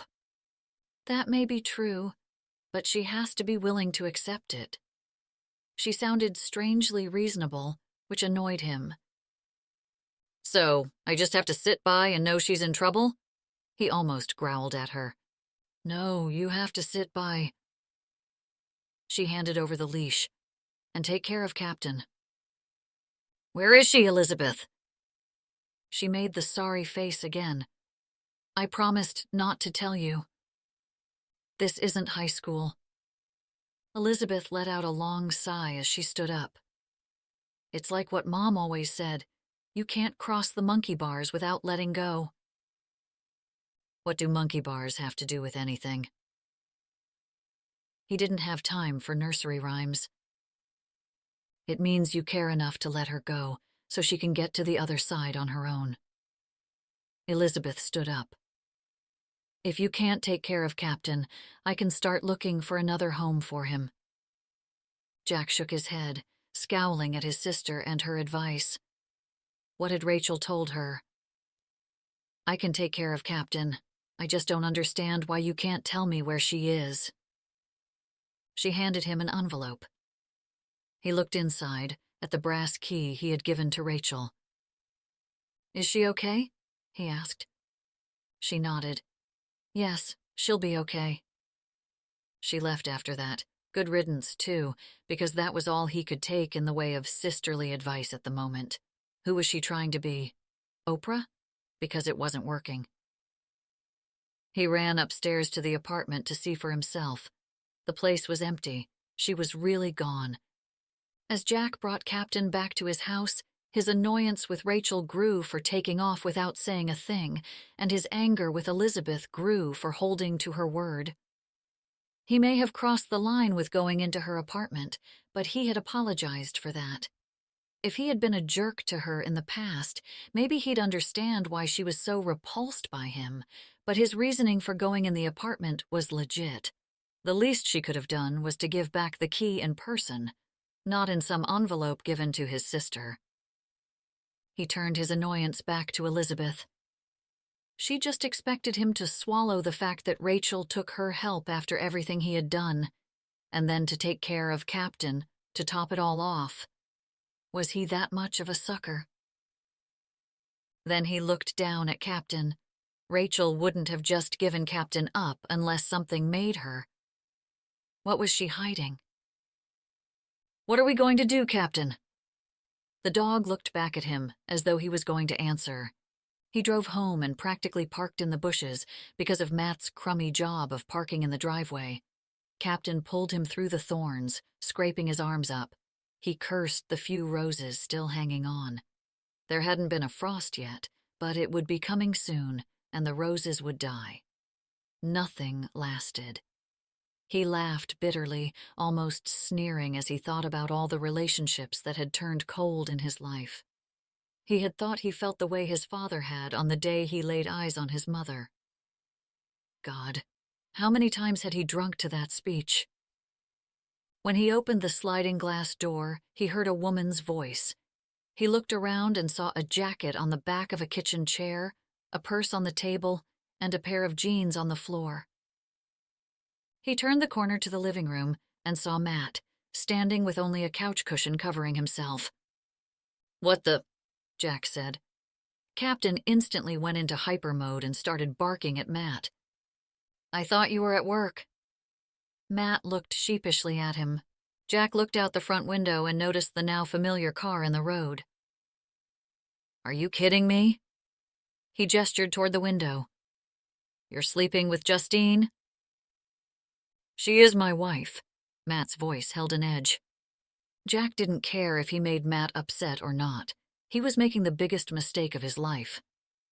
"I have only 2 words, Freddie Harrington." Matt's eyes narrowed.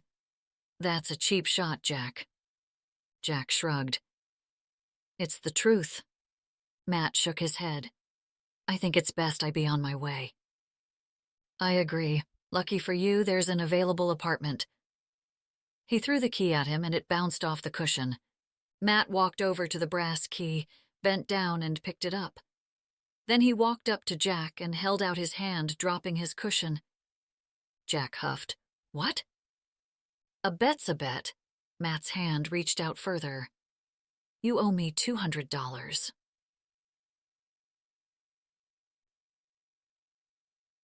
"Thank you so much for letting me come tonight," Rachael said to Maggie, the owner of the farm where she was now a resident. She looked around the small cabin and couldn't believe how once again she was indebted to the Williams. Once again she promised herself she'd pay them back somehow. Elizabeth and Adam had done so much for her, she should have been more grateful, but sorrow filled her chest. How did Jack react to her leaving? Was he upset or relieved? Sure thing. Maggie stood in a pair of rubber boots and a baseball cap and pulled the rest of the sheets off the furniture. "I always need an extra hand around the farm." She flipped on all the lights and walked around the room. It wasn't much larger than the apartment above the restaurant, but perfect for her. Rachael suddenly wished she had said goodbye to Jack, but she knew if she had, he'd just try to convince her to stay, and she couldn't risk it. There's a small bedroom through that door and a bathroom around the corner, which only has a tub. The woman put her hands on her hips. She looked like she was in her 50s, or maybe early 60s. Her long gray hair hung down in a braid, just like the horses out in the fields. "Thank you. It's perfect." Rachael didn't move from the entrance. She wondered how much Elizabeth had told her. Enough for the woman to agree to have Rachael move in. "Thanks again for everything. Adam and Elizabeth have helped me out more than once. If you need anything, don't be a stranger." Rachael nodded. "The closest grocery store is nowhere close." Maggie chuckled at her own joke. "But I've got some essentials you can have for the time being." "I'll be fine," Rachael said. "I'm not that hungry anyway." Rachel's stomach had twisted in knots through the whole ride to New Hampshire. Even though it was less than an hour away from Camden Cove, she felt nauseated at the idea of not knowing where she was going or not being able to plan out her next move. Would this be her life? Always in constant anxiety of what lurked around the corner? Would she be in this same position again and again? "I heard you had a dog," Maggie asked. "Plenty of space for it to run around here." A pang hit her in the chest. She didn't want to think about Captain. Elizabeth had tried to insist that Rachael keep Captain, but she couldn't be on the move with a dog. Maggie might be cool with her having a dog, but most rentals were not on a farm in the country. Besides, one thing she knew for sure, Jack would take care of him. "Thanks. I'll keep that in mind." Rachael plastered on a smile as best as she could. The day she left Nick, she had been as scared as she was right now, except then she also had a sliver of hope that she was gaining her freedom. Now, even though she couldn't have asked for a better situation, no one within miles, no one except for Elizabeth, Adam, and Maggie knowing where she was, she felt more trapped than ever. Maggie didn't stay long, and after she left, Rachael checked out the small cabin, thinking of when she first moved in with Nick. It had been the first time she had left home, left her mom. She couldn't wait to have her own place and be able to decorate the way she wanted. Nick promised she could start as soon as they got married. Even after he first hit her, she still browsed the home decoration sections in department stores and leafed through home and garden magazines, dreaming up color schemes. As cute as the little cabin was, the wood paneling of 12-inch pine, the tiny wood stove, the loft overhead, she didn't care about any of it. She didn't have it in her to ever look at this place as a home. And she feared she'd never have a home again. The last thing Nick promised her was that he'd kill her before he let her leave him. And she believed him. She decided not to unpack. Instead, she hung her backpack off the hook on the closet door. A knock on the door made her jump, and Maggie peeked in the inset window. "I've made you dinner," she spoke through the door. Rachael rushed over and opened the door. "You didn't have to make me dinner." She held a casserole dish in her hands. "I hope you like chicken." She removed the tinfoil cover, revealing roasted chicken and vegetables. "That looks amazing." Rachael hadn't noticed how hungry she really was until she had smelled the rich steam rising up from the dish. "Really, I can't accept all this." "You'll pay me back with your work." Maggie placed it on the table. "Deal." Rachael nodded. "Thank you." "There's plates in the cabinet and silverware in that drawer by the sink." Maggie pointed to the cupboards. Rachael pushed wisps of hair away from her eyes and looked at the large amount of food. "Have you and your family had dinner yet?" Maggie shook her head. "All my chickens grew up and flew the coop, I'm afraid." Rachael noticed that she rubbed the ring on her finger. "It's just me and the animals." "Would you like to join me for dinner?" Rachael gestured to the table. Maggie hesitated. "Unless, of course, you have somewhere else to be." "I'd love to join you," Maggie smiled. "I can show you where everything is." "Perfect." Maggie headed straight to the kitchen and started pulling plates out from the cabinets, along with 2 glasses. She placed everything on the table as Rachael grabbed the silverware. "Have you worked a farm before?" Rachael made a face and shook her head. "No, I'm afraid not." Maggie smiled, but something in her eyes made Rachael think that Elizabeth had shared her story. Why else would she take in someone with no experience? People either love working a farm or they hate it. Maggie filled the water glasses and handed one to Rachael. "To new beginnings." Rachael clanked her glass against Maggie's, but her new beginning had already ended when she left Camden Cove. All day and night, Jack moped around the restaurant. When he finally got home and went to bed, he just stared at the ceiling. He even let Captain up on his bed with him, but the dog took over most of the space and made sleeping impossible. After tossing and turning, he headed downstairs. The house felt empty without Matt, who left $200 richer. He hadn't wasted any time moving into the apartment. He didn't even notice when Justine slithered away. He didn't even want to think of the possibility of those two getting back together. The idea brought back the familiar guilt he hoped would have disappeared after he discovered Justine and Freddie. He should have told Matt right away when things happened. Maybe Matt already knew. Justine would certainly enjoy ruining another relationship. He looked out the windows at the water. He had dreamed of living on the water like this since he was a kid. When the McGibbons told his parents they were headed down to Florida for retirement, he put in an offer, a generous one, too. His little cottage had been everything he had ever wanted: 2 decent bedrooms, a great kitchen, and the best view in all of Camden Cove, perfect for a single guy who lived for his work. From the sliding doors, he could see the curve of the cove, and at its very end, the restaurant. He had felt such pride in the restaurant and the house, but now he felt nothing but lonely. Captain whined at the door. He leashed him up and took him outside. He needed to do something other than sit in that house as the rest of the world carried on as normal. Captain took off toward the restaurant. "Come on, Cap. She's not there." Jack spoke to the dog as if he understood. Then he mumbled, "I feel the same way." The morning dragged on, and he headed to work.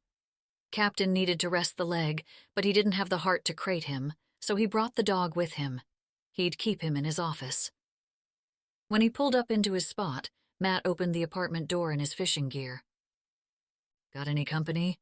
Jack said sarcastically as he unlocked the back door.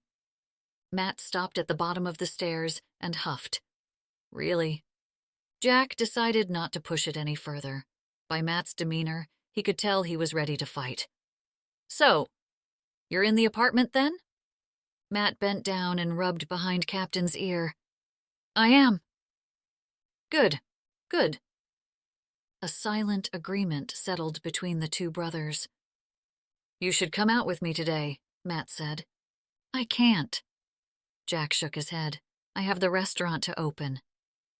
"You have a ton of employees that you hired for that kind of thing," Matt argued. He pulled on the rim of his baseball cap. "One day isn't going to kill you. In fact, one day on the water is exactly what you need." White clouds hung on the surface of the water. "I get to bring Captain." Matt looked at the dog. "He'll do." Jack texted his sous chef, Michael, that he'd be out for the day and to take care of things. In all the years working at the restaurant, he had never called in to blow off work. But as he followed his little brother down to the docks, where Matt's lobster boat was moored, he wanted nothing more than to get away from Camden Cove. He looked at Matt.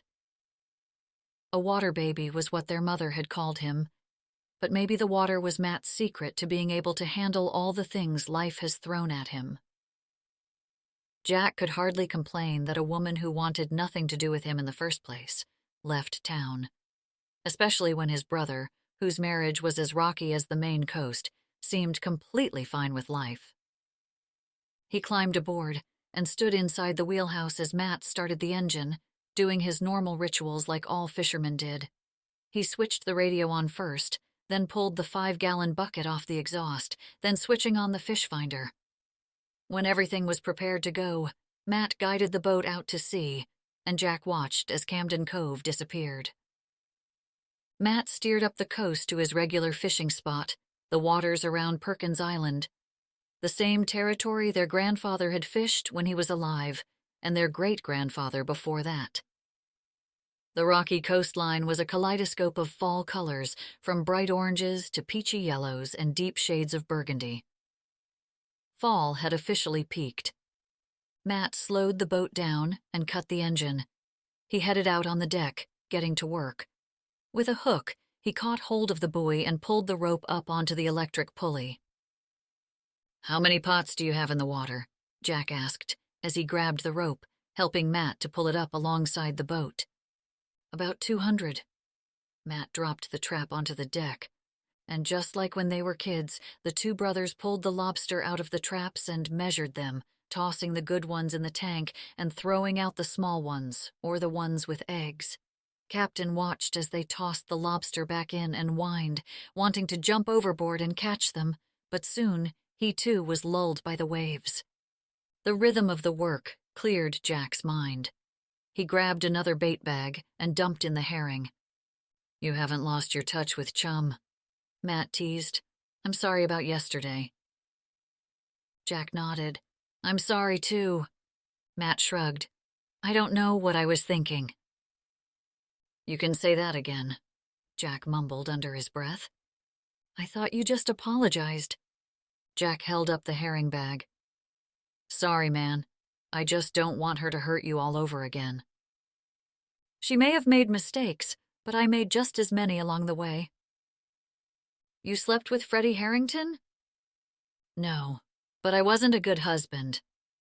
Matt stuffed his own bait bag. "The fact is, it takes two people to make a marriage work, and I wasn't there for the right reasons." "Then why are you sleeping with her?" Jack didn't understand. Matt shrugged again. "I don't know. I mean, deep down I love her, and I guess I always will. We're just terrible for one another. Freddie's going to find out." If Jack had noticed Justine's car parked in the road, it wouldn't take long for people to put two and two together. "Well, that would be just an added bonus." Matt shook his head as he grabbed the bait bag from Jack and threw it into the trap, slamming it shut. He threw it over the side. "How long have you been sleeping with her?" Matt gave him a look like he was done with the conversation. He went back to his spot in the wheelhouse, but didn't start up the engine. "You going to just let her leave?" Matt asked. Jack made a face, not sure what his brother meant. Matt lifted an eyebrow. "Rachael." "What am I going to do, chase after her?" Jack shook his head. "You got your money." "Doesn't Dad always talk about how he chased the girl?" "It's way more complicated than that." Jack didn't want to talk about his troubles with women. He sat in the captain's chair, holding the wheel while the dog lay on the floor next to his feet. He tried to change the topic. "Don't you want to head up the shore toward Pleasant Point?" "I don't think it's more complicated," Matt said, as though he had thought about it. "I think you just have to be willing to let go." "What? Have you been talking to Elizabeth?" "You can't control everything." "I'm not trying to." "Are you kidding me?" Matt laughed at his brother. "You always have to control the situation, even on my boat." Jack looked at the wheel and slumped further down into the captain's chair. "I just wanted to help her." "Does she want your help?" Matt let out an exaggerated sigh. "I mean, does she know you have a thing for her, or does she think you just feel sorry for her?" Jack gave his brother a look. He hated when he was right. "I don't have a thing." "Look, I'm the last person to give advice." Matt scratched his head. "But maybe you should chase the girl instead of using her situation to get the girl." "Maybe you shouldn't sleep with the girl to get the girl," Jack snapped back. "Touché," Matt smiled. "But I'm not trying to deny I'm in love with the girl." Jack was about to argue. "Love? Hardly, right?" He leaned further back, blowing out a long breath. "She doesn't even want to talk to me. She told Elizabeth not to tell me where she is." "So, when has that stopped you before?" "I don't want to mess things up again." "If I'm being completely honest here, you're going to mess it up anyways." Matt smiled, clearly joking, but patted him on the back. He pulled Jack out from the chair, taking back his seat as he turned the engine. "Go for the girl, man." It didn't take Rachael long to learn the ropes at the farm. If you can work hard, use every muscle in your body, and be able to hold out all day, you can work a farm. First thing, even before the rooster crowed, she hit the barn. Maggie had explained what she needed to do the night before after dinner, and Rachael certainly didn't need advice on how to clean up a mess. She had been doing that since she was a kid. She opened the barn doors for the goats and sheep, feeling more at ease with them than the horses and cows. By the time she cleaned out the chicken coop, Rachael heard the screen door slam and the tramping of 3 dogs. "Sadie, don't you bother the girls," Maggie called out as she rounded the corner. She wore the same pair of rubber boots and her Red Sox cap, her braid hanging down her back. That little sassafras. A dog, who must have been Sadie, ran toward the chickens with total disregard. She ran right into the flock. Squawking chickens fluttered about the yard, feathers floating around them as the dog romped around, tongue out, trying to play with them. Rachael wished she had brought Captain. He'd have a blast, but she knew he was in good hands. "Come help me in the fields." Maggie threw a pair of gloves at her. "Grab a couple of shovels, and I'll meet you out back with the 4-wheeler. Rachael pulled the doors apart and stepped into the old red barn. She felt like she was stepping into Charlotte's Web, expecting to see Wilbur peeking over the stall door. The sun came in through the windows. Rays of light illuminated floating dust motes. The scent of toasted hay hung in the air. She grabbed 2 shovels and headed out toward the engine rumbling outside. Maggie sat in an ATV 4x4 with a trailer hitched to the back. "I got this for my 60th birthday." Maggie patted the empty seat next to her. Rachael dropped the shovels in the back of the trailer. "Should I grab a helmet?" asked Rachael, climbing into the seat. "Nah, I hardly drive faster than I walk, but if you get in with the baby of the family, Rosie, watch your blessed stars, because she's the devil on this thing." Rachael smiled at the thought of a wild-haired young Maggie hitting the world with fire trailing behind her. "I bet she's a good time." "Ah, yes, apparently she is," Maggie sighed. She hit the gas and headed out toward the field behind the barn. 2 ruts created a path that curved through an orchard of apple trees, past a stone wall, then wound up a hill and out of view.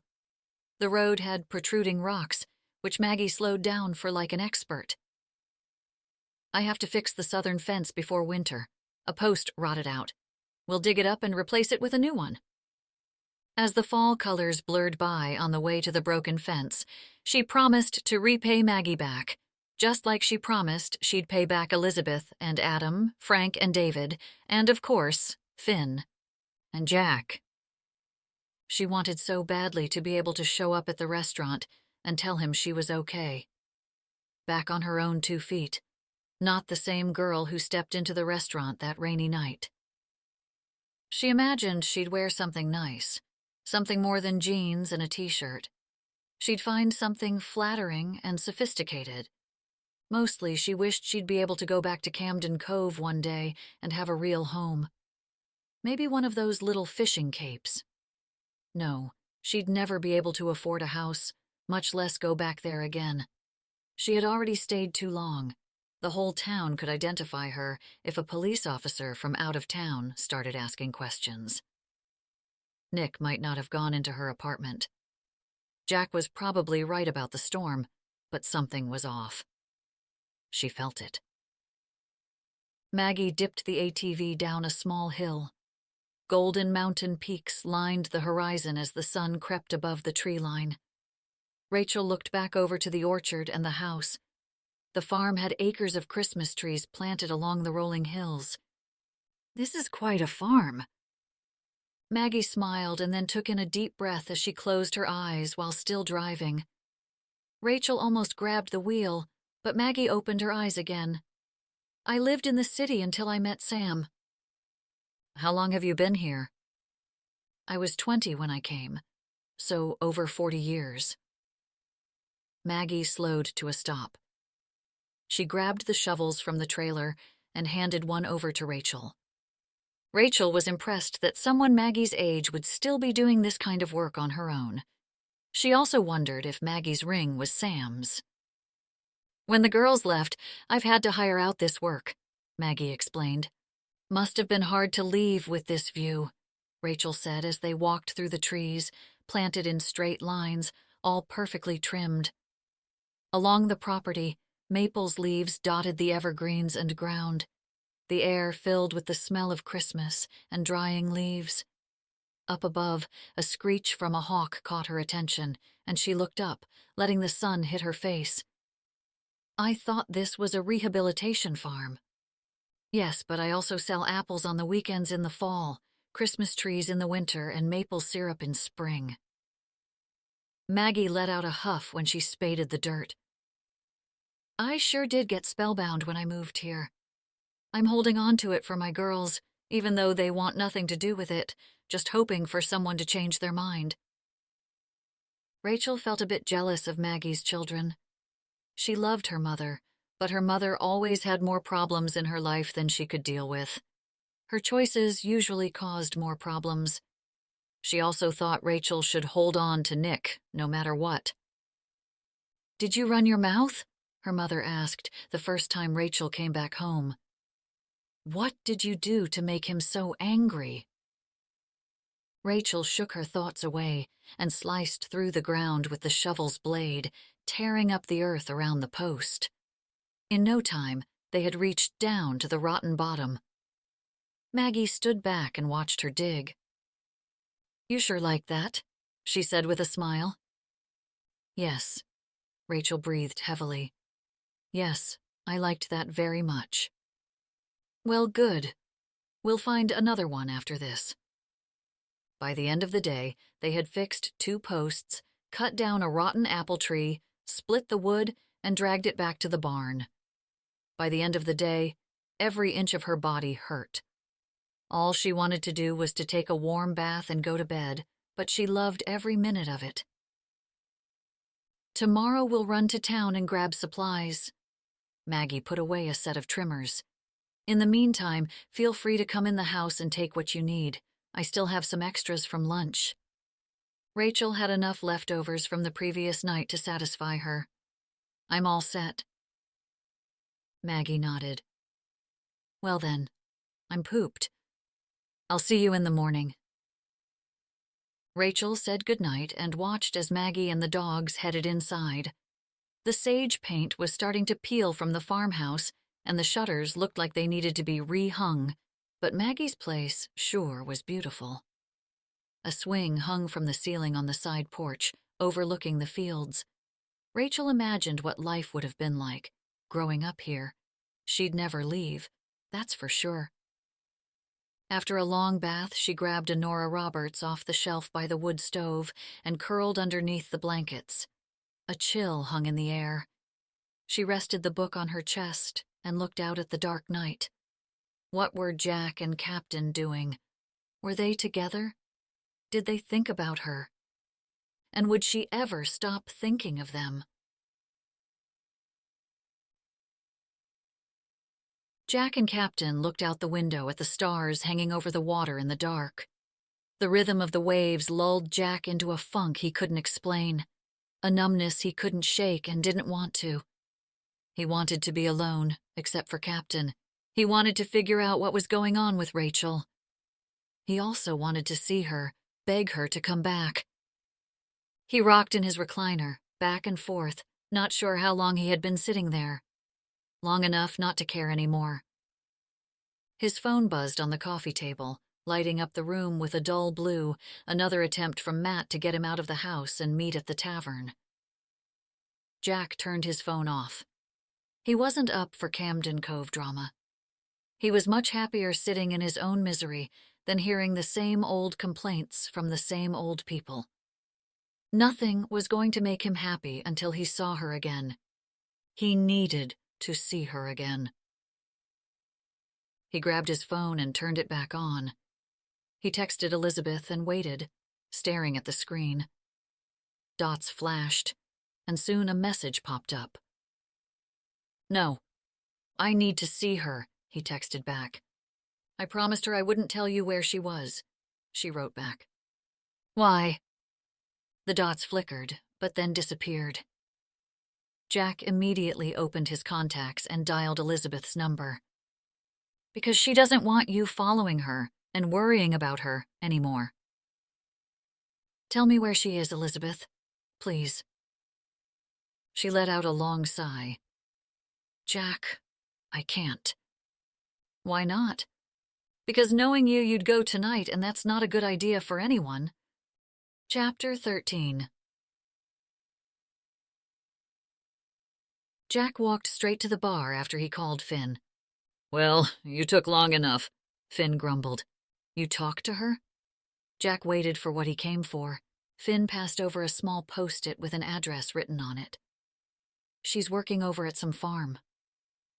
Jack grabbed the piece of paper. Holly Lane Farm, Profile Falls, New Hampshire. "When did she call?" "This morning." Finn stacked a set of coasters. "You go over there and bring her back home?" Jack gave Finn a look, holding up the post-it. "She's not going to listen to me." The old man mumbled something under his breath as he wiped the counter with a dish towel. "So, you just going to stand there?" "Do you know what's going on with Rachael?" Jack asked. "I don't ask questions." "You're her grandfather." Jack didn't think it was unreasonable for him to ask. "All I know is she's running from something." Jack worried that that was exactly what Rachael was doing. He thanked Finn again, then received a text from Elizabeth. "You can't go barreling over to New Hampshire without thinking things through first," she said, as soon as he answered. "How'd?" "Where did she get her information?" "Meet me at the bakery in 20. She hung up. He tried calling her back, but it went straight to voicemail. He didn't have time to dawdle around to hear the "what would Elizabeth do" spiel. He needed to get moving. Then he looked at the post-it. What was she running from? Or who? Elizabeth grabbed the bag she had packed before leaving for the bakery. Even though she planned to meet Jack, she had been going to the bakery before work as her regular routine. It was killing her thighs.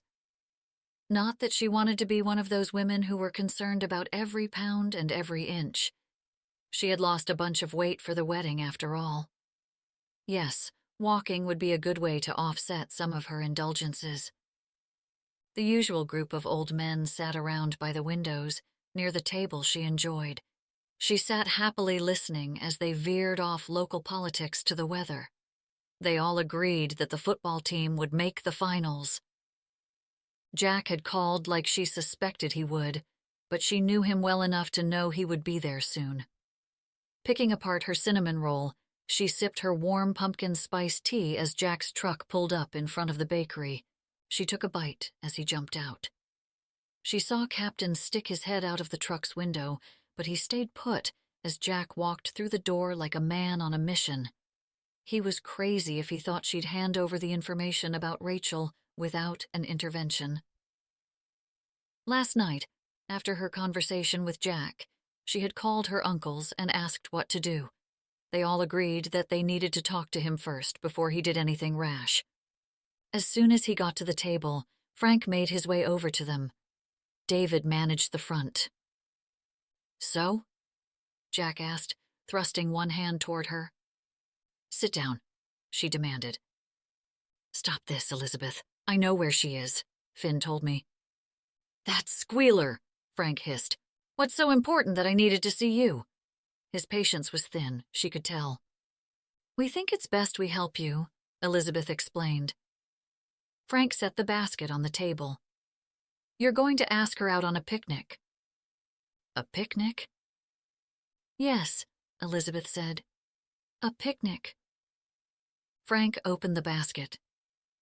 "We packed everything you need, even a blanket." "You want me to take her on a picnic?" She picked up the bag she had packed the night before. "There's plates, forks, a bottle of wine." She handed the bag over to him. "There's a pond through the woods that has a cute little sandy spot near a willow tree. I drew you a map." Jack looked at the map, dumbfounded. "A picnic?" Elizabeth looked at Frank, disappointed. "This is how you woo a woman." "I don't think Rachael is that kind of woman." "Well, she isn't the kind who wants a guy to boss her around and tell her what she should do." She knew Jack meant well, But he also had the eldest child syndrome, where he wanted to fix things and did whatever it took to do so, his way. He didn't always understand that sometimes he didn't need to fix things for other people. He picked up the bag. Ask her on a picnic? Ask her on a picnic, Frank and Elizabeth said in unison. They watched as he backed away with the basket in one hand and Elizabeth's bag in the other. As he threw it in his truck with Captain, Frank said, "It's as though he's never heard of Jane Austen." Elizabeth nodded. "I don't think he's even watched a romantic comedy." Jack pulled off the highway once he reached the Maine border into New Hampshire. Captain sat in the front seat, watching the road. He hit Route 4 and followed it up along the river before turning onto 106 to Profile Falls. The rolling hills soon turned into granite mountainside, and then he was alone on the road. The forest hugged the roadside, and he slowed down along the curves, keeping a sharp eye out, with all the moose crossing signs posted every couple of miles. After losing all signals, he shut off his radio, planning out what he was going to say when he saw her. Never in his life had he contemplated the process of asking a girl out as much as he did with Rachael. He'd just ask, and they usually said yes. Women seemed to want to hang on long after he wanted to move on, even when his brother married one of them. Rachael completely threw him. He liked women. He wasn't so into himself that he couldn't fall in love. He just didn't feel a need to have a serious relationship in his life yet. He always planned to, someday. He just never felt as though he'd met the one. The night he saw Rachael for the first time, something changed inside of him. Yes, she was beautiful.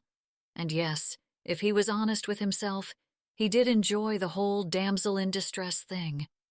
He liked being able to help, but it was more than that. He would never admit this to his family, especially not Matt, but he felt something important that night. He was sure of it. Now he just needed to convince her to take a chance and see how right they were together. He pulled onto another road before seeing the signs to Holly Lane Farm.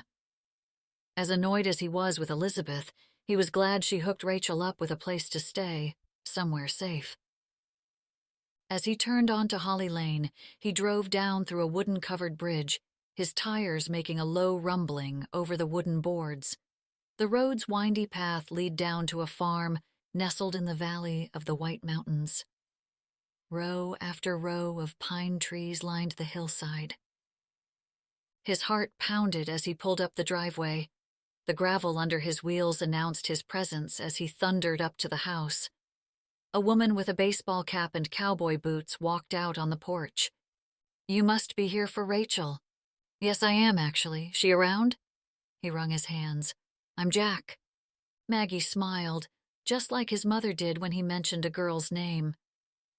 "Your sister called me, told me you were on your way, but I'm afraid you've missed her. She's run into town." Maggie looked at her watch. "She'll be back soon. In the meantime, you can come in and have a cup of coffee." Disappointed, Jack faked a smile. "That sounds great." Maggie had sent Rachael, in the farm truck, to town for all the weekly supplies. Rachael had never driven a truck before Finn's, which was a lot smaller, but her protests fell on deaf ears.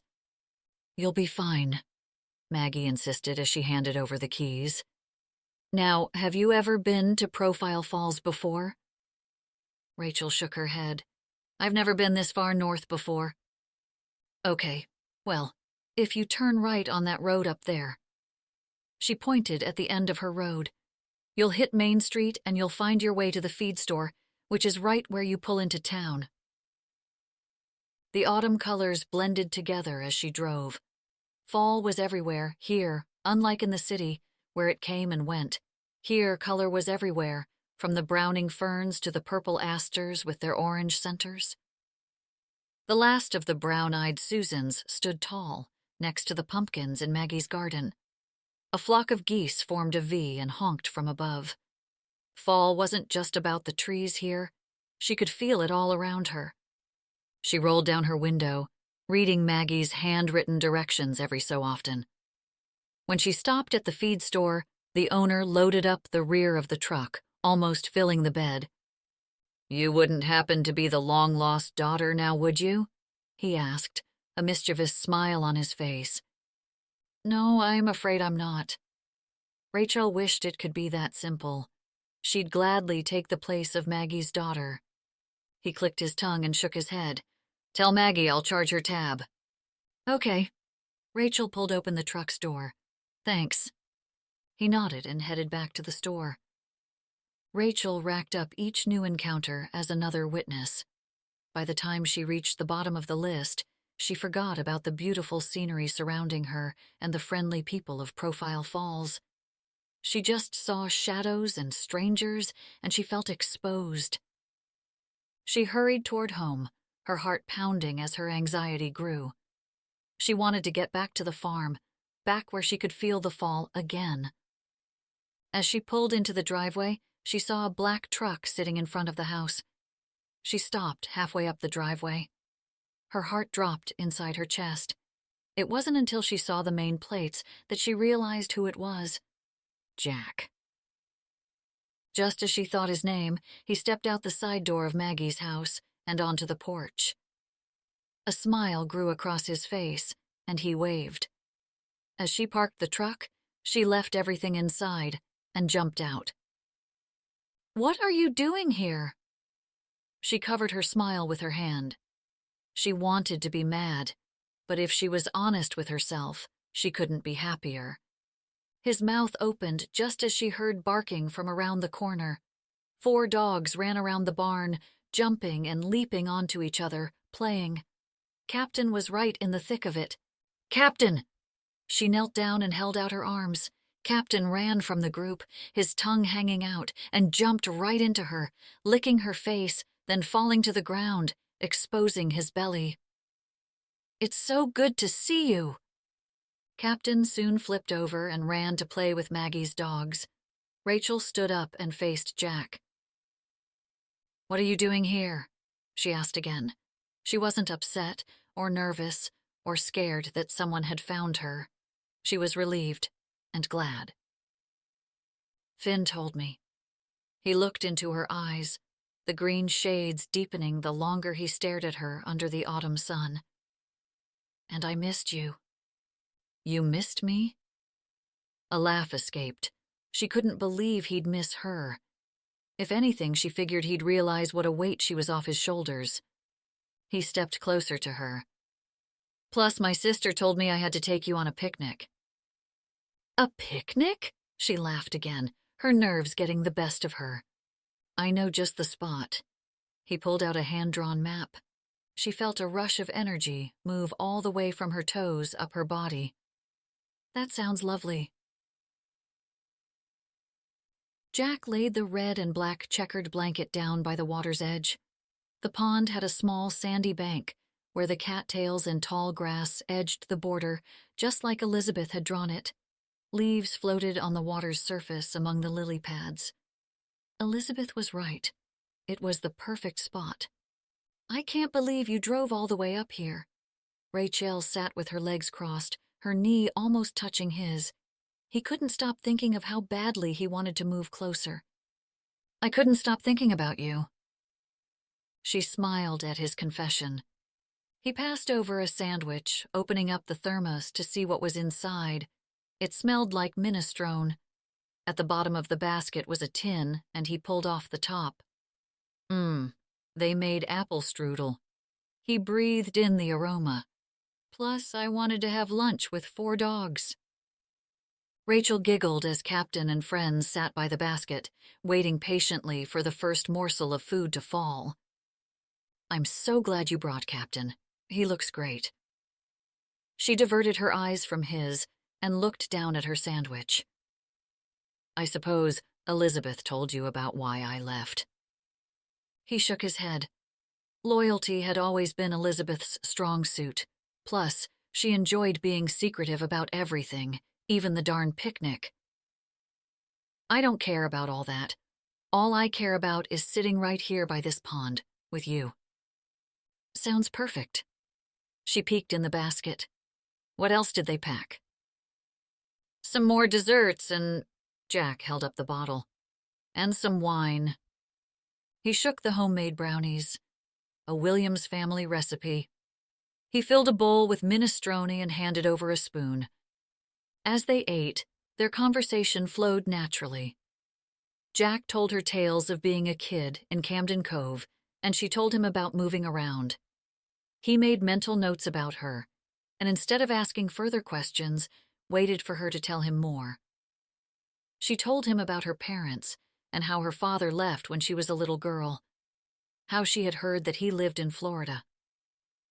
She didn't talk much about her mother, except to say that they didn't see eye to eye on a lot of things.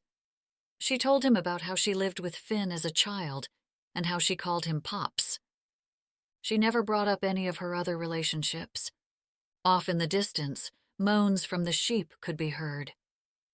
He leaned back after he finished eating. This place sure is nice. There was a slight, sweet-smelling breeze. Jack snuck a peek at her. It really is. Her gaze set on the pond's still water. Did she like it more here than Camden Cove? She was about to say something, but stopped herself. There it was, the hesitation.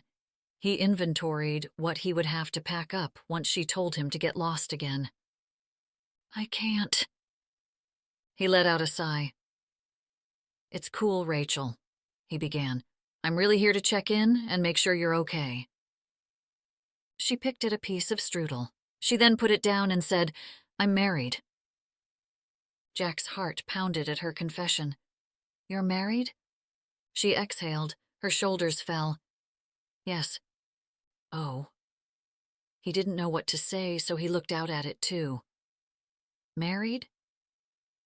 I left him when I came to Camden Cove. The image of her wet, rain-soaked body and black and blue eye flashed through his head. Adrenaline mixed with anger flooded every part of his body. Was the eye part of the reason why she left? I'm a mess you don't want to have to deal with. What are you talking about? Rachael let out a breath and shook her head. Believe me, you have no clue who I am. Come back to Camden Cove, he argued. Stay in the apartment. I can't stay. She shook her head. You don't understand. I can put an alarm on the door. Jack thought of other ways to make her feel safe.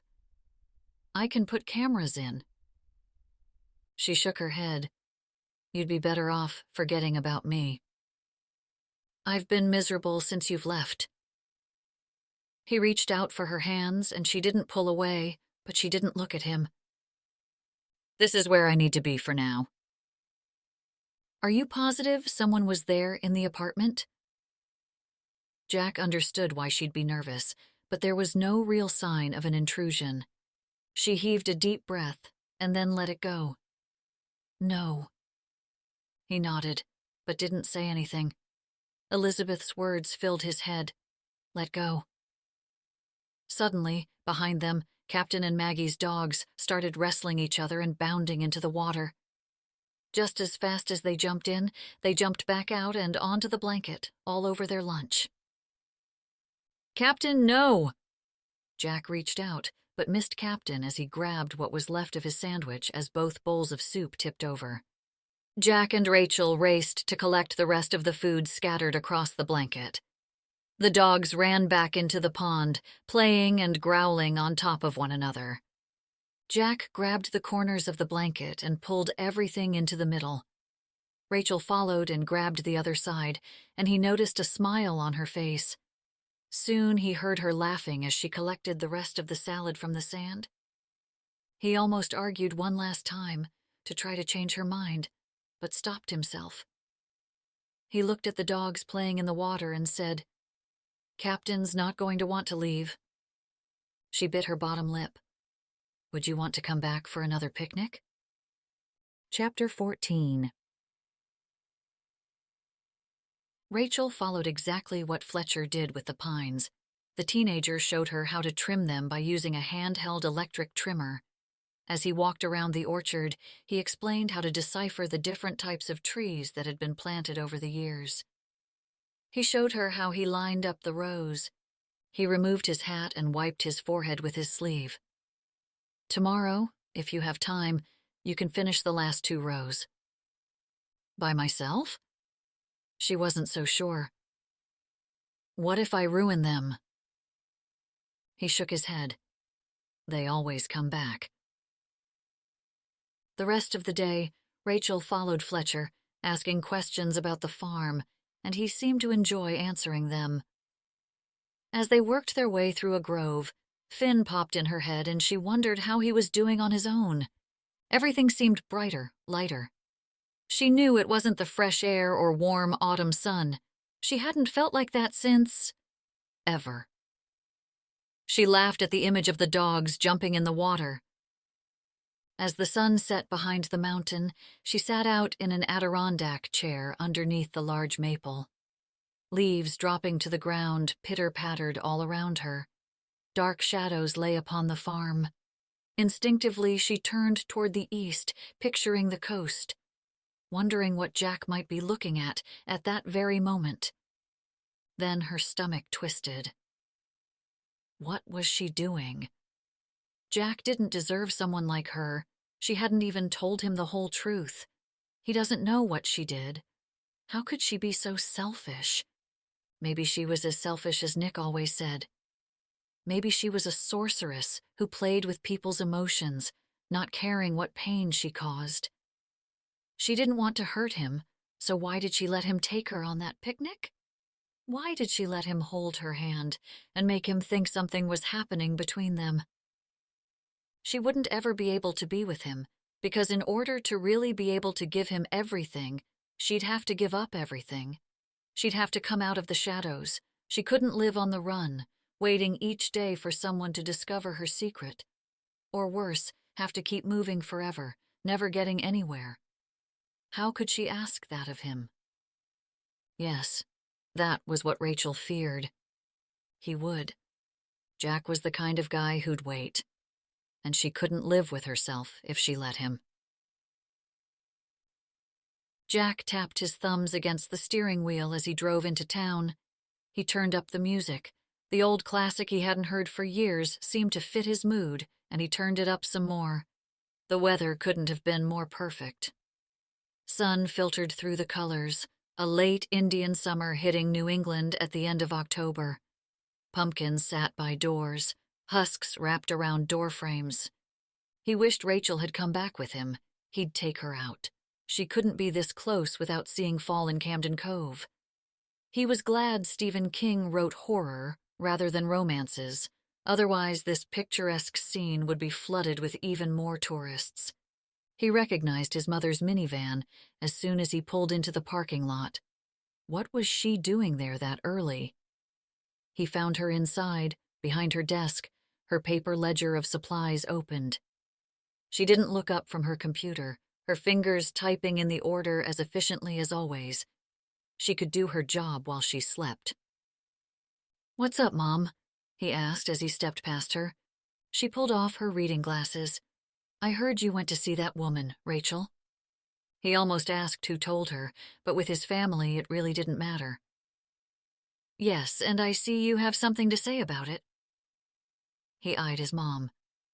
Forever nosy when it came to her children's personal lives, she didn't hold back her opinions. "Do you really think it's a good idea?" she asked. "She seems to have a lot going on." He was about to answer when he stopped himself. Was he being selfish, pushing this relationship on Rachael? Had he done exactly what Elizabeth told him not to do? "I like her." Sarah stood up from the desk and gave him her look, lips pressed, eyebrows together, a slight tilt to her head.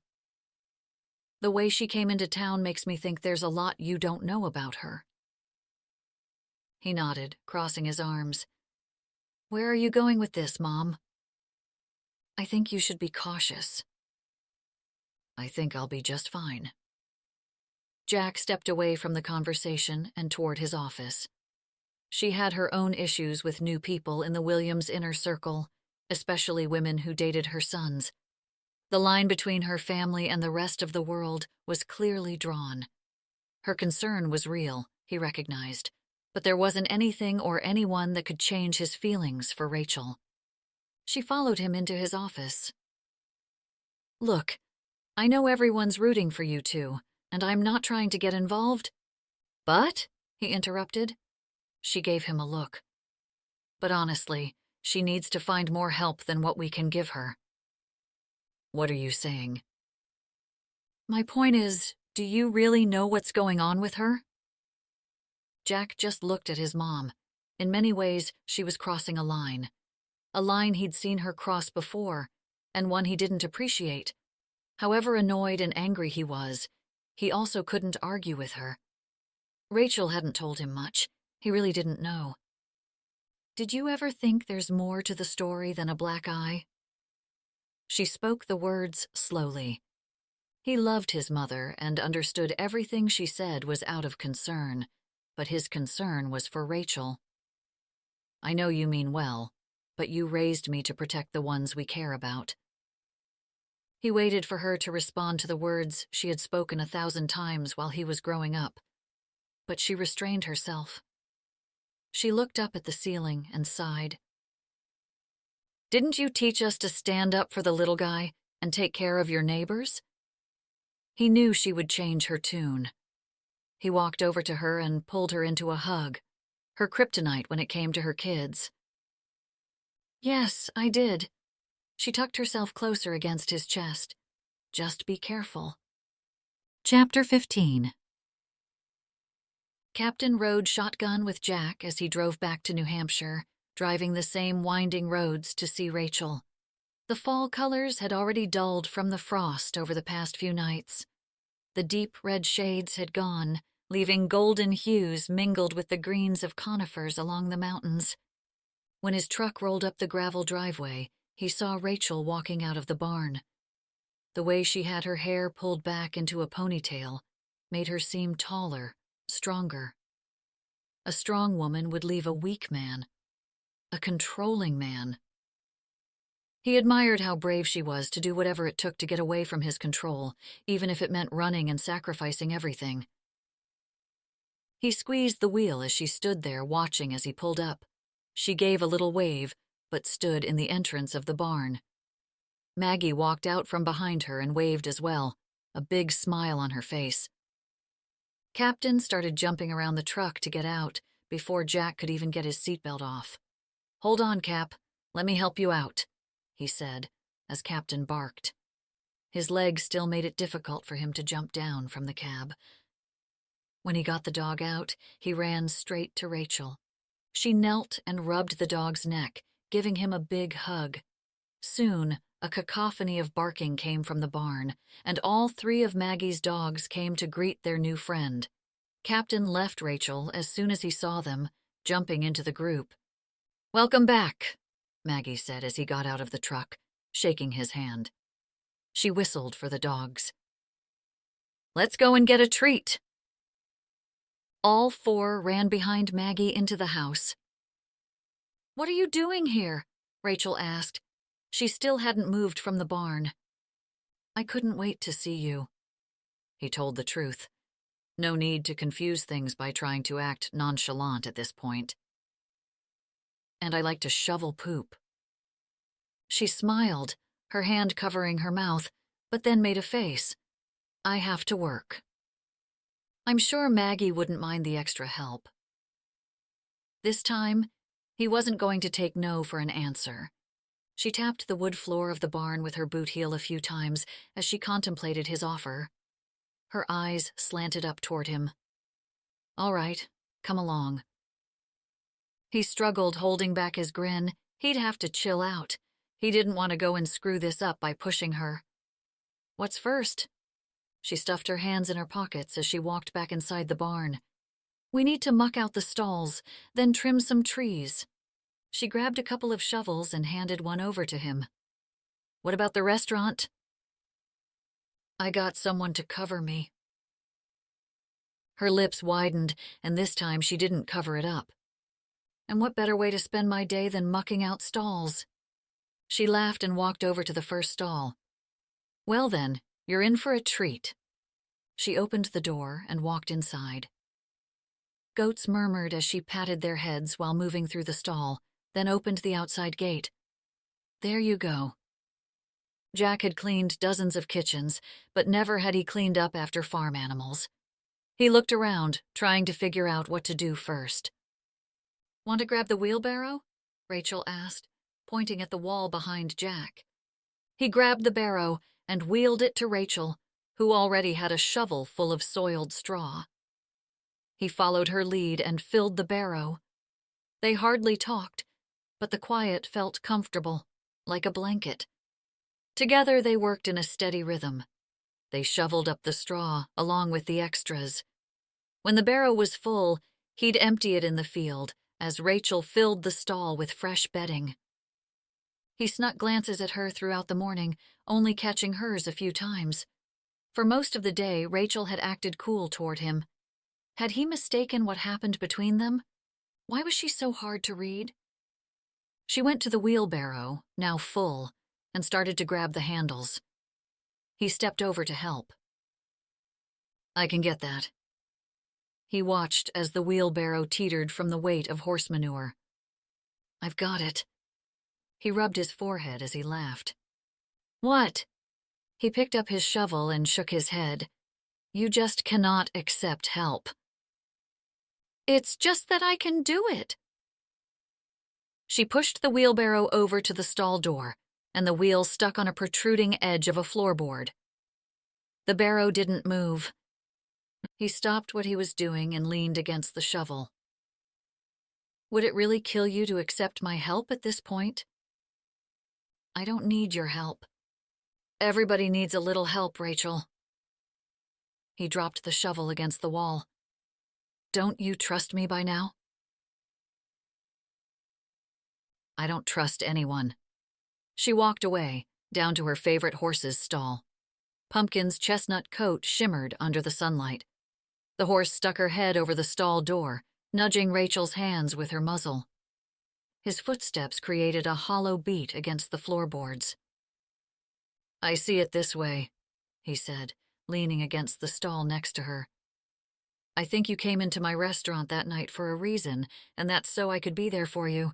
You can't tell me that all those pieces fell perfectly into place by coincidence?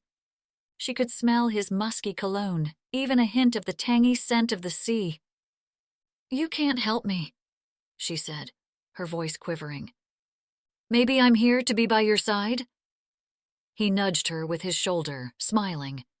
Her chest filled with air. She squeezed the railing of the stall. Come on, Rachael. He leaned closer and said, You and me and Captain. She looked down and there sat Captain, his tail wagging his whole body as he looked back and forth between them. Jack moved a bit closer, now bumping his hip into hers. He rested on his elbows. She could feel his breath against her cheek. I would really like to gain your trust. He leaned closer but stopped just before his lips touched hers. Her chest rose up and down as he stood there, looking at her. All she could hear was her heartbeat in her ears as she waited for his next move. And without thinking any more, she closed her eyes and pressed her lips to his. When she pulled back, they both took in a deep breath at the same time, staring at each other. I'm hoping this means I can stay for dinner. He gave her a sly smirk. She rested her forehead on his chest. She couldn't believe this was happening. He grabbed her hand and walked out of the barn, giving a whistle. Come on, Cap. Let's eat. Rachael sat on the counter and watched as Jack started dinner. I can't believe you brought all this food, she said, looking at all the containers. We cook a lot in my family, he said, rolling prosciutto around asparagus. What are you going to make us for dinner tonight? She asked, as she pulled out a bag of flour. Pork tenderloin with apple chutney and butternut squash ravioli in a caramel butter reduction. He winked at her. I might be trying to impress you. She pulled out fresh rosemary and thyme he had luckily found at a farm stand along the way. You don't have to try to impress me. He wanted to reach out and hold her, keep her in his arms forever, but instead he grabbed the bottle of wine, poured Rachael a glass, and began to do what Jack knew best: cook. "What can I do to help?" Rachael asked, leaning against the cabinet. Her knee touched his elbow, sending a current through his whole body. She swung her hair behind her shoulders, and a strand fell down in front of her eyes.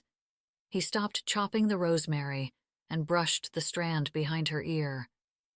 "Tell me more about you." It looked like she was about to hesitate, but then said, "I grew up in Rhode Island after my dad left." While she talked, the squash cooked, and he made the dough for the raviolis. He told her about going out on his grandfather's lobster boat, fishing with Matt and his cousins during the summers. She told him about life before her dad left, and how her mother continued to date the same kind of guy over and over again. He talked about how happy his parents were after 30-plus years of marriage. He brought the plates over to the table Rachael had set earlier. He pulled out the chair for her as she sat down. "Thank you." "You're welcome." He lifted his glass to her. "To new beginnings." "To new beginnings." He took a sip and kept his eyes on her. "I've missed you like crazy." He stopped and put his drink down. "I know that sounds crazy. I hear how crazy I sound, but I couldn't stop thinking about you." He shook his head as the only sound was of a lone cricket could be heard. The mood changing. "Jack, it's just—" "What?" It was her time to confess. Had he not proved he could be trusted? But as they sat there, she didn't speak. "Talk to me, Rachael." Her eyes watered and she immediately looked away. "What if I told you something that I've never told anyone, and then you tell me something?" She gave him a weary look. "Okay." Jack rubbed his hands together and then said, "I've only been in love once before." "I'm not sure if that's much of a confession." "With my brother's wife." He waited for it to register, and then her expression changed. "The woman above the restaurant?" He nodded. "I had been in love with her since I was a kid, actually, but when I left for school, she broke it off. When I came back, she and my brother had started dating, and then, well, the rest is history." He hadn't told anyone his confession, and the way her eyes widened, his vulnerability rose. Wow. Yep. He took a long drink of wine. He thought of Justine running out of the apartment, pleading with him, her feet bare, her shirt misbuttoned. Had she slept with Freddie above the restaurant to get back at Matt or Jack? "Do you still love her?" He shook his head. "No. Now I feel sad for her." Strange, how you could fall in love with someone who turns out so wrong for you. It was her turn. Her flight response triggers started up immediately. Her breathing became shallow, hard to control. Her hands trembled, even pressed under her legs. Her stomach seemed to press against her throat. Jack waited. She looked at him, praying he'd understand. "I never told anyone he hit me. My mom knew, but we never talked about his abuse. I had been planning to leave, hiding money, sneaking stuff out of the house, so when the time came I'd be ready to leave. But he must have found out." A tear dropped from her eye, and Jack wiped it away. "I was making a cup of tea at the stove. Then I heard this click and felt the cold steel of his gun on the back of my head. He told me that was a warning, and to tell him what I had been planning. That's when he hit me in the face." Her hand instinctively went to her eye. She stopped, trying to think of the words, trying to think of a way to explain. Her breath steadied as tears suddenly stung her eyes. The image of the moment she was about to describe was as clear as the day she lived it. "I fell against the stove, and I grabbed the first thing my hands touched and swung. I screamed so loud I didn't hear his body fall onto the floor. But when I opened my eyes and he was laying there, I knew I had to go. That's when I left." Jack didn't say anything, just listened. "I ran to my mom's place, where I'd hidden everything." She could still see her mom standing in her bathrobe, begging her to go back to see if he was okay. "I got on the bus and went as far as I could afford to go. I should have checked to see if he was okay." He looked straight into her eyes. "You had no other choice. He could have killed you." She felt a nudge on her leg, and Captain barked. They both looked down. Captain suddenly jumped up on the two of them, licking Jack's face. "Ugh, come on, Cap," Jack said, wiping off the slobber. "That's not helping." Rachel's anxiety loosened as she watched the two interact. As Jack tried to get Captain to settle down, it only riled him up even more. The dog ran in circles, barking. "How about a walk?" he asked, but directed the question at her. "A walk at night? How else do you see the stars and listen for owls?" He held out his hand, waiting. She didn't take it, just looked at it, not sure. "Take it, Rachael," he whispered to her. "Trust me." She reached out, her fingers fitting perfectly into his. Chapter 16. Jack awoke to Captain licking his face. He sat beside the couch where Jack slept. As the dog's tail banged against the coffee table, he moaned low in his throat. That little bugger had woken him up. With one eye, Jack peeked at his watch, the sky still as dark as night. "Cap," Jack whispered, "it's still early. Lay down." He closed his eye again and shifted on the couch. He listened for Rachael. He didn't hear anything except another set of low moans coming from Captain. Jack let out a hushed huff and sat up. Rachel's door was still open, the light on beside her bed. She lay on her side, facing away from him. She laid still. He grabbed his sweatshirt and tiptoed over to the door. Captain jumped up, looking out. When he opened it up, the dog ran straight to the grass, sniffing around. He definitely had some hound in him. All the downstairs lights in Maggie's house had been turned on. The smell of bacon drifted out from inside. The morning was quiet, not a sound besides Captain sniffing around in the bushes. From the east, below the tree line, a soft orange and pink glow rose up. The farm emerged slowly from the night's shadows. As beautiful as it was, he wished he could hear the familiar rhythm of the ocean's pulse. The waxing and waning of the water against the rocky coast helped him think, take things in, because his thoughts were wild and out of control. He understood everything from this point forward would be up to Rachael, but he hoped she'd trust him enough to be open to some of his ideas. There were no reports of a police officer being hurt in the news. No notice of a missing woman from Rhode Island. Nothing about such a crime, or about Rachael anywhere, at least not on Google. He thought back to when he went to visit his buddy Alex, hoping he had forgotten about his request to look into Rachael. Alex hadn't mentioned anything, but Jack knew his friend well enough to know he wouldn't forget. Now he had to figure out if he should tell Rachael what he asked Alex to do and risk freaking her out, or talk to Alex first. He might have been busy with the storm. He might not have looked into anything yet. He pulled out his phone. "Don't worry about that favor," Alex responded right away. "No?" Jack responded casually back. "All good." He decided for now, he'd keep this to himself. No need to get Rachael upset for nothing.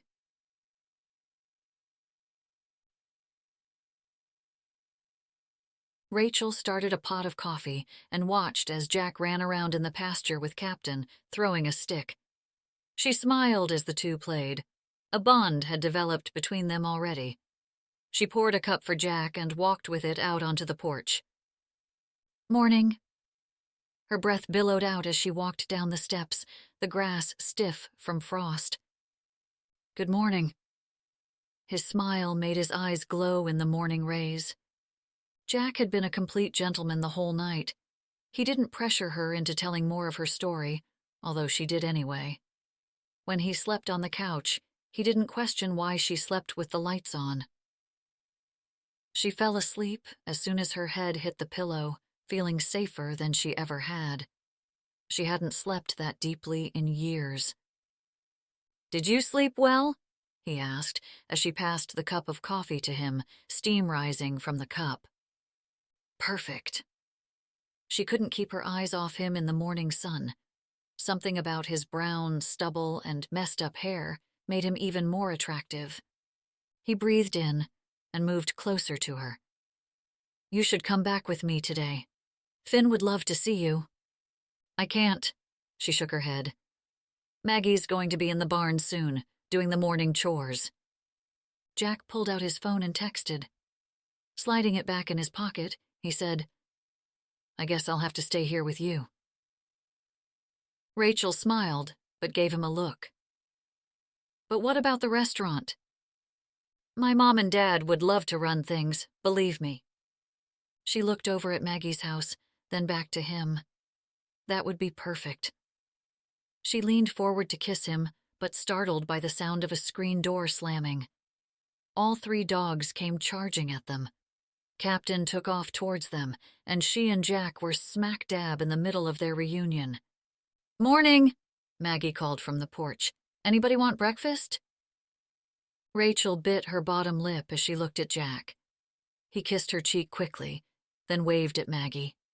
"I smell bacon." He ushered Rachael out of the mob of dogs by placing his hand on the small of her back. His touch was gentle, but she could feel her body heating where he rested his hand. He opened the door for her as they reached the porch. Maggie gestured at the full table. Pancakes, scrambled eggs, bacon, and sausage. A glass bottle of maple syrup sat next to bottles of ketchup and Tabasco sauce. "You didn't forget a thing," Jack said, pulling out a chair for Rachael. "It's nice to be able to cook for someone." Maggie pushed the plates closer to them. "Well, dig in." "Are you staying for the pumpkin festival?" Maggie asked, as they filled their plates. "There's a festival?" Jack spooned eggs onto his plate, then looked at Rachael. "That sounds fun." "You have to go if you're in town. Thousands of pumpkins lit up along the streets. Half of them are mine." Maggie paused and said, "Do you mind if I say grace?" "Not at all." Rachael put her napkin in her lap, and Jack took her hand. Her heart skipped a beat at his gesture, almost leaping out of her chest. She instinctively started to cover her smile, but he squeezed her hand, holding on.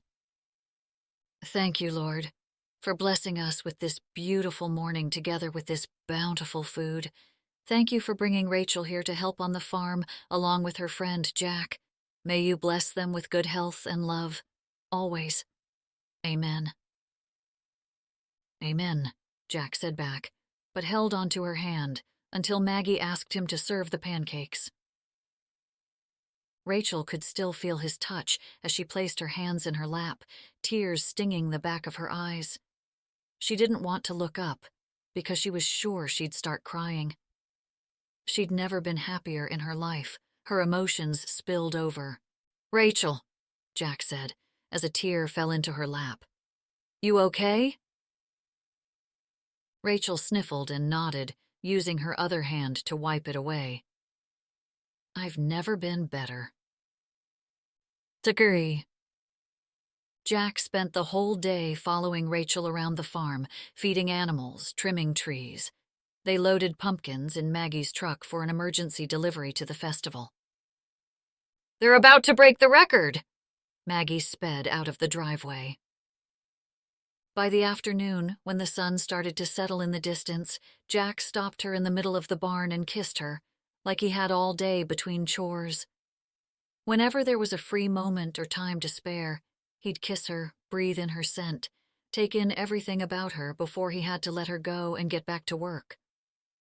"You still want to head into town?" She stopped shoveling, holding on to its handle. "I don't know." "Come on," he said, wrapping his arms around her waist. "I'll get you some cotton candy." But he could see her worry working like a disease, spreading through her blood. The longer she hesitated, the more he worried for her. Living a life of fear would be just as isolating as her life before with Nick. "I'll be there with you," he said. He could see her sinking further in. He took hold of her hand and squeezed it. "Okay," but she looked uneasy about it. Unable to hold back, he kissed her again, and when they finally parted, he said, "We should probably help with the record." "Huh?" He pulled her out of the barn by the hand, picking up a pumpkin from the patch. "We should carve Captain." He heard her laugh and felt that warm feeling inside his chest. He gave a loud whistle. All the dogs came barreling through the barn door. Barking enveloped them as the dogs bounced around each other.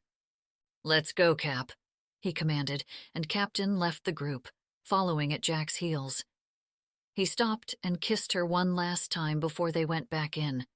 He wanted to keep Rachael as happy as she had been all day, show her what life could be like together.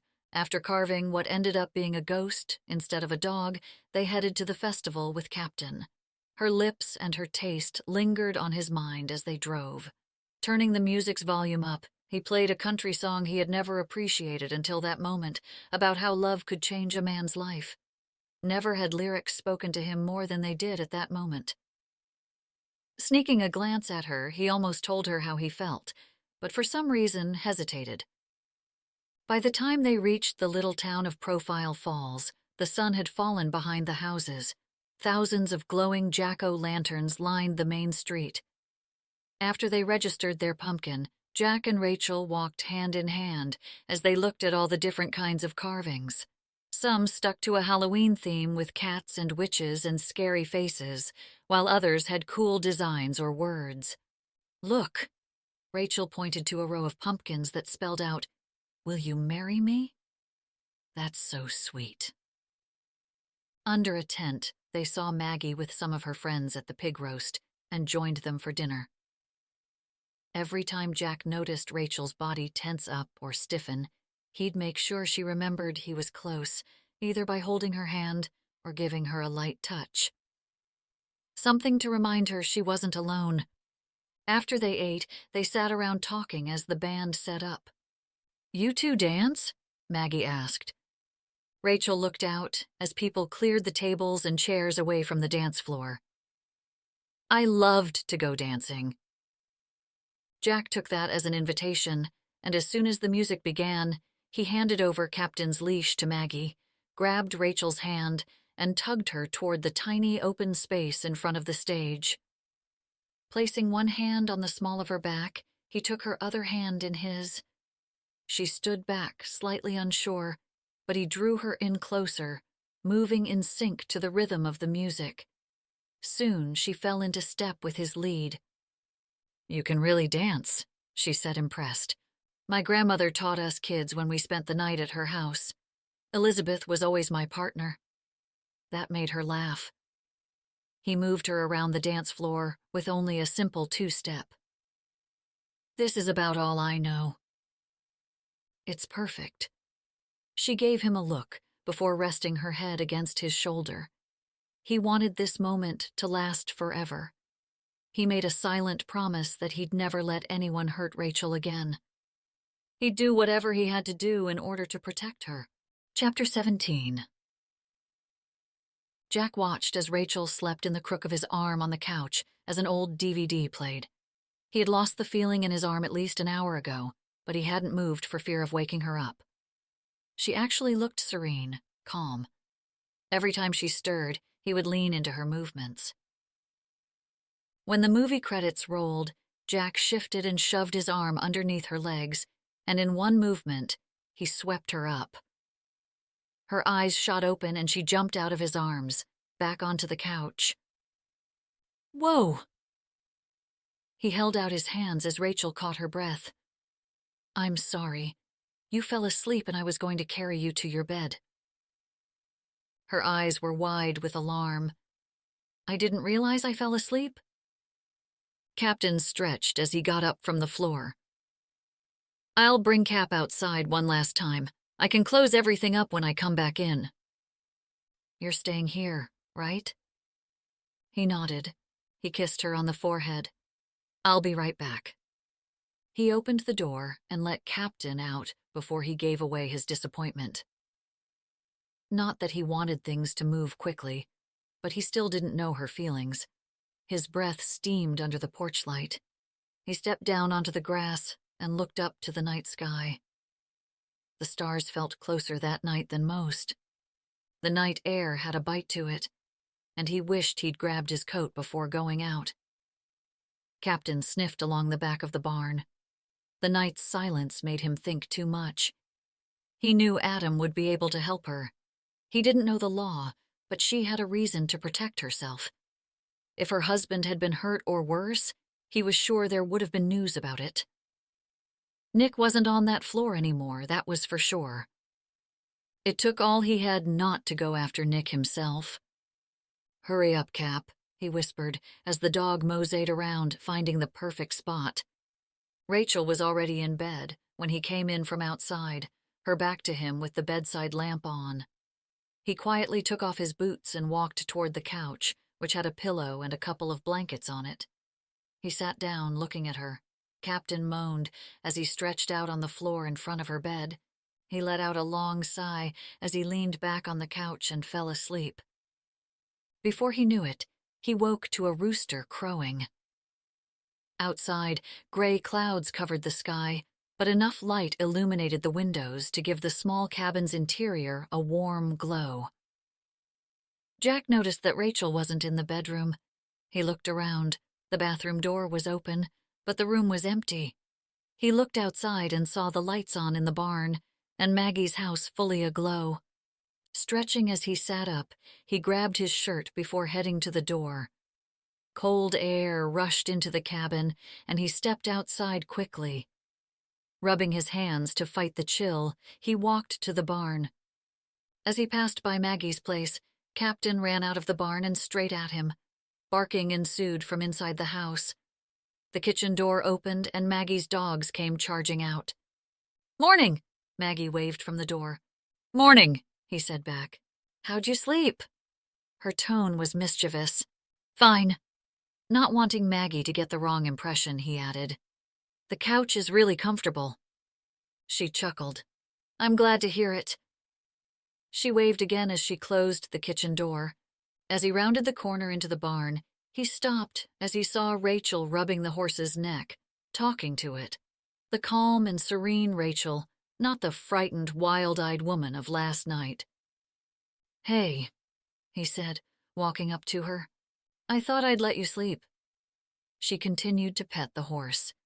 He dreaded what he was about to say. "I'm going to head back, probably soon." She nodded, stepping slightly away from him. Or was he just overthinking? She rubbed the horse's back. He followed her. "I was thinking I could come back in a couple days." She smiled, but kept her eyes on the horse, stepping a bit further back. She scratched on the horse's thigh. "Okay." He tugged at her hand and catching her eyes. "You okay?" Her forehead creased. "I don't want you to feel you have to come back."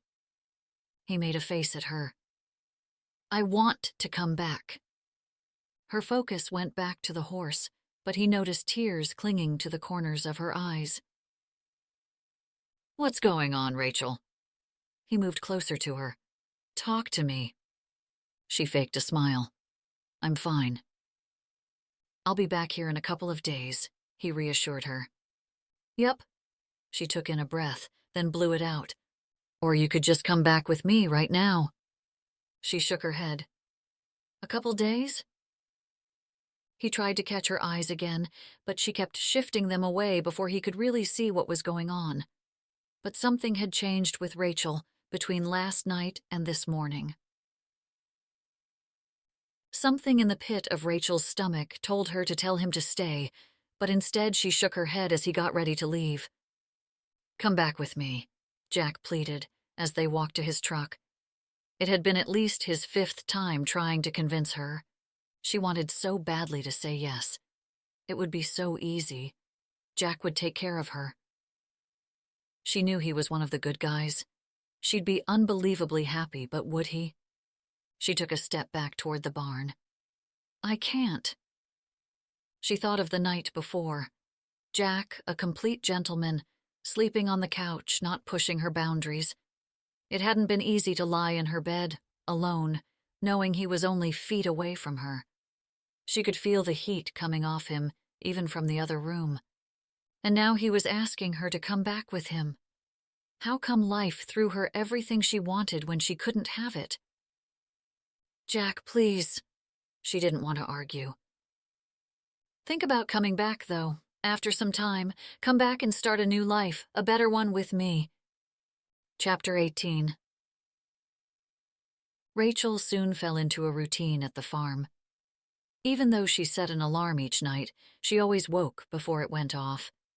She enjoyed her mornings on the farm and looked forward to being in the barn with the animals, watching the sun creep over the mountains. But no matter how beautiful the scenery, her thoughts were far away. Adam kept her in the loop with all the divorce proceedings. He had motioned for her information to be kept confidential. From what Adam could tell, Nick had been cooperating, but she still didn't trust him. Maggie handed Rachael an envelope as Rachael brought in horses from the pasture. Well, this is for the last 2 weeks. Rachael looked at the cash inside. This is way too much. Nonsense, you earned it, working as much as you have. Maggie removed her baseball cap and wiped her forehead with her arm. Tomorrow's Sunday, and I'm insisting you take a day off. What about you? I'll be fine. Maggie threw her hat back on. Now go get that Jack Williams. You deserve yourself some happiness. Rachael knew exactly what she wanted to do. The phone rang a few times before Finn answered. You coming for dinner? He asked. I was hoping to take you out to eat. He huffed. Don't need to go and spend your money on me. Well, I want to.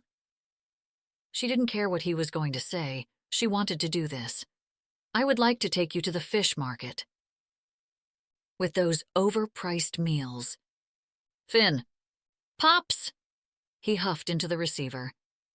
If you make me put on a tie, then you're going to call me Pops. Okay. The idea of calling him Pops made her happy. I'll see you tomorrow, Pops. He grumbled something before hanging up. All night, she contemplated calling Jack, telling him she would be in town, but didn't. Something inside told her not to get his hopes up, but really it was her hopes she didn't want to dash. Instead, she lay awake, imagining walking the trail with him and Captain before finally falling asleep. The next morning, she didn't waste much time getting ready. She tidied up the cabin by putting all of her things into her backpack and took her savings out of the tin coffee can in the freezer. She planned to pay Finn for his truck, whether he wanted the money or not. She looked around the small cabin before she closed the door. It was as if she had never even been there. On the way through Profile Falls, she passed a small dress shop where she'd noticed a burgundy dress in the window that would be perfect for dinner. She swung the truck against the sidewalk and bought it without even trying it on. Before she knew it, she pulled the truck into Finn's driveway. He stepped out onto the porch as soon as she parked. She noticed that he had put out bright yellow mums on his doorstep. You hit any traffic? He asked, as though the back roads of New Hampshire and Maine had regular traffic jams. Nope, no traffic at all. She grabbed her bag from inside the cab, not really sure why she'd brought her belongings. She walked up the front steps and followed Finn inside. The house had been cleaned and things didn't appear as dull as before. The tabletops had been dusted and the curtains opened. I made a reservation for about an hour from now, he said. I figured we didn't want to take our chances with all the leaf peepers clogging up the town. That sounds good. She pointed to the bathroom. Do you mind if I change? You can use your mom's room upstairs. It's got its own washroom. Thanks, she said, twisting the string of her bag. She ducked her head as she climbed the stairs, afraid to hit the low ceiling. The whole second floor was one long, skinny room. The single dormer held a window seat. She peeked out and could just make out the harbor. Shelves lined one half of the wall with boxes, books, and baskets full of things she imagined had been stored up there for years. But the place looked picked up and the bed freshly made. She walked over to a bulletin board with memorabilia tacked to it. Rubbing her thumb on the pushpins, she pulled off a photograph. It was of her mother as a teenager, standing with a group of girls. She looked so happy and carefree. Rachael hadn't seen that side of her mother for so many years. She stuck the pin back into its original hole. Had she known what the future held? Would she do it all again? She may be frightened Nick might find her, but as she looked at her mother's familiar eyes, she was more afraid she'd be like her mother and go back to him. Jack walked from the kitchen into the lobby to check on the numbers. Apparently, leaving town without telling people got some of the townsfolk curious and hungry. The fish market was swamped. There were the usual tourists, but for a Sunday night, more locals came out for dinner than they'd had in years. "Everything going okay with the restaurant?" Steve Gendron, the mayor, asked. Jack shouldn't have been surprised at how quickly something as insignificant as taking a day or two off from work could escalate. "Everything's fine, Steve. Just took a day for myself." "A couple of days, I heard." He eyed Jack, waiting for more information, but Jack ignored the nosy man. He decided to sit the mayor and his wife at the table against the windows. It was the furthest spot from the kitchen, so he wouldn't have to have any further interaction. Walking back to the kitchen, he checked the line. Order slips hung on the rack. 2 cooks worked the line, and another on prep. "2 out on lobster," Michael, his sous chef, called out, just as Sandra, his best server, walked in from the floor. You'd never believe who just showed up with Finn McCabe. Jack immediately checked out the floor, but couldn't see her. "Who?" "The woman who lived above the restaurant. Pretty good for an old-timer." Sandra stuffed another slip on the rack and started pooling her plates together, checking the dishes. "They're at table 12. Jack helped with her order and followed her out to the floor. The table sat close to the windows, but near the fireplace. A perfect 2-person table that he usually gave to couples. He saw Finn first. Rachel's back was toward him, but then she looked over and smiled. He lost his breath. She had always looked beautiful, but tonight she looked stunning in a burgundy dress. She wore makeup, with her hair hanging loose below her shoulders. She also appeared completely content, happy even. He walked right up to their table, resting his hand on the back of Finn's chair, but kept his eyes on Rachael, wishing they were the only 2 people in the room. "You look beautiful." "Doesn't she?" Even Finn looked happy, and Jack had never seen the old man smile. "Thank you." Rachael tucked her hair behind her ears. Was she blushing? The floor was almost full, and half the room seemed to be watching them. He suddenly wanted everyone to know Rachael, for her to be part of this town and part of his family and friends. He wanted her to be part of his life. Sandra walked up with her pad in her hand. "How's it going, Finn?" she asked. Jack expected his usual gruff answer, but instead, Finn said, "Sandra, have you met my granddaughter, Rachael?" "Your granddaughter?" Sandra appeared as surprised as Jack was when he heard. She pointed at Rachael. "Yeah, I think I've seen you around." Jack waited as Sandra took their order, even though he noticed a table waving for his attention. He couldn't take his eyes off her, wondering what she'd like from the menu. "I'll have the roasted chicken." All 3 gave Rachael a look. Sandra didn't write it down, as though she didn't believe her. "You want the chicken?" "Don't you like seafood?" Finn asked. Sandra shook her head. "Get the lobster pie. It's our fall special, and I promise you won't regret it." We'll both take it, with the steamed mussels as an app. Finn closed up his menu. Might as well see what everyone talks about. Jack took the menus and said, I didn't know you were coming to town. She's having Sunday dinner with her grandfather. Finn pointed across the room. Is that the mayor? Apparently, taking a day off from the restaurant is news that spreads fast. Rachael looked around the room. Why are they all looking at us? Sandra stuffed her pad into her apron and said, Because it appears that Jack Williams is off the market.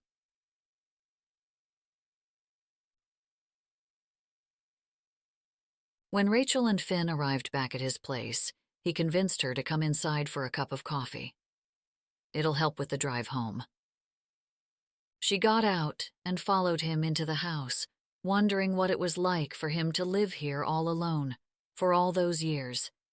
She had never met her grandmother, who had died shortly after Rachael was born.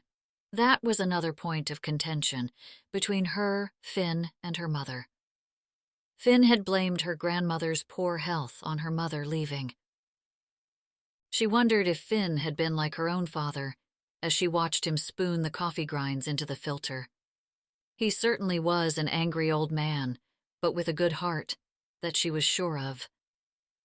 With all the troubles her mother put her grandparents through, she never mentioned him losing control, besides losing control over her.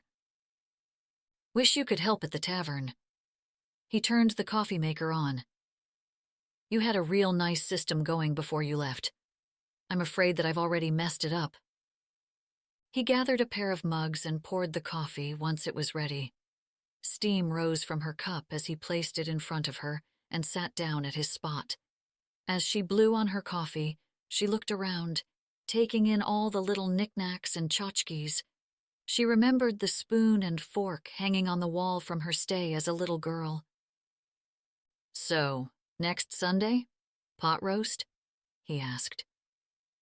She nodded, so many things rolling inside her head, like a tidal wave spinning out of control. Bring something green? Finn nodded. There was so much she wanted to say, but instead she just slipped the envelope toward him. What's this? He held it up. It's for the truck. He tossed it back at her. You don't have to pay me for that piece of junk. Even with the high mileage, Finn took good care of the truck. It's hardly junk. Finn thumped his mug on the table. I won't take it. She shifted uncomfortably in her seat at his outburst. Okay, but I don't want to be some charity case. I'd like to pay for what I take. I don't give to charities, he huffed. You're family. Now you better get going before it gets too late. His outburst startled her, but his face didn't look upset, instead a bit sorrowful. Setting her coffee down on the table, she stood up and said, Well then, you're going to have to let me bring more than just greens for Sunday dinner? She thought she saw the corner of Finn's mouth rise just before he grabbed her mug and shooed her out the door. Don't stop at any of those rest stations to get gas, neither. Finn stood under the porch light until she pulled out of the driveway and turned the corner, heading out of town. As she drove down Main Street, she strained her neck, looking down Harbor Lane, trying to get one last look at the restaurant. Then, without thinking, she pulled a U-turn and headed back, swinging into the parking lot faster than she intended. As she parked, she looked for his truck, but didn't see it. Then she saw the waitress who had served her, coming out the door. Hey, is Jack still there? She asked. The woman shook her head. No, he left a while ago. Jack got the call right after Finn and Rachael left. His buddy Billy called from Finn's to tell him about Justine. She needs someone to take her home. Did she show up with Freddie? What was Justine doing, drinking at a bar by herself? Nope, just her. Jack walked into the tavern about 10 minutes later to see Justine leaning over a table with an older guy and his buddies. She had always been a flirt when she drank, but this was beyond that. Well, if it isn't Jack Williams. Her words slurred as she stood up, gripping the table's edge for support. "Let me take you home, Justine." He looked at the small crowd watching them. "Isn't that the way? Jack Williams, here to swoop in and save the day." She walked away from him, flinging her hand in his face. He reached out as she stumbled, but she ripped her arm out of his grip. "I don't need you." "Come on, Justine. Let me take you home." Tears fell down her face. "It's always been you, Jack," she slurred. "It's always been you." He never expected her to say it, especially out loud in front of others. It had been something he had always secretly wanted, but now he wanted nothing more than to get Justine out of their lives forever. She slumped into a chair and flung her head on her arm, her shoulders shaking as she sobbed in front of the crowd. "I should bring you home." He pulled her up and steered her toward the door before she could say more. "You broke my heart." She started talking louder as she walked through the crowd. "You just let me marry Matt. You didn't even care." He ignored her ranting as she continued to twist the past. Once outside the tavern, he opened the door to his truck and got her inside. He could hear her yelling at him through the window. When he got inside, she was crying into her hands. "I never stopped loving you, ever." He didn't speak the whole drive home as she wailed out her cries. She cried with her whole body. As he slowed down in front of her house, she leaned over and tried to kiss him, but he moved away, slipping out of the truck. He opened the door for her, and she wiped her eyes as she walked up to the door. She fished in her purse, grabbing her keys, stumbling on her feet. After a third attempt to unlock the door, he grabbed the keys and opened the door, holding her elbow as she stepped up into the house. "You going to be okay?" he asked, but felt sorry for her either way. Instead of answering, she slammed the door in his face. As he drove home, he held out hope that Rachael would still be at Finn's, but when the truck was missing, he wasn't surprised when Finn told him she had left. "Sorry, son. She left just a few minutes ago." When he got home, Captain poked his head up from his usual spot on the couch in front of the window. He jumped off the couch as soon as he turned off the engine. He could hear his howls all the way inside the truck. Just as he stepped inside and was about to turn on the lights, a flash of headlights hit the living room wall. Could it be? When he opened the front door, she was almost at the steps, then stopped where she was. "I was wondering if that apartment was still available." He opened the door wide, pulling her into his arms and kissing her. Chapter 19. Jack walked up to the boat slip holding 2 beers. He planned out exactly how he was going to break the news to Matt. He needed the apartment back. It was that simple. Rachael wanted to have her own place. Since he technically owned the building and was the landlord of the apartment, he had the right to lease it to anyone. And he had told Rachael it was available. "Are you kidding me?" Matt leaned against the railing of his boat. He crossed his arms, snatching the beer out of Jack's hand. Seagulls swooped around them, searching for morsels and diving in the Atlantic wind. "Come on. You know you can stay at my place as long as you want." Jack decided to make the offer even sweeter. "Rent-free." "How can you kick your brother out again?" Matt shook his head. "Where am I supposed to go now?" "You're not a destitute." Jack understood that taking the apartment away from Matt, again, wasn't convenient for him, but Rachael needed the apartment more than he did.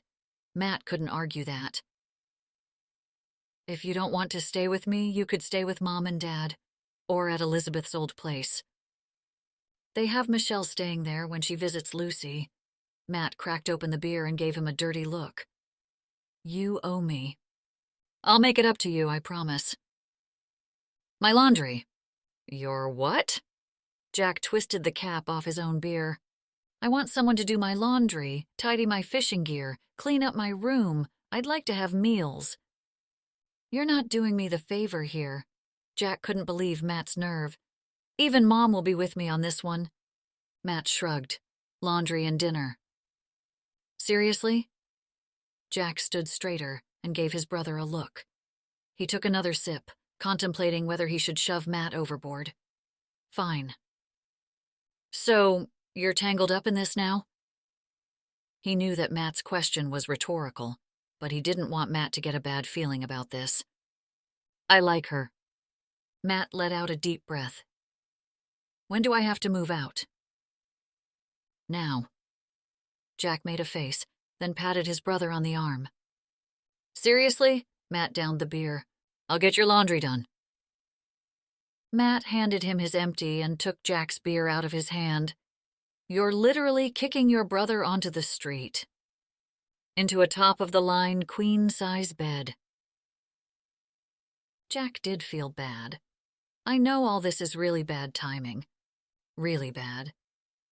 But I won't give you a hard time if you want to try to work on your marriage. I won't get in the way. There's no marriage, Matt blew out. Too much has happened for it to ever be good again. I'm sorry about everything between you and Justine. Jack meant it. He never wanted his brother hurt. Matt took another drink and nodded, then said, So this is the real deal then? Jack wished he had brought more beer. Yeah, it's real. Rachael tried to get used to her strange new normal, which seemed to include everyone in the small town. On most days, she and Jack spent the day together before he worked at the restaurant and she at the tavern. Jack had practically moved into the apartment. Rachael insisted she'd be okay without him staying, but she liked him there. She felt safer with him there. As the weeks passed and fall blended into winter, she became less worried and anxious about being alone. She just missed not being around him. In the mornings, he'd come over for coffee, and then they'd walked Captain along the coastal trail. Captain would run ahead as they walked behind together, enjoying the morning sunrise. They'd walk all the way to Perkins Beach, his hand always holding on to hers. This is the local beach, Jack explained as they stood watching the waves lap up against the shore. Wind blew her hair across her face, and he wiped the loose strands away with his fingertips. She imagined what it would be like in the summer, with colorful umbrellas dotting the sand and children running into the water. She liked being a local. She grabbed his hand and squeezed. I love you, Jack. He smiled, leaning into her. I love you too. They kissed as Captain ran into the water, chasing the waves up and down the sand. He swept her up into a hug, holding her so close she could feel his heartbeat. Then, without warning, he picked her up, off of her feet, and into his arms. Her eyes widened as he ran toward the water. What are you doing? It's called the penguin plunge. It's the local rite of passage. He ran faster as he headed toward the water, with Captain galloping happily behind them. Her arms squeezed around his neck so tight she was sure she was choking him, but he laughed and kissed her again, only hitting the edge of the water. You only get one save. He set her gently down on her feet, waiting until the wave had retreated. You're lucky I like you. He laced his fingers into hers and pulled her along. Above them, seagulls sang out, reminding her of how free she felt, how happy she was with Jack, and living in this town, seeing Finn every day. As a little girl, I used to wish I could fly with the seagulls. She had never told anyone of her silly little daydreams, suddenly feeling childish at her confession. A lone seagull flew down in front of them. To be free, like them. They stood watching the seagull dip down near the water and rise back up again into the wind. He wrapped his arm around her and pulled her close to him as the seagull flew off into the blue sky, crossing the beach and flying above the granite cliffs. He stood behind her as they faced the water and whispered, You're free now, Rachael. And for the first time, she believed him. When they returned from the beach, Jack let go of her hand. I've got to go and make some phone calls, but I'll make lunch and be up in a little bit. Jack handed Captain's leash to her and kissed her. "I can come down and help with the supply orders." She had enjoyed helping at the restaurant, being with Jack in his element. One of her favorite things was watching him in the kitchen. He'd give her that look of his, making her feel crazy for him. "Don't worry about it. I'll be up in a bit. What do you say to going for a drive out to the farm to see Maggie?" "You want to take a day off?" Rachael was surprised. Even though she hadn't been back for long, she understood why the whole town was concerned Jack had taken time off when he stayed at the farm. Jack never took time off, especially not a whole day for a drive. "I can live on the edge." The seriousness of his tone, contrasting with the playfulness in his eyes, made her laugh. "That sounds great." He waved as he walked to the restaurant as she jogged Captain around the back to the apartment. She dropped the leash once they reached the stairs.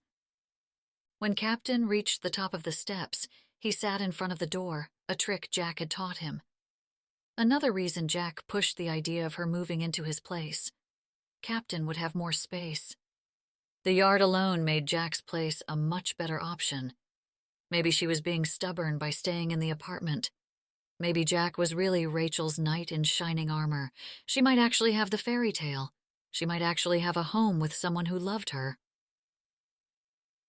As Jack shuffled through the paperwork that piled his desk, Alex Martinez stepped into his office. "Hey, man." Jack hadn't expected him to come by. He stood up and shook his hand while patting him on the shoulder. "How's it going?" Alex asked. In full uniform, Alex took a seat in front of Jack's desk. "Good. You?" "Good. I haven't seen you in a while."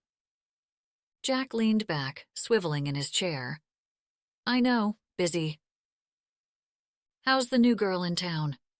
Alex winked. He moaned, realizing that everyone knew about Rachael and him by this point. Why was he surprised? He changed the subject. "Did you stop by for a visit?" "The town can't stop talking about this woman." Undeterred, Alex crossed his legs, getting comfortable. "I wondered if you figured out her story?" Jack didn't want to lie to his best friend, but he finally had Rachel's trust. He had come this far. He didn't want to ruin anything they had. "Bad breakup, I guess," Jack answered. "Guess he was a real jerk." Alex shifted his posture, sitting straighter. "Well, I kind of started poking around, and I found out some information." Jack's heart raced. Rachel Hawkins is really Rachel Milano, and married to a cop. Alex's forehead creased. Jack leaned forward, closer to his friend, looking him in the eye. "She's not hiding anything. She's just come out of a rough relationship." Alex's legs shook. "Are you sure that's all there is with her?" "You should probably just drop it," Jack said to him, his tone on the edge. Alex made a face. "Weren't you the one who asked me to look into her?" The door suddenly opened, and Rachael said, "You did what?" Rachael couldn't believe what she was hearing. He'd had a cop check her out. Before she could stop herself, she pushed through the slightly opened door, and both Jack and the officer stood up. Jack's face turned white. "Rachael." The officer reached out his hand, but she kept her eye on his gun. "Hello, Rachael. I'm Alex, Jack's friend." Her heart started racing, pounding through her chest. "You asked him to look into me?" Jack knew it didn't matter, but he said, "I asked before." "Why didn't you tell me?" He looked at Alex, who held up his hands. "Because I didn't want you to worry."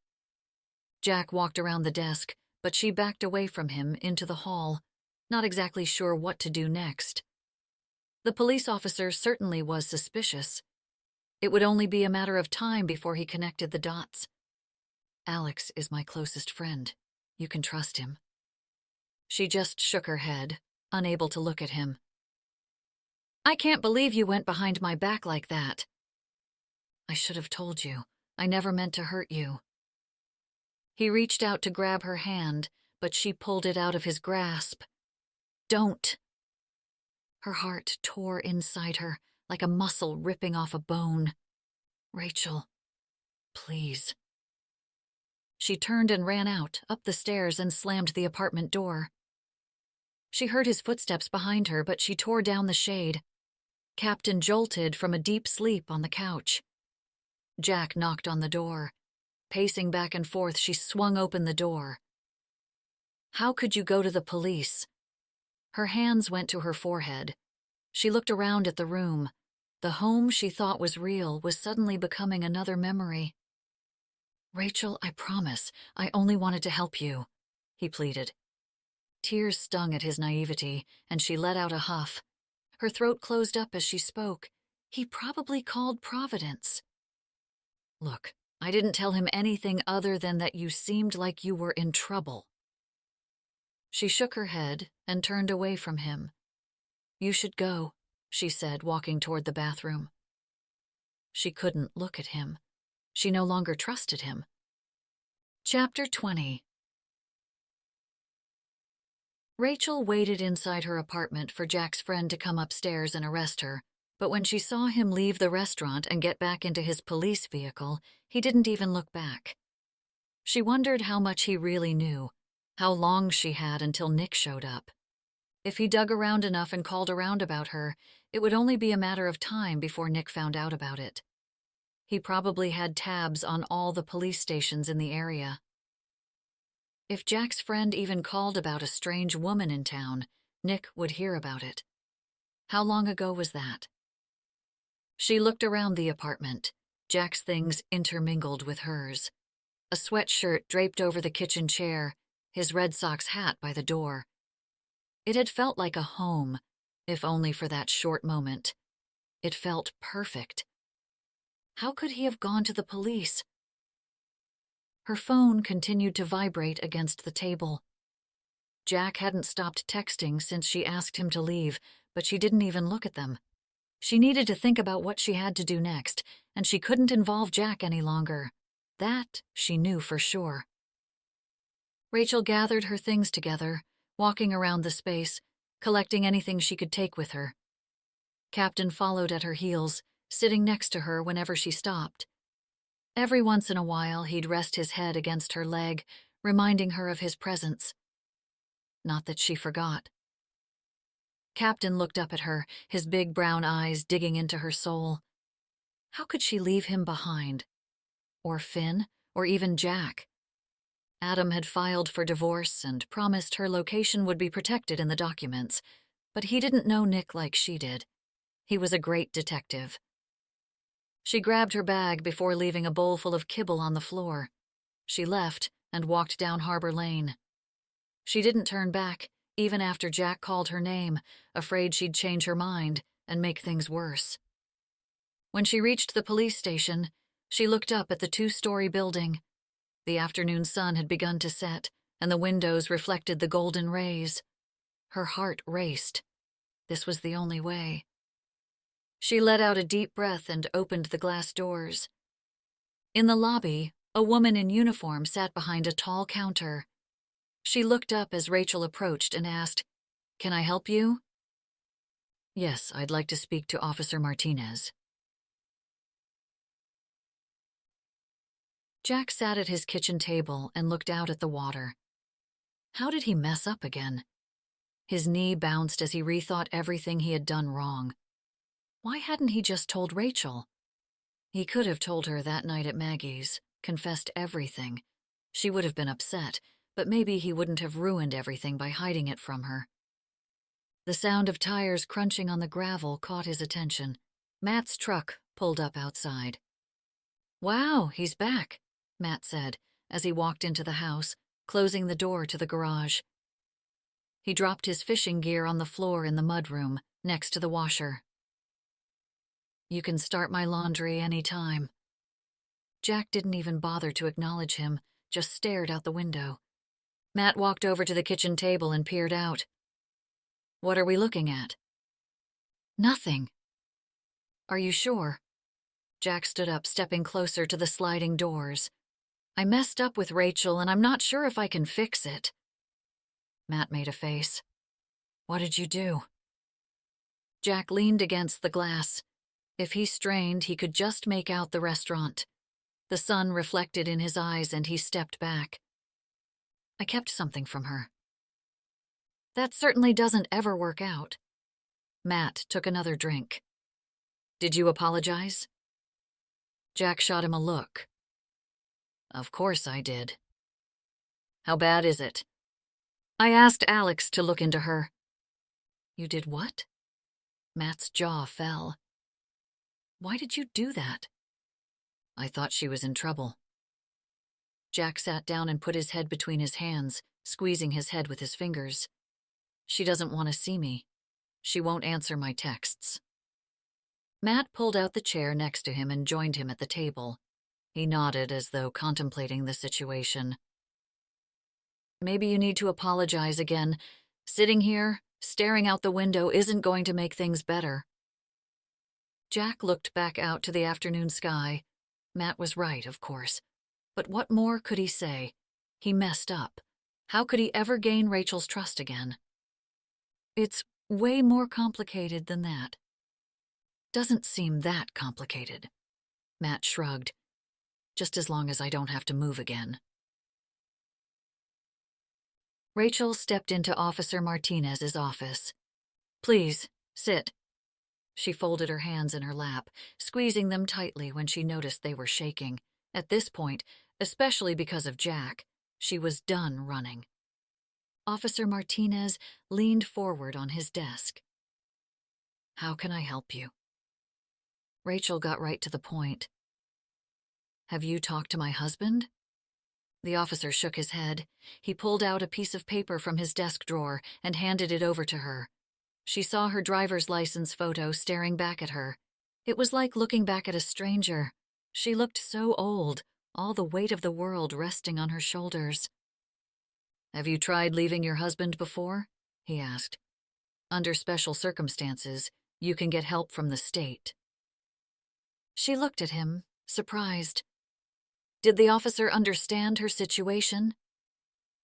Jack came to me about a new woman in town with a black eye, Officer Martinez said. She didn't say anything. She wanted to keep Jack out of this. She looked back down at the photo, then passed it back to him.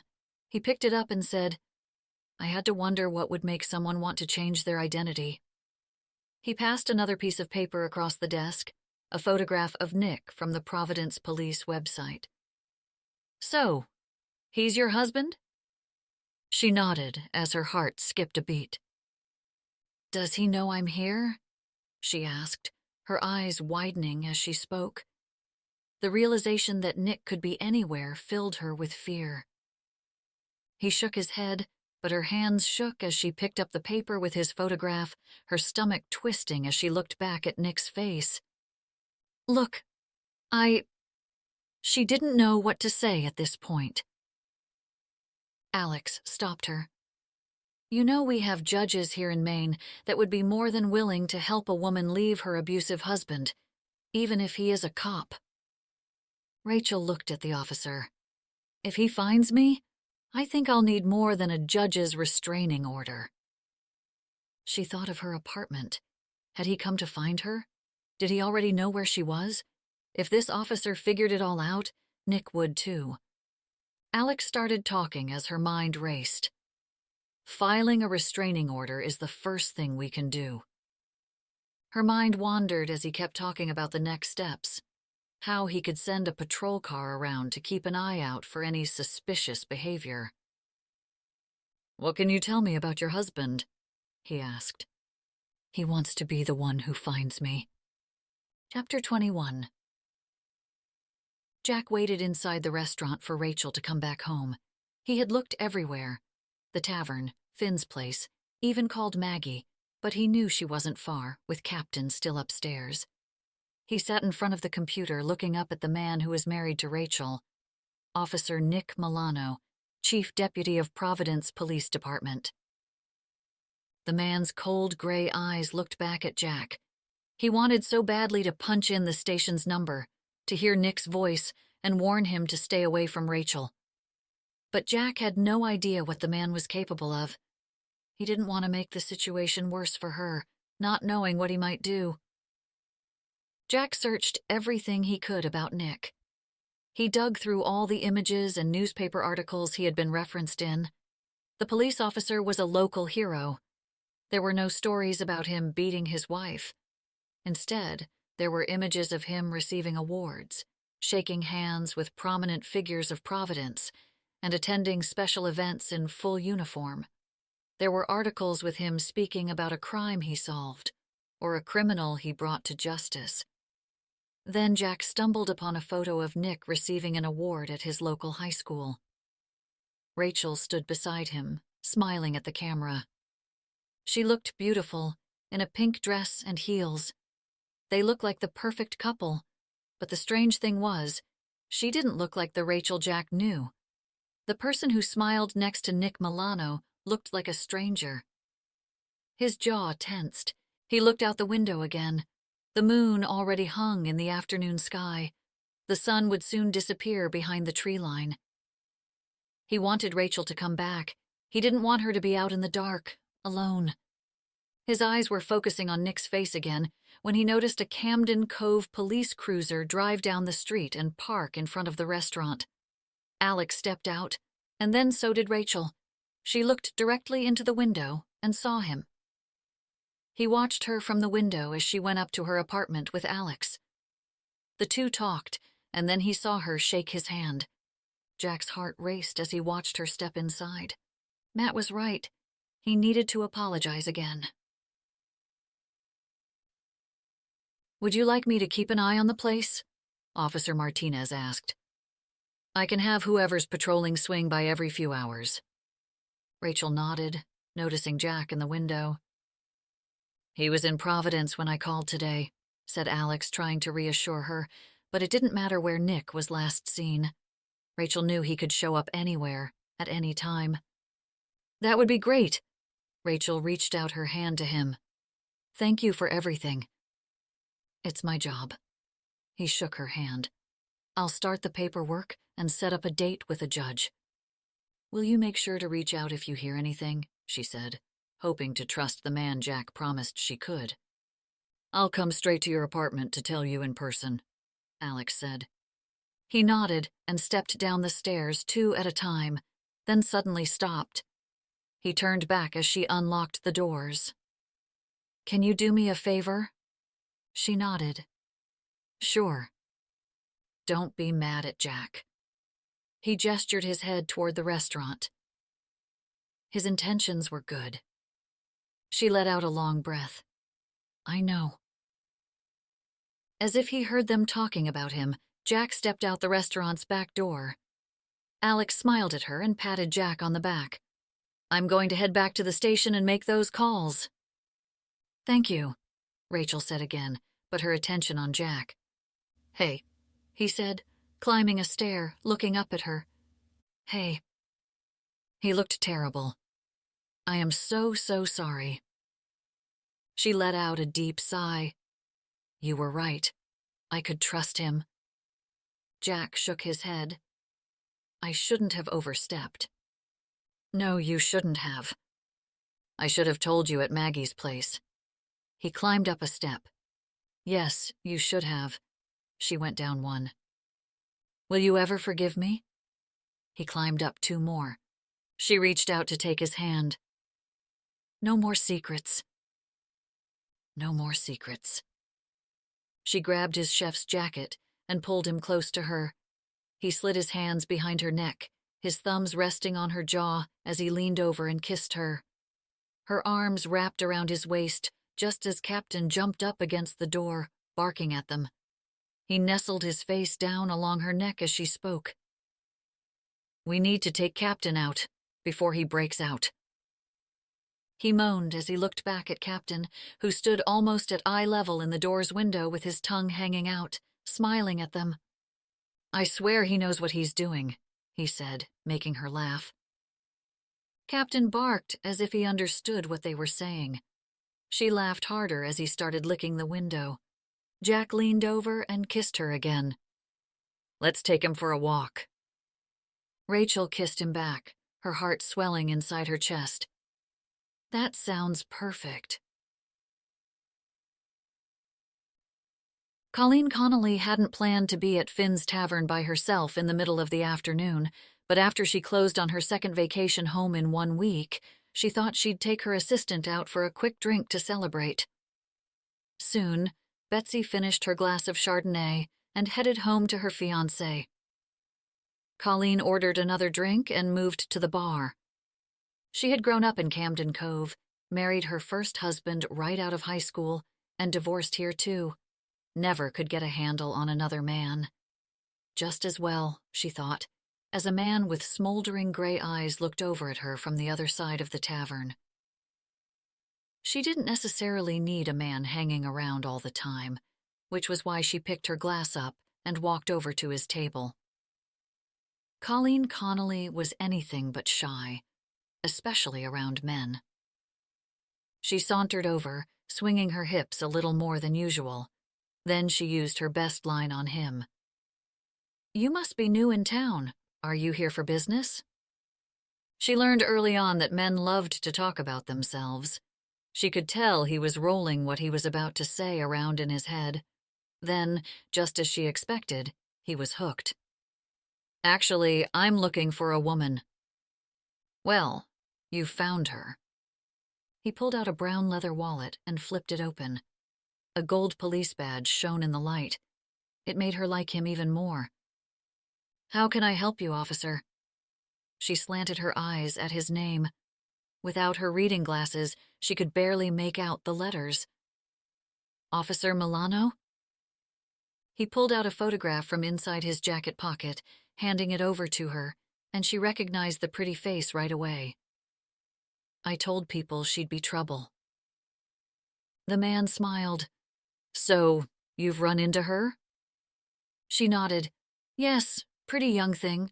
Came into town with a pretty big black eye, too." He nodded, but looked around the bar and not at Colleen, which bothered her. "Do you know if she still works here?" Colleen wondered what kind of trouble the girl was in.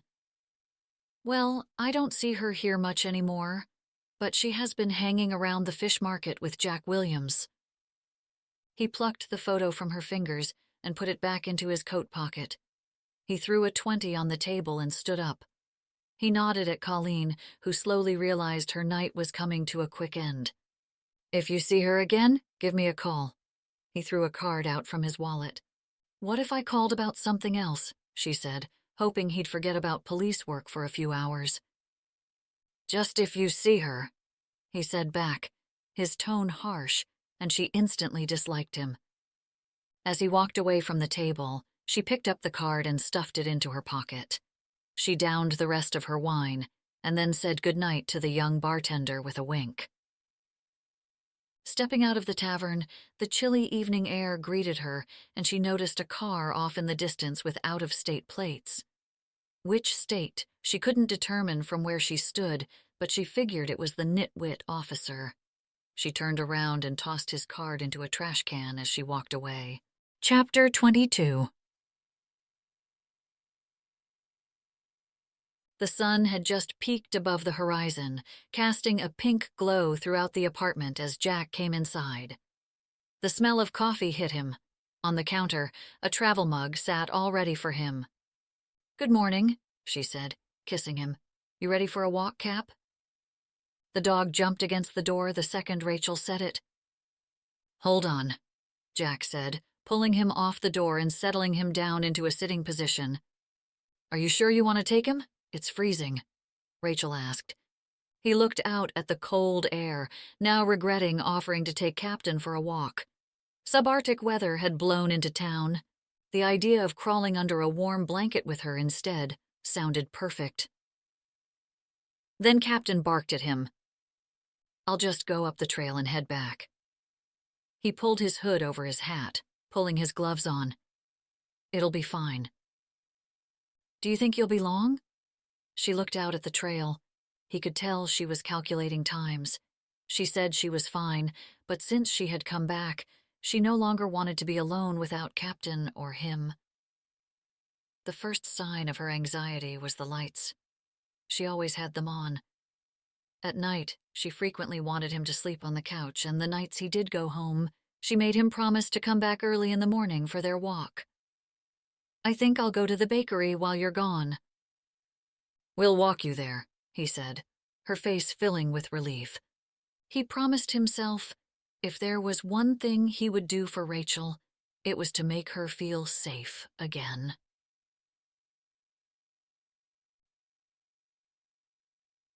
As Rachael sat at the window in the bakery and sipped her coffee, she watched the goings-on of the now familiar town. With Frank's recommendation, she chose a chocolate choux bun pastry. The cream filling and the generous coat of melted dark chocolate blended together in her mouth, and she polished it off in 3 bites. Frank brought another pastry when he sat down with her as the crowd dwindled. "What do you think, now that you've stayed a while?" Frank asked. She looked out at the harbor. Lobster boats dipped in the water, bouncing up and down along the surface. The shop fronts along the waterfront looked like something out of a postcard, not her backyard. Beyond, the wide-open waters spread out before her as far as the eye could see. "I never want to leave." "Well, I hope it becomes home for you," he said, suddenly distracted as another customer walked in the door. He stood up and grabbed her empty plate before heading back to the counter. She thought about Finn and Sunday dinner. She'd ask Finn if she could invite Jack, although she knew he'd say yes. He liked Jack just as much as she did. After she finished her coffee, she walked the mug over to the counter and handed it to Frank. "Have a nice day." "You know where to find us if you need anything," Frank said. "Will you tell Jack I headed home?" "Of course," he said, kissing her on the cheek. She walked down Harbor Lane toward the restaurant, keeping an eye out for Jack and Captain. He said he wouldn't be long, but now with the sun out, it felt warmer. He might keep their routine, which was to walk to Perkins Beach and back. When she reached the apartment and opened the door, she decided it was time to call her mom. Tell her about things, about Jack. Officer Martinez called her the night before to tell her that he had filed for a petition. It was up to the judge at this point, but Adam said the district attorney gave him the impression it wouldn't be a problem to file for divorce even if Nick hadn't responded. Now all she had to do was wait. As she stepped inside, she half expected to see Jack and Captain already there, but she walked into a dark apartment, all the shades drawn and the lights off. Then she noticed the bathroom door was closed. Her heart dropped, her legs froze, her muscles immediately tensing up. She was about to turn around and leave when she saw a shadowed figure shut the door behind her, and before she could react, a blow to her head made a bright white explosion, and she was on the floor before she knew what was happening. The pain blasted through her head and down the side of her face. Her vision blurred as she tried to get up. She looked at a figure, but it was hard to distinguish his features.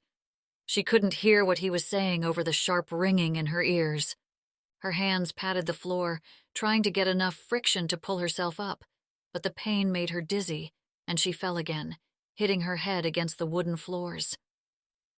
"How could you leave me?" His voice sounded slurred and low. She blinked hard, trying to focus on his face, but couldn't steady her vision. He grabbed her arm and pulled her up, throwing her into the chair next to the couch. "How could you run away from me and leave me for dead?" A metallic taste filled her mouth, and slowly she focused in on his face.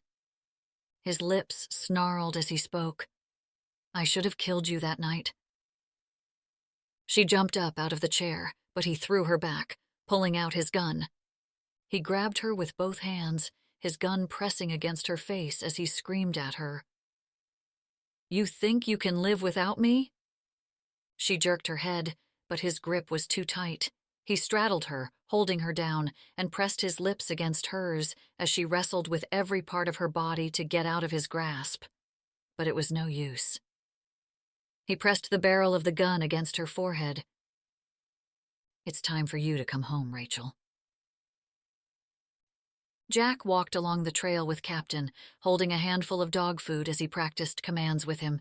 He was a scatterbrain of a dog, sniffing one thing, then forgetting what he was doing and moving on to another. But he was a good boy.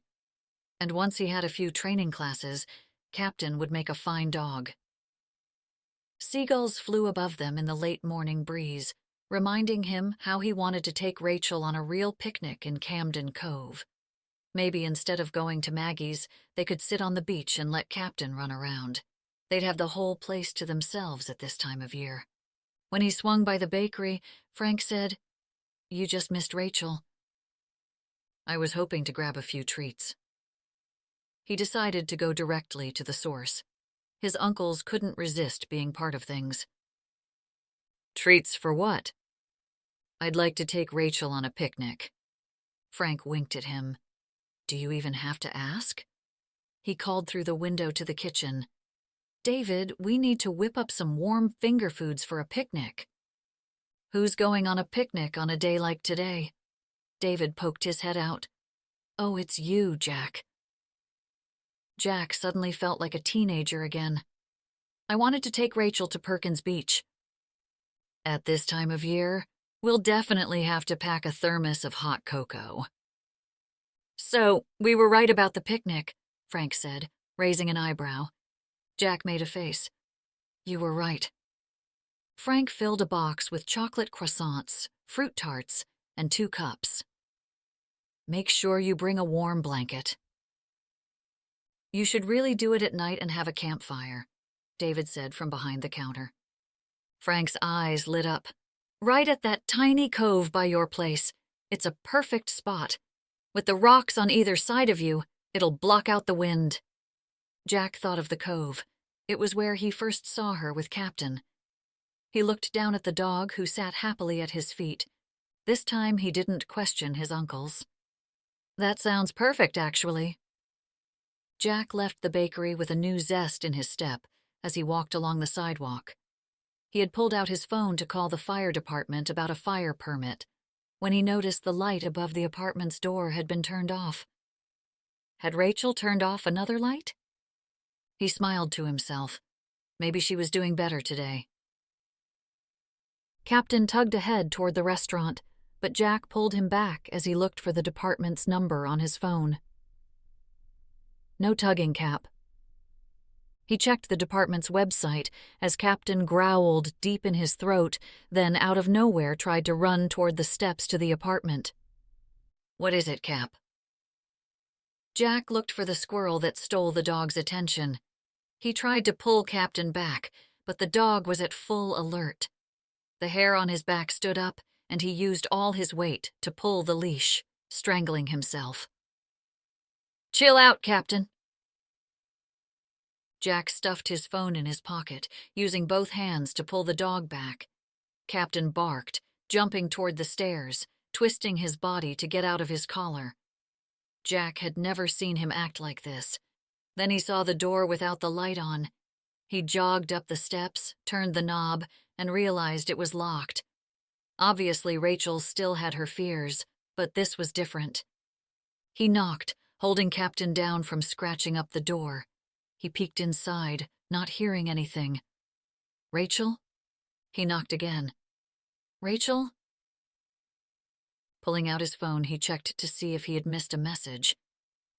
Did she leave? Or maybe she was in the bathroom. He looked inside again, blocking out the sun's reflection with his hands. The apartment looked empty. He pulled out his set of keys, flipping through all the different tinges of silver and brass shapes until he found the right one and slipped it into the keyhole. He hoped she wouldn't be upset for going inside. He just couldn't shake the feeling something was off. Captain scratched at the door as he turned the knob and pushed open the door. He let go of the leash just as he stepped inside. He didn't hear the pops until after he felt the burn in his shoulder. The basket dropped from his hand, spilling the contents all over the floor.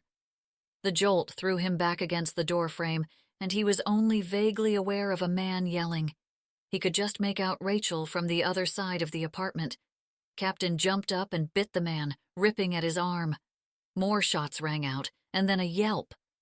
Jack struggled to pull himself up, his shoulder on fire, his arm not moving no matter how hard he tried.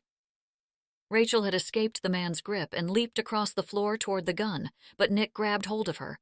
Jack gained momentum and pulled himself up, his legs wobbling. He pounded his left fist as hard as he could into the back of Nick's head. Nick stumbled, but swung back at Jack's face. Stars flashed in his eyes. He pounded Nick's jaw with his knuckles, but fell back into the table as Nick reached for his throat, squeezing with both hands. "Get out of here!" Jack coughed out at Rachael, though his words were barely audible. "Go!" His vision turned black around the edges as he wrestled in Nick's grasp, but he saw Rachael moving. Keep going, he thought, as Nick's grip tightened, his breath completely cut off. Let him go. Her voice was steady, but the gun shook in her hands. Nick's clutch didn't loosen. He only tightened it around Jack's neck. But Nick focused his attention on Rachael and the gun, and it gave Jack the distraction he needed to crack his forehead into Nick's, sending him backwards, losing his grip. Jack fell against the table, gasping for breath, splinters of pain racing through his throat. Nick held up his hands as he walked toward Rachael. His arm was bleeding. "Rachael, don't do anything stupid." Jack struggled to his feet, grabbing the edge of the table. He stumbled toward the counter as Rachael cocked the gun. Nick moved closer as she kept the gun on him. "Killing a cop would be the end for you." Jack slipped as he reached the counter and tried to pull himself up from the floor, reaching for anything he could grab. Off in the distance he heard the howling of sirens, but he knew it'd be too late. Nick rushed at Rachael, but Jack swung the bat, falling to the ground with Nick, their bodies pounding against the floor. The ringing in his ears made Rachael's voice echo. He coughed and turned onto his stomach. He could see her feet as she ran to him, pulling him up into her lap. He coughed harder, the words he wanted to speak burning in his throat. "Get out of here." He leaned over, crying out in pain. "You need to get out of here." Rachael shook her head, the gun trembling in her hand. "I'm not leaving you or Captain." She held the gun on Nick as she helped Jack to his feet. The pain took Jack's breath away, and before he could focus on her, everything went black. Chapter 23. Everything happened in a blur. Rachael hardly remembered when Officer Martinez took the gun out of her hand while the paramedics tended to Jack, pulling him out of her lap and onto a stretcher. Another paramedic put pressure on Jack's shoulder. He went in and out of consciousness for a few minutes, frightening her. By the time they brought Jack to the ambulance, he was responding, but couldn't move. "Make sure she's okay," he said, without opening his eyes. "I'm fine. You worry about you." She didn't move from Jack's side, not letting go of him even as they lifted him inside. "I want the dog to come too," Jack demanded. When the paramedic began to argue with Jack, Alex lifted Captain into his own arms. "I'll bring him to Elizabeth right now." Captain licked Alex's face as he hoisted him up and put him in the back seat of his police cruiser. She didn't even notice that Nick had been rushed out by ambulance until the sirens flashed by them. She kept her focus on Jack, who smiled at her, even as the paramedics worked on his shoulder. He'd wince, then give her a smile, then winced again. "He's going to be okay, right?" she asked the paramedic. "Ma'am, you're going to have to let go," the man said, as he taped the IV to Jack's arm. "I'm going with him," she said. The man made a face, then pointed to a seat against the wall. "You should be in your own ambulance." The two paramedics applied pressure on his chest, and Jack let out a deep groan. "You guys need to make sure she's okay," Jack moaned out. She was hit pretty bad along the side of her face. "We will, sir. Now just stay still." "He's going to be okay," another man said, reassuring her as he got into the driver's seat, turning the sirens on. Just as they pulled away, Frank and David ran down Harbor Lane and saw her in the vehicle. You better call them and tell them I'm okay. God knows how quickly this news will spread. Jack groaned again as the paramedics cut open his shirt. Stop worrying about everyone else and stop talking, the woman paramedic ordered. Rachael looked back again and saw him looking up at her. He mouthed the words, I love you. I love you too. It didn't take long for the whole Williams clan to show up at the hospital. Even Lauren drove from Boston in record-breaking time. You had to have been going over 90 miles an hour, Jack said. I was worried. She leaned over and hugged him. Ah, he growled through his clenched jaw. That's my bad side. Oh, sorry. Rachael sat next to him in a chair beside the bed. She had 7 stitches along her forehead and a concussion, but the doctors told him she'd be fine with some rest. I can't believe you wanted to keep the bullet. Elizabeth shook her head as Matt held up the plastic evidence bag in his hand. Sarah sat on Jack's other side, with John rubbing her shoulders. It could have been much worse. What about Nick? Matt asked. He's already been charged and placed in Portland, Alex said, taking the bullet back from Matt and stuffing it into his chest pocket. I talked to the judge about getting Rachel's medical records sent up from Providence as soon as possible, which will help corroborate her story. He's not getting out, is he? Finn asked. Jack could feel his heart rate rising. Alex shook his head. No, they'll hold him at least until they process his court date, but with him being a danger to society, I have a feeling they'll keep him in custody.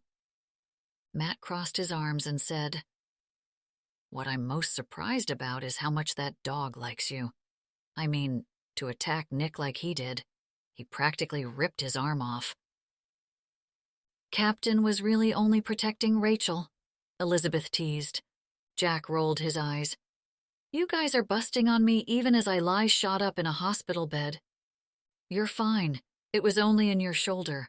No vital organs were hurt, Elizabeth said, but she leaned over on his good side, hugged him, and didn't let go.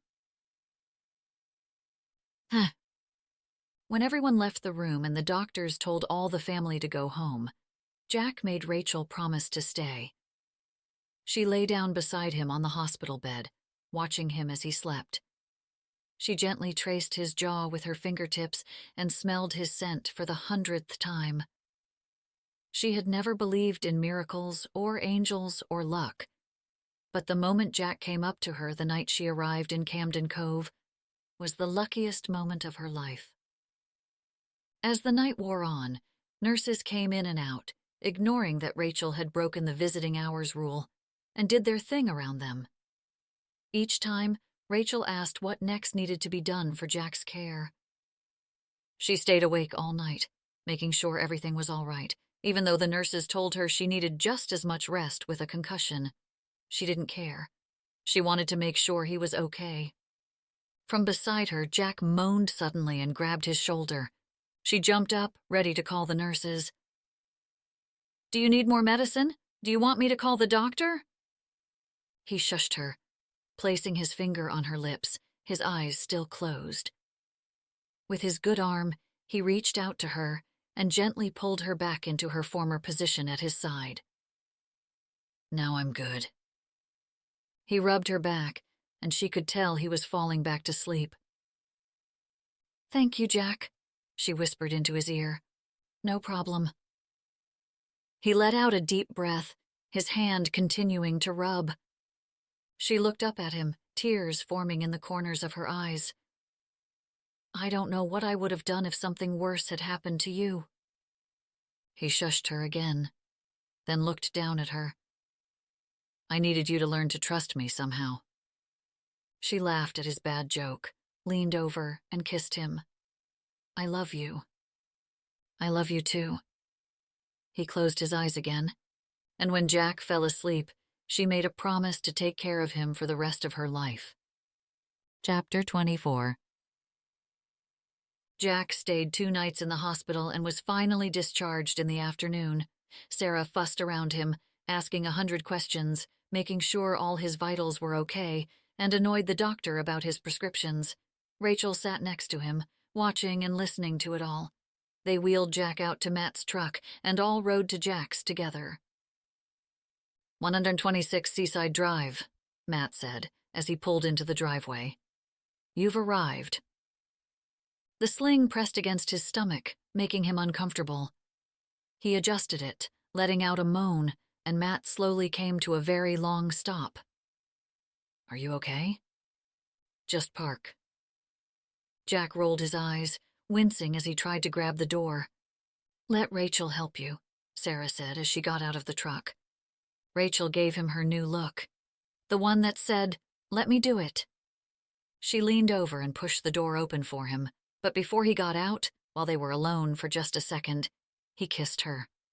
Pride filled him as his family and Rachael fretted after him as he walked up to his house. It was as if everything he had ever worked for up until that moment was all worth it. And someday, he wanted nothing more than to give Rachael a beautiful home, a place where she could feel safe and loved, where someday they could raise a family and grow old together. Elizabeth opened the front door, and Captain came hobbling out, barking at Jack and Rachael. He took his time, but made it to them. Hey, Cap. Jack bent down and opened up his free arm as Captain made his way to him. He embraced Captain's neck and hugged him. Thanks a lot, buddy. Rachael teared up as Captain licked Jack's face, his tail wagging. He's going to heal faster than you, Elizabeth said. Only got nicked by the gunshot in his back. She pointed to the shaven spot on his rear end. Jack walked Rachael to the front door. He kissed her on the cheek as he opened the door, then waved his hand for her to enter. I'd pick you up. He made a face at his arm. But you'd probably do better carrying me. She laughed, but hugged him, making him wince. Oh, sorry. It's fine, I'm fine. He opened the door to the small cottage. He had done quite a bit of work to make the house work for him, but now he worried if it would work for her someday. She walked through into the kitchen, which sat in the back of the house. It was his favorite spot. He imagined sitting in the mornings as the sun rose above the water with a cup of coffee, his hand in Rachael's. It's a beautiful house. She spun around and faced him. He couldn't wait to get everyone out of there. They all congregated in the kitchen and ate the seafood lasagna the restaurant had prepared, a plate of pastries provided by Frank and David, and a 12-pack of Finn's favorite pale ale. The whole family told embarrassing stories of Jack. Elizabeth told of the time he had broken his collarbone playing football and acted dramatically about his injury, warning Rachael of what she'd face in upcoming days. Sarah laid out all his medication and wrote notes on a pad of paper, reminding Rachael that he needed to take them every 6 hours. Elizabeth suggested everyone give Jack time to rest, hugging Rachael on the way out. Shortly after, everyone else left, leaving Jack and Rachael standing in the middle of the living room. He pressed a playlist on his phone, and music started to play in the background. He grabbed her hand and walked her to the space between the kitchen and the living room. Captain lay on the mat in front of the sink. He pressed another button and the fireplace whooshed on, illuminating the room with a warm glow. Her laugh bubbled out as he drew her close to him, pressing her against his chest and beginning to dance. Swaying to the music and humming along, she rested her head upon his chest and followed his lead. Your uncles wanted me to tell you there's a basket in the fridge. Her left eyebrow lifted up. What are you all up to? He shrugged, glad he could count on them. He had texted them earlier asking for another picnic. Thought we could go on a picnic. Captain led them down the trail as Rachael carried the basket in one arm and a couple of blankets in the other. The winter afternoon held a chill, but it didn't bother her as they walked down to the beach. Watch it. Rachael nervously grabbed hold of Jack's coat as he climbed down the side of the cliff, using his good hand to guide him, but he didn't need help. It looked like he could climb down the rock ledge with his eyes closed. Captain half skipped, half waddled down to the cove's beach. With the tide out, The waves lapped against the sand, making a soft, hushing sound off in the distance as the seagulls glided above them in the wind. Inside the cove, a stack of firewood sat perfectly, ready for a match. "How did you do this?" Jack smiled. "I have my ways." Rachael spread out the blanket on top of 2 logs next to the fire pit and placed the basket on top, about to sit. But Jack grabbed her hand and pulled her toward the water. "Come with me." They walked out to the water's edge as Captain chased the waves rolling to shore. Jack stopped and held her in his arms, facing the granite cliffs, the house beyond, and the town off to the side. The afternoon sun sat on top of the trees, falling behind the bare branches. She noticed all the lights were turned on in the house, even the lights outside in the yard. It was the most beautiful house she had ever seen. She looked back at him, and that's when he knelt down. He held a ring in his fingertips. "I know you aren't even technically divorced, but I want to make you happy for the rest of your life." He held out a thin gold band with a shining round diamond. She reached out and took it.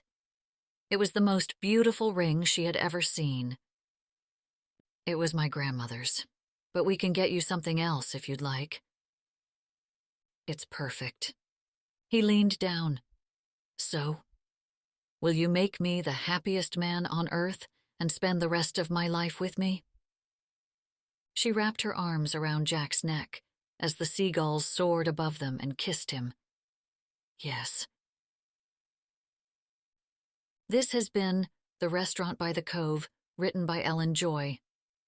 The next book in the series, The Christmas Cottage by the Cove, focuses on Kate and Matt, who reunite for a Christmas miracle after Kate's fiancé leaves her just before the holidays. If you enjoyed this book, then don't forget to click the like button and subscribe to this channel to find out when more audiobooks and other content are added. You can also purchase all of Ellen Joy's books on Amazon.com.